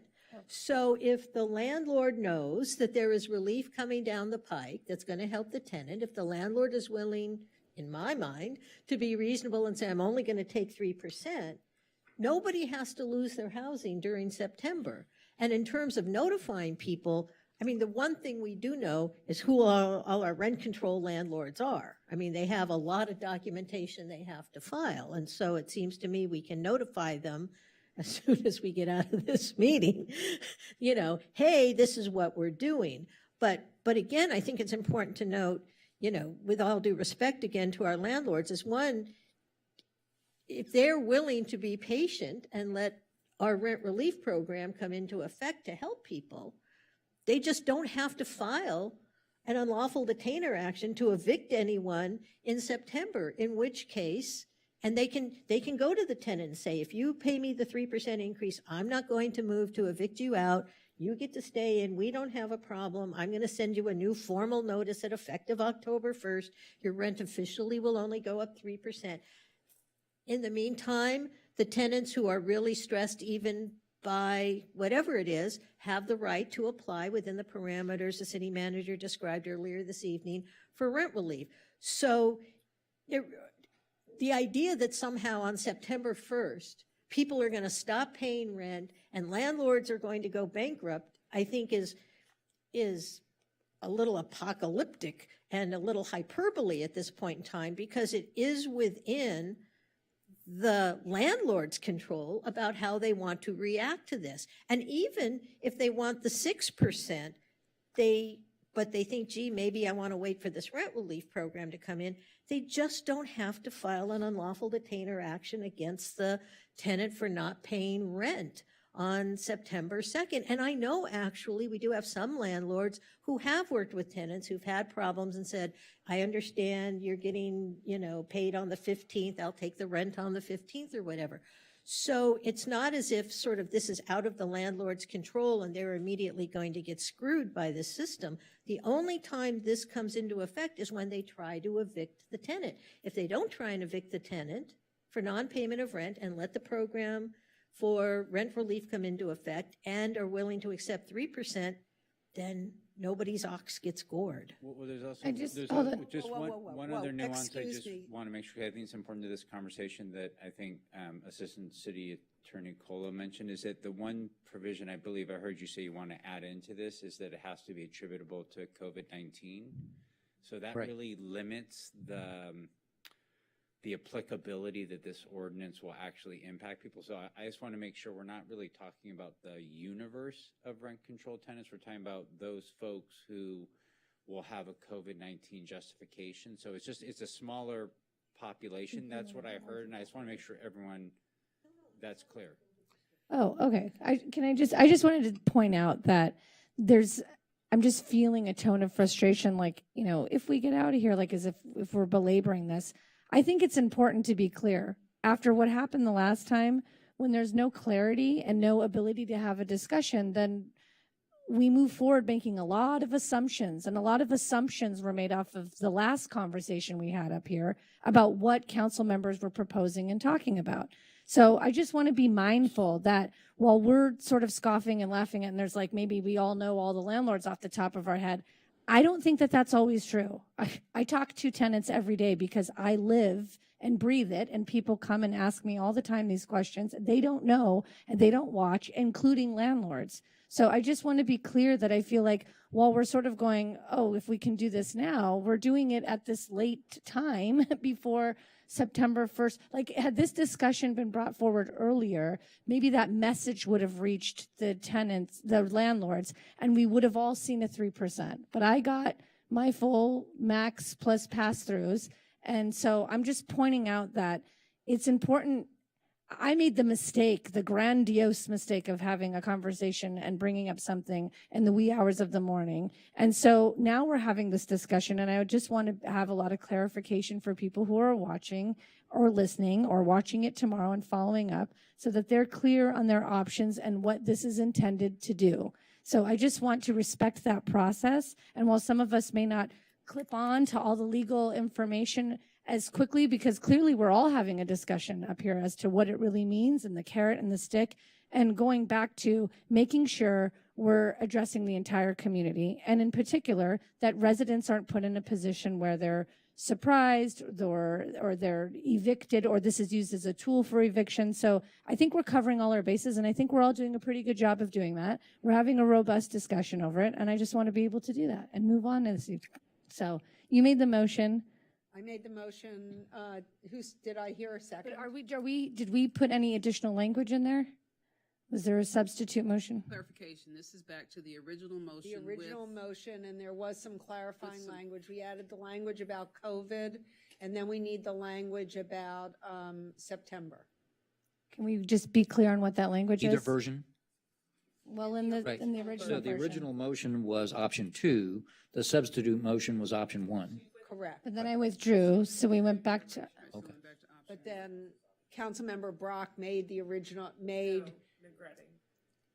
No, but then she's saying after I withdrew it, then Councilmember Brock went back the to. same one, and I made a substitute motion. And Right. did you get a second for your motion? Not, I'll second it. And in that substitute motion, we have the clarifying language and the substitute motion that Mayor Himmelrich presented. To clarify, either version would like to have the same clarifying language Well, that's up to. on both COVID and let's start with September this 1st. version that we're voting on right now. Okay. The substitute motion would be voted on Can we read- first. The substitute motion, which is the original ordinance. Correct. Plus the changes. Right, which is the limitation to financial stress due to COVID, and the fact that any landlord who is willing to, and I don't know what language you use, but Yeah. accept 3%, even having given the 6%, they can then go Right, forward. it's not and subject to this. Right. So everybody can't. Yes, Councilmember Brock. Your mic's not on. Your mic. Thank you, Denise. I wish to amend the motion that's been made to extract the portion that says that someone could defer their rent for the 5 months. They should only be able to defer the increase, period. This is what we started off this conversation now an hour ago with something I thought was really simple. They should be able to defer their increase if necessary, but they should not be able to defer their entire rent. So my amendment, I guess amendment or substitute motion? Well, no. Isn't that what option 2 is? This is a substitute motion, so we have the substitute motion on the floor, which is the original with the amendment. So I'd like to add that one last amendment. It And was that very is not simple. friendly to the maker. I am the maker, and I don't believe that's friendly. So you still want to let people defer their entire rent if they want for 5 months? If their Okay. rent has been raised more than 3%, But and if their rent has been raised more than 3%, and if their landlord tries to evict them, yes. It's the two things that have to happen.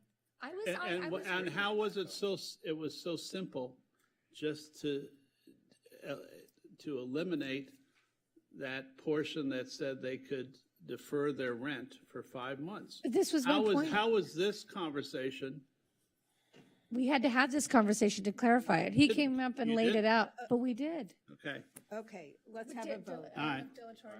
Oh, do you want to, No, I'll just vote and then I'll explain why I voted. Okay, Okay. Are we ready? yep. I'm just So saying the you need motion 5 that's up votes. right now is not my motion. It's an emergency ordinance, so it So it needs requires to be 5 taken votes. off the motions. Oh, it needs Oh, I'm 5 sorry. votes? Hold on. Did you guys hear that? Did What? everybody hear that? Because he was saying something I didn't hear. We need 5 votes. It's an emergency ordinance. Did we need to discuss anymore? Then let's Are we discussing? Yes. Okay, so You we're need back a to the break. original. Don't leverage. Oh, yeah, mine was. Are you guys ready to vote? Yeah. Yes. Leverage you guys your vote. All right. Councilmember Para, Yes. Oh, you put no. Oh, yes, okay. Okay. Councilmember Davis? Yes. Councilmember Negrete? Yes. Mayor Pro Tem McCowen? Yes. Councilmember Brock? No. Councilmember De La Torre? No. And Mayor Himmerich? Yes, so that passes 5 to 2. Yeah. I want to explain my vote, on my no vote. I just feel that, you know, we're creating a division between landlords, housing providers, and tenants, and I just think it's not the right way to go about this. I think we're going to incentivize people, you know, getting out of the housing business in Santa Monica, and I think we're going to lose affordable housing, and I think renters in the end are going to pay the price. So that's why I voted no. I'll also mention that what I've said already is that I supported the city helping pay the increases for those tenants who were in trouble on the 6% increase. We created tonight with this vote more confusion for landlords, more confusion for tenants. It increases the paperwork for rent control. It increases the amount of paperwork for the city. It was something that was pretty simple that we just spent an hour on, and pardon me, but we didn't use common sense.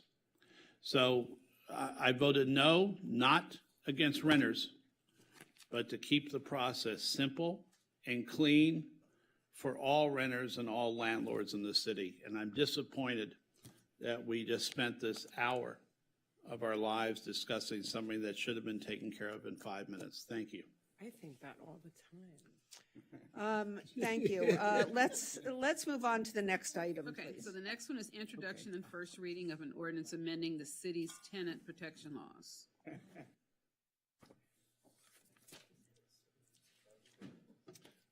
Good evening, Mayor, Mayor Pro Tem, and council members. I'm Gary Rhodes. I'm a Deputy City Council or Deputy City Attorney.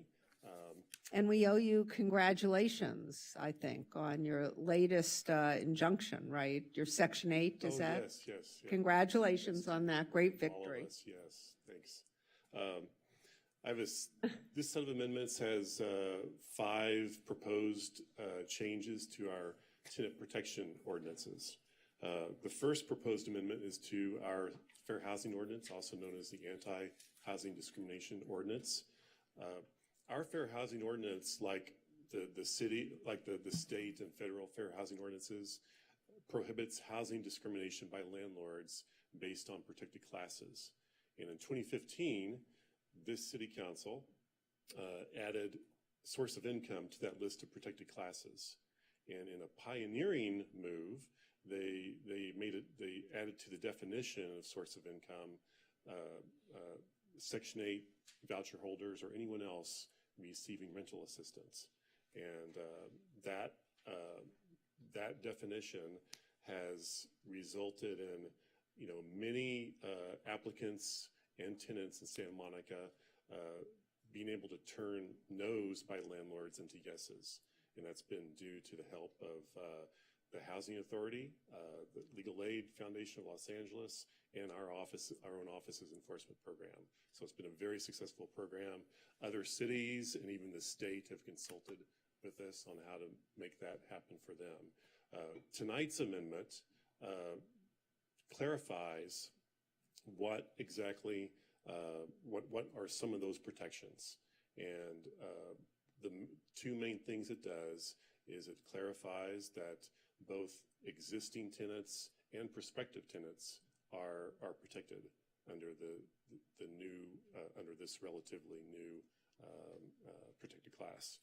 The other thing it does is it clarifies that delays by landlords in filling out paperwork that's needed and returning that paperwork to the housing authority can be a type of discrimination. And as you heard in the public comments period that was made by Denise McGranahan, it's a very common problem. LAFLA sees it all the time. We see it all the time. Her very vivid image of the paperwork being on the back of a turtle, that is appropriate. And by the time that turtle gets over there, if it ever gets over to the housing authority, the tenant has often moved on. They've had to settle for substandard housing somewhere, or left Santa Monica and for other housing. So we'd like to clarify these two things. That will help us. It will help LAFLA, and it will help the housing authority make more connections between voucher holders and landlords. So that's amendment number one. Amendment number two, we're also wanting to add some specific examples to our tenant harassment ordinance. Our tenant harassment ordinance prohibits certain types of conduct by landlords that are made in bad faith. And one particular prong, and this is at prong F in the code, prohibits landlords from influencing or attempting to influence a tenant to vacate a rental unit through fraud, intimidation, or coercion. And given our years of experience with enforcing this ordinance and the questions we get, we think it'll be helpful to add some specific examples of fraud, coercion, and intimidation. So those examples are excessive rent increases, baseless threats to evict, threats to report immigration status, terminating tenancy on a fraudulent basis of owner occupancy, and excessive and baseless entries. So those are all examples we've seen. We've litigated actually most of these successfully, and we just want to be able to, point to the law and show landlords early on that this is clearly unlawful activity, and that will help us probably deter this conduct and probably prevent it as well. So that's amendment number two. The third amendment is also from our tenant harassment ordinance. Another prong in that ordinance is it prohibits landlords from violating state and federal fair housing laws, especially in bad faith, so that a fair housing violation can also be a tenant harassment ordinance violation. That list under that prong is a closed list, and it has some protected class. It has a list of protected classes that have since been kind of outdated. For example, it's missing source of income, and it's missing immigration status. So we want to add those two for sure, because we see those in Santa Monica. We've litigated those two protected classes in Santa Monica. And then we also just want to make this an open list instead of a closed list. So the language that we've added to make that open is it will include any other class protected by a local, state, or federal law. So moving on to the fourth proposed amendment, eviction reporting. This would be virtually identical to a emergency order that we've had in place since 2020. It requires landlords to report to the city any attempted evictions or unlawful detainers, and then follow-up information about whether what the outcome was and what was the legal representation on both sides. We're trying to figure out what we want. This helps the city assess the impact of evictions on our community, and also assess this issue of legal representation. How is the deck stacked on one side or the other, and what is the impact of especially LAFLA's work through the Right to Counsel program on trying to even the odds here. And then finally, the Fifth Amendment is addresses an issue we've seen where landlords will send tenants a notice that will change the lease, they say, and it will change the attorney's fees provision in that lease to say to either cap the amount of attorney's fees that either side can get in litigation that may come up between the landlord and the tenant, or that there will be no attorney's fees exchanged. Now, our tenant harassment law and our fair housing law specifically provides for attorney's fees for tenants who win under those claims. And most civil rights laws do. The California's fair housing law does that too. So when a landlord sends a notice like this to a landlord, the tenant is going to be perhaps misled into thinking, oh, well, I guess I can't pursue attorney's fees in those cases. So they may not pursue them.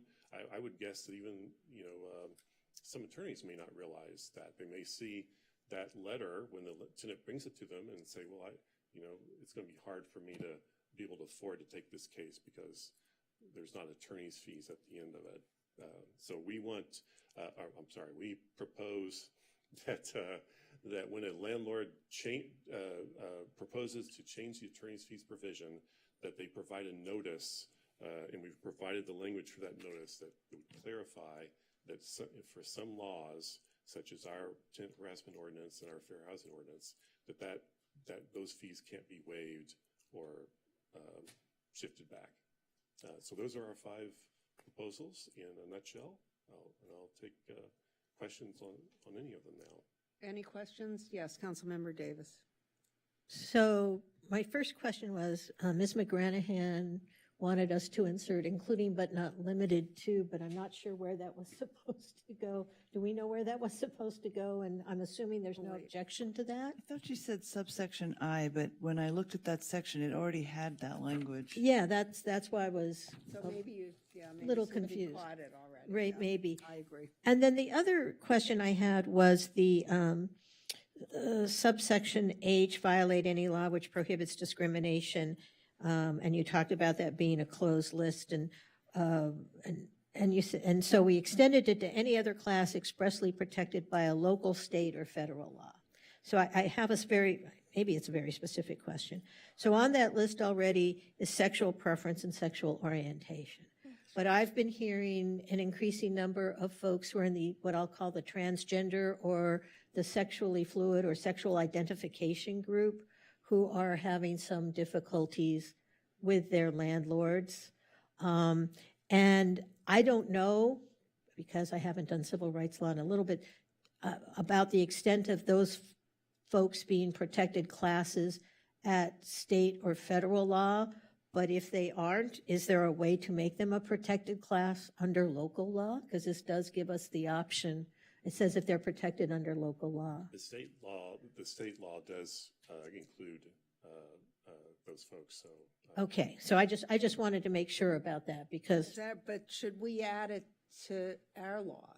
Is the question. Yeah, we could. That we are.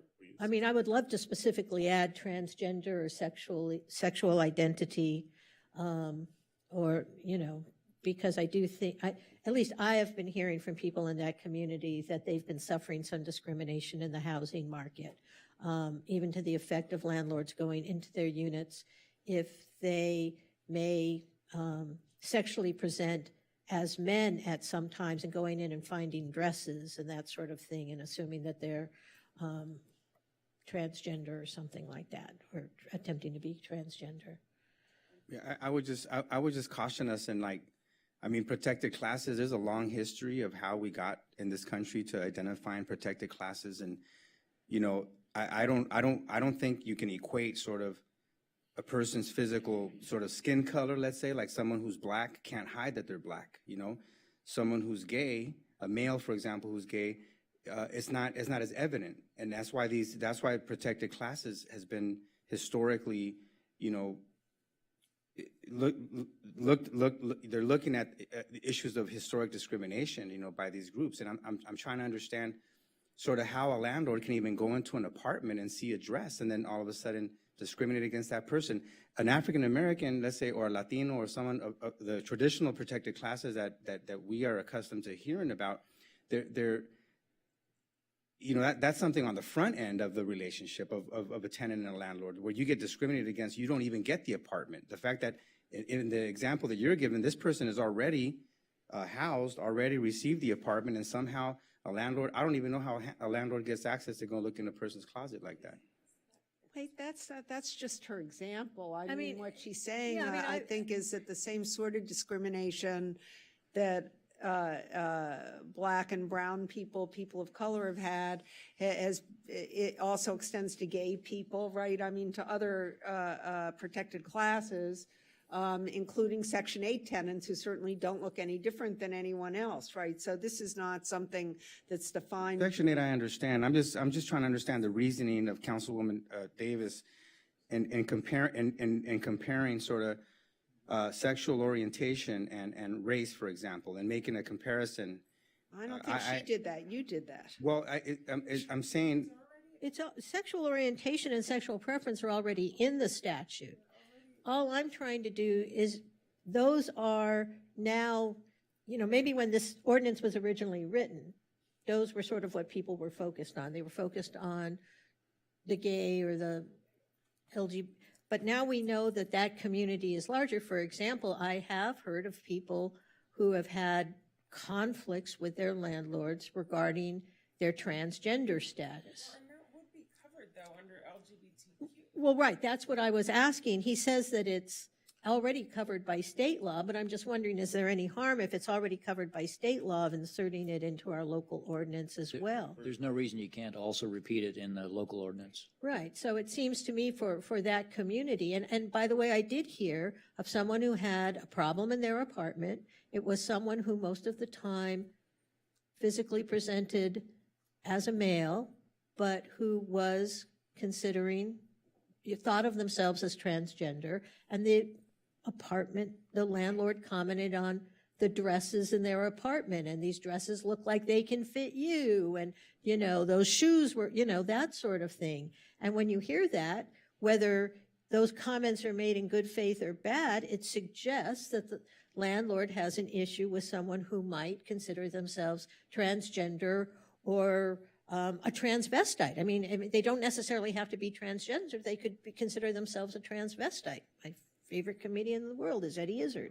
We're checking the state list right now to see how they expressed those. Yeah, so I would just like to, we know right now that that is a particular community that is under assault across the United States. I mean, there literally now is a law in Florida that says if a student can't tell their teacher that they're gay or that they're transgender, and it seems to me this is a community that's under assault right now, and being able to offer them some protection within our own local statute, particularly if it's already included in the state law, would be beneficial. So I just wanted to mention that. If they're protected in state law, I'd like to include whatever language the state law has. And if it isn't, and maybe this isn't tonight, but it's something we think about, how do we extend local rights to that community? and I want to clarify, because I don't want anything to be misinterpreted. I'm against all oppression, all discrimination against all people. I just wanted to understand your logic in terms of equating sort of a person's sexual orientation to a person's race, you know, and I wanted to make it very clear that it's different on the front end of trying to get an apartment if you're African American, or even if you're a Section 8 holder. You know, no one knows. You don't have, you know, it doesn't. No one can see, for example, your sexual orientation. Councilmember De La Torre, I think, one, I don't think that's what Councilmember Davis was saying at all, and two, and it's been a long, long time since I did constitutional law, but if I recall, one of the cases that led to LGBTQ folks being a protected class had to do with the sheer fact that it isn't something you necessarily see, but when you enter someone's house or, you know, encounter this, and like, then that can create problems. And so they're as entitled to that right as a protected class as I am walking around with black skin. And like, And so I don't even know why we're here having this conversation at this point. I think all Councilmember Davis is asking for is like, how do we ensure that just written into our local ordinance is language that's consistent with state and federal law? Because it sends, because it just makes a statement of our values. And so that's it. And then we can move on. And I think the phrase would be gender identification. We could put it right after sexual orientation. What I see is gender identity and gender expression. Yeah, are the, I think are that's the two terms that I see. Yeah. Right, because, right. I think that's fine. I just want to include some language to help what is a community that's currently feeling persecuted. We've looked up Fair Employment and Housing Act, so gender identity, gender expression, those are the two. Right, yeah, and that's in section H, right? I mean, you would add it to Yeah, the so I would list. just like to see that language added to section H whenever somebody Yeah. makes a motion. And can I make it clear, I'm not trying to create a hierarchy of discrimination here. I'm not trying to say one is different or better or worse than the other. I'm just trying to say that we know that there are various communities that are suffering, and there's a community that doesn't seem to be addressed by the current language of this. I'm not certainly trying to minimize discrimination against people on the basis of race or gender or Section 8 eligibility or whatever, just trying to be more inclusive. That's all I'm trying to do. Councilmember Brock. Did Councilmember Davis just make a motion? Sure, I'll move the staff report with my suggested changes to And I'll second that. Section H. A motion by Davis, seconded by Brock. Any more discussion? Let's have a roll call vote.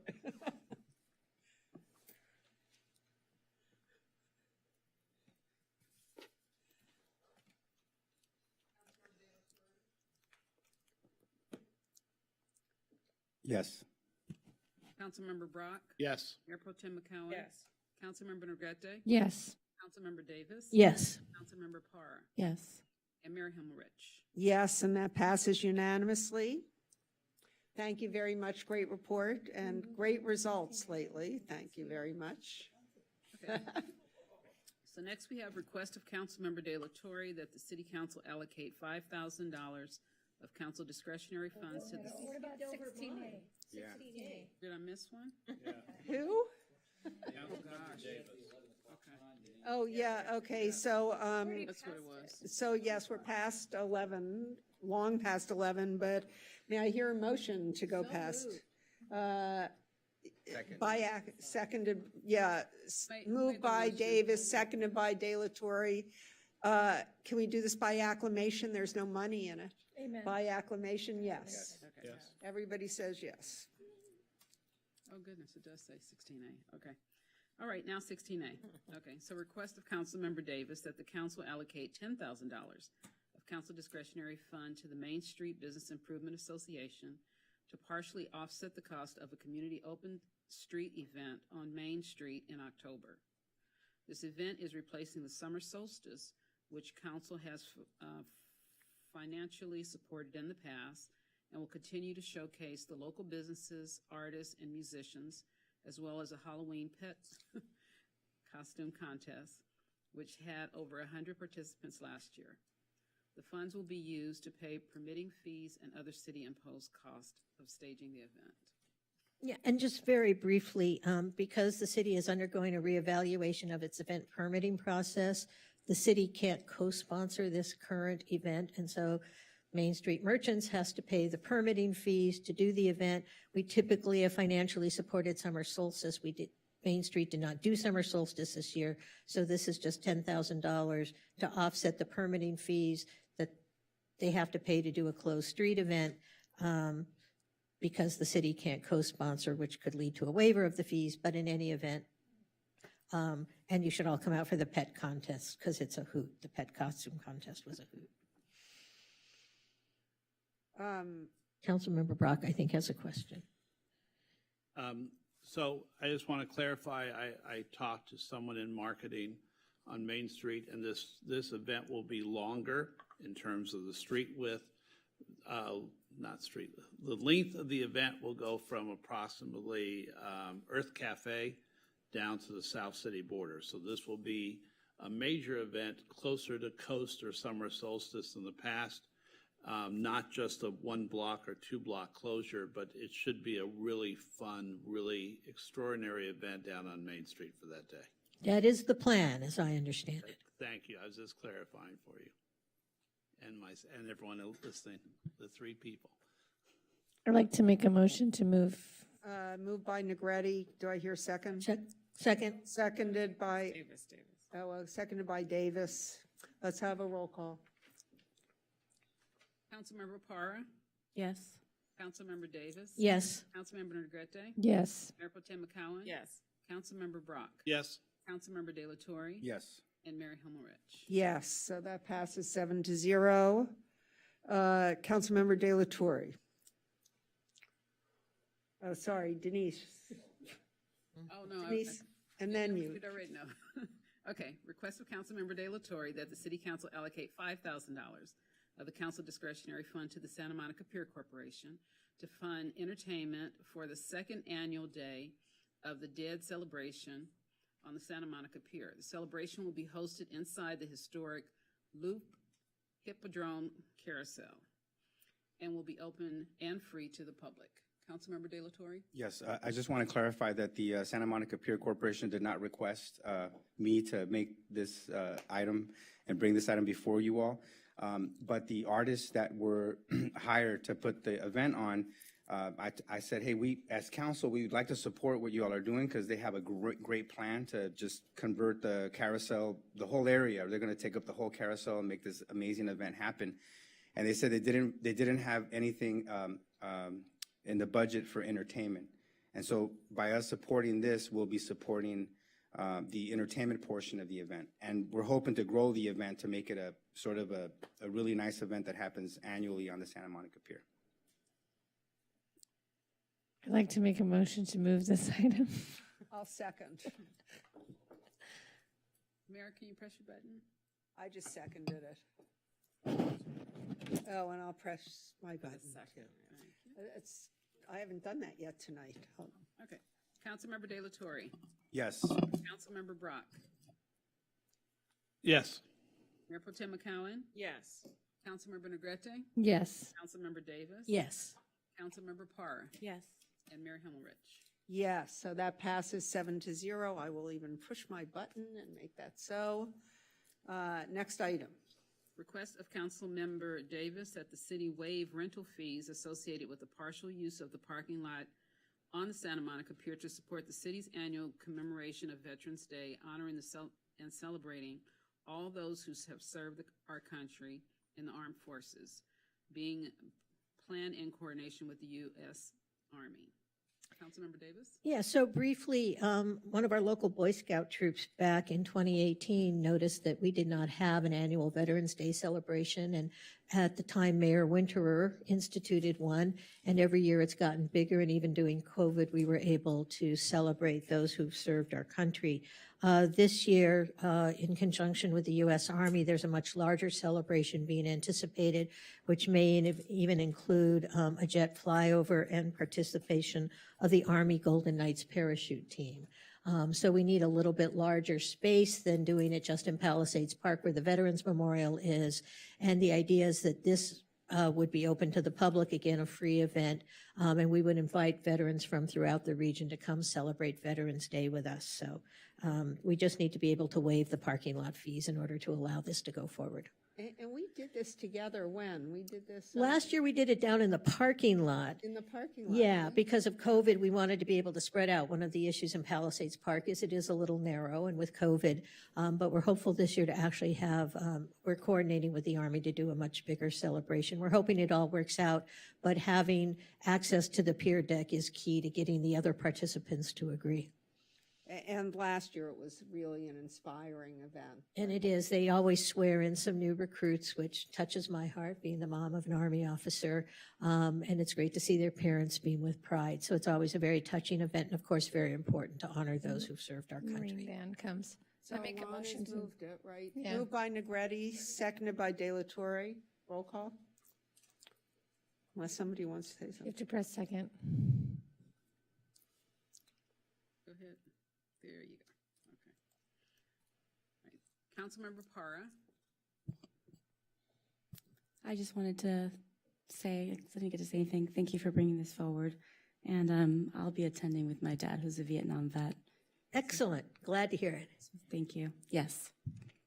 Councilmember Davis. Yes. Councilmember Negrete. Yes. Mayor Pro Tem McCowen. Yes. Councilmember Brock. Yes. Councilmember De La Torre. Yes.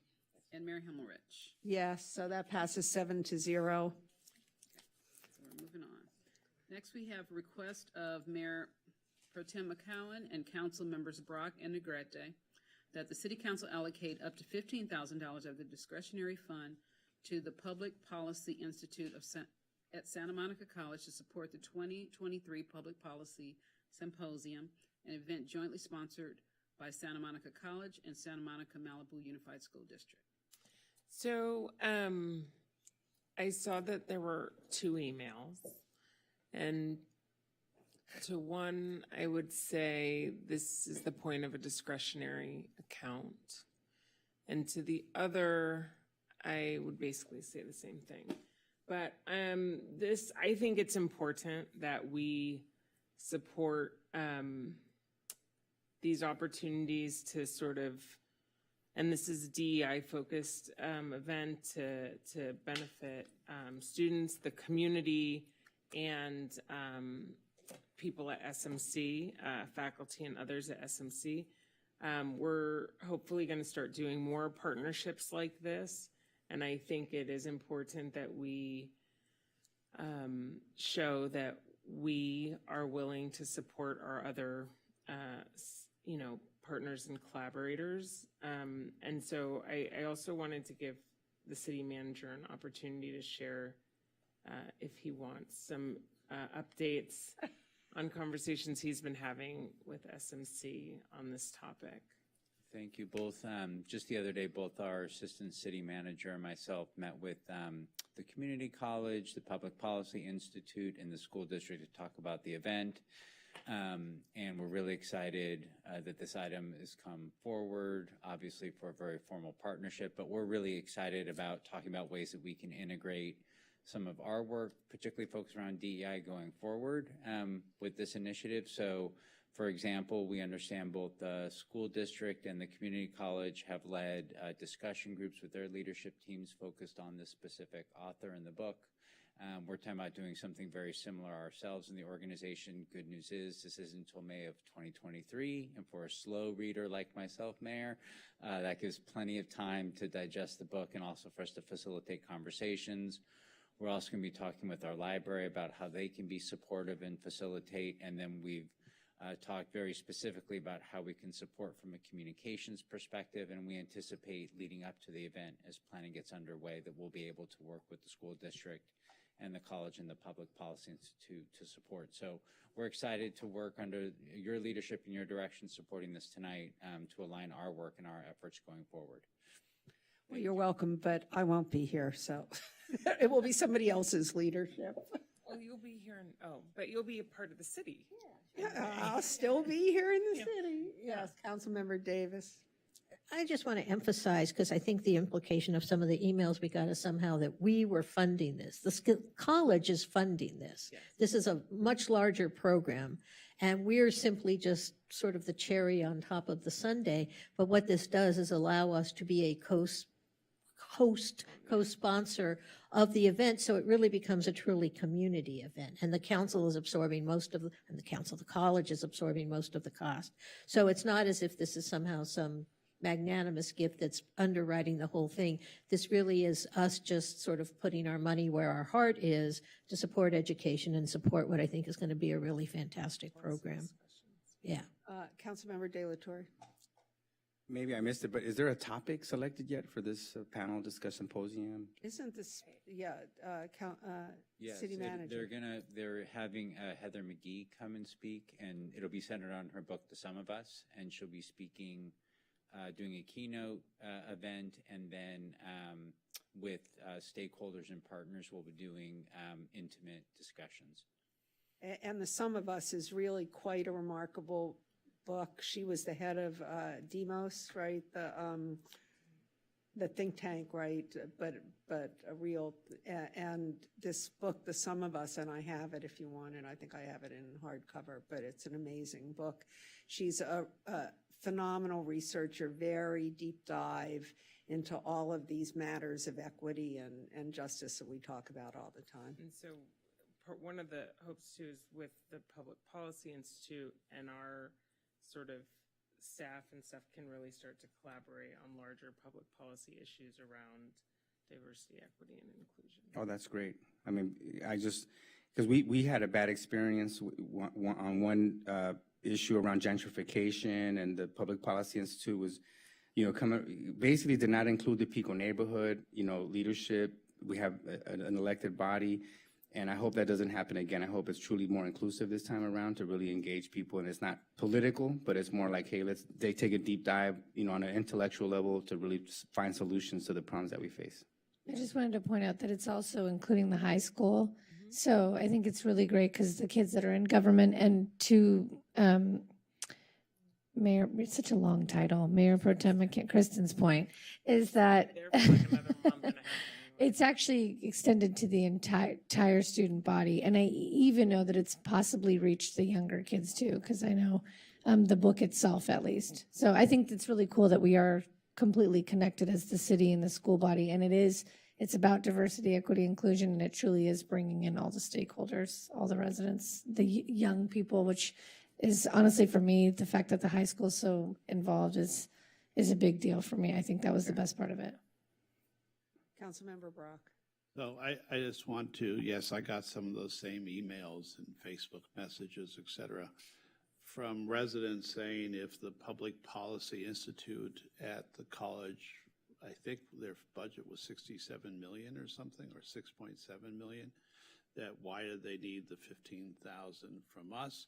I understand trying to be inclusive and doing all that and helping, but it seems like for the past few years, they haven't really included us, even though we've been giving donations every year.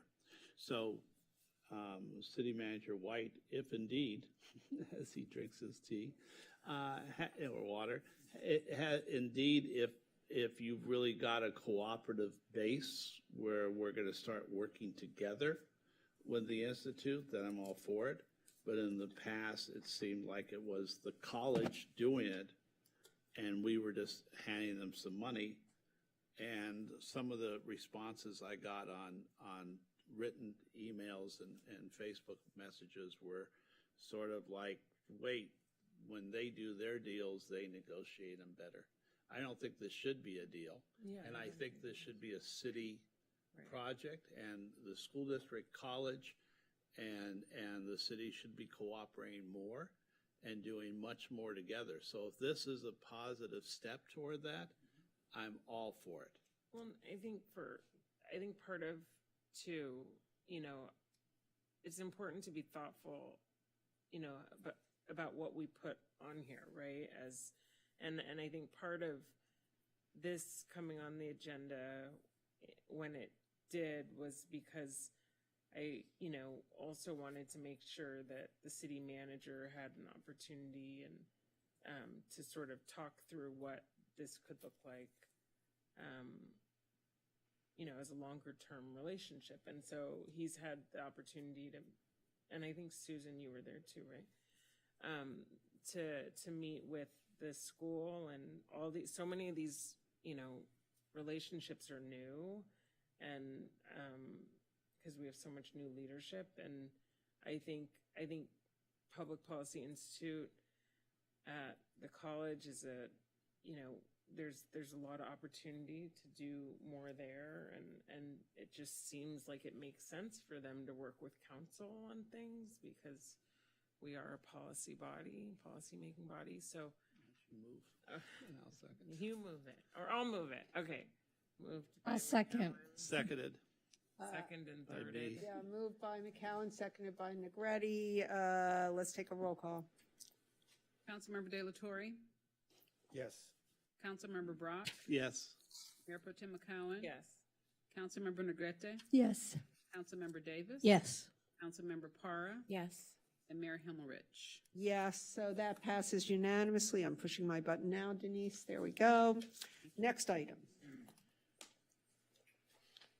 Next item is request of council members Para, Delatorre, and Brock that council allocate up to $1,500 of council discretionary funds to offset the cost of sending a mailer to all Housing Authority housing voucher holders, providing information and notice of a housing commission meeting on September 1st, to solicit input and feedback that will inform recommendations from the Housing Commission to the City Council regarding the Santa Monica Resident Advisory Board. And which council member wanted to speak on this? I can start it off. I want to make sure that we communicate to our some of our most lowest income tenants in the city of Santa Monica. These resident advisory boards, these are federally mandated by HUD. We receive HUD money to support our residents here in the city. There's about 1,600 residents, households, and we want to get them involved in, in the policies and practices that directly impact them. I'm just really fortunate right now, to have the Housing Commission that's really bringing this forward and really tackling this and getting us to organize and to bring those residents to the forefront so that they can participate. After we pass this, the meeting's going to be next week, so that we have to get this letter out tomorrow. So I hope staff, after we get this funding approved, we can move expeditiously to communicate to people so that they can attend the meeting.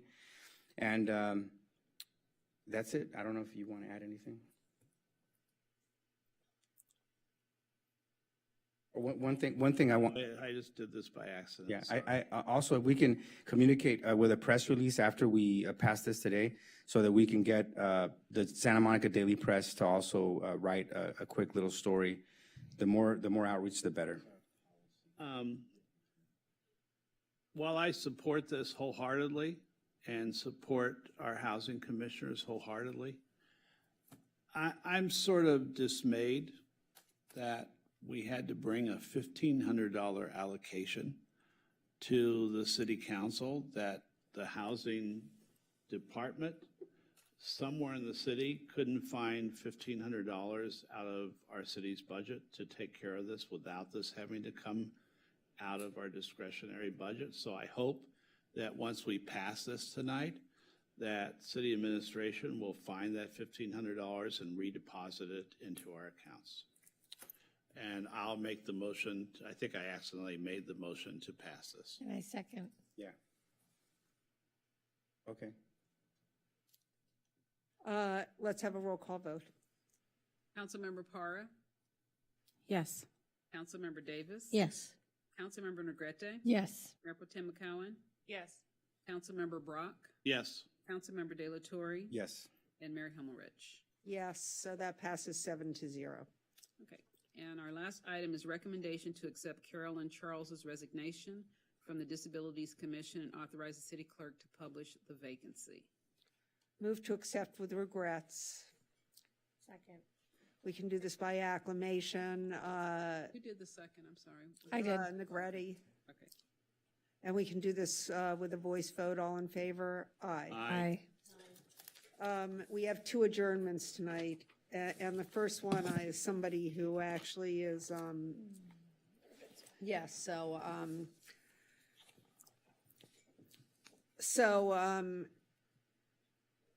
tonight we adjourn in memory of Anita Hernandez, a lifelong resident of Santa Monica and the beloved grandmother of our own Stephanie Venegas.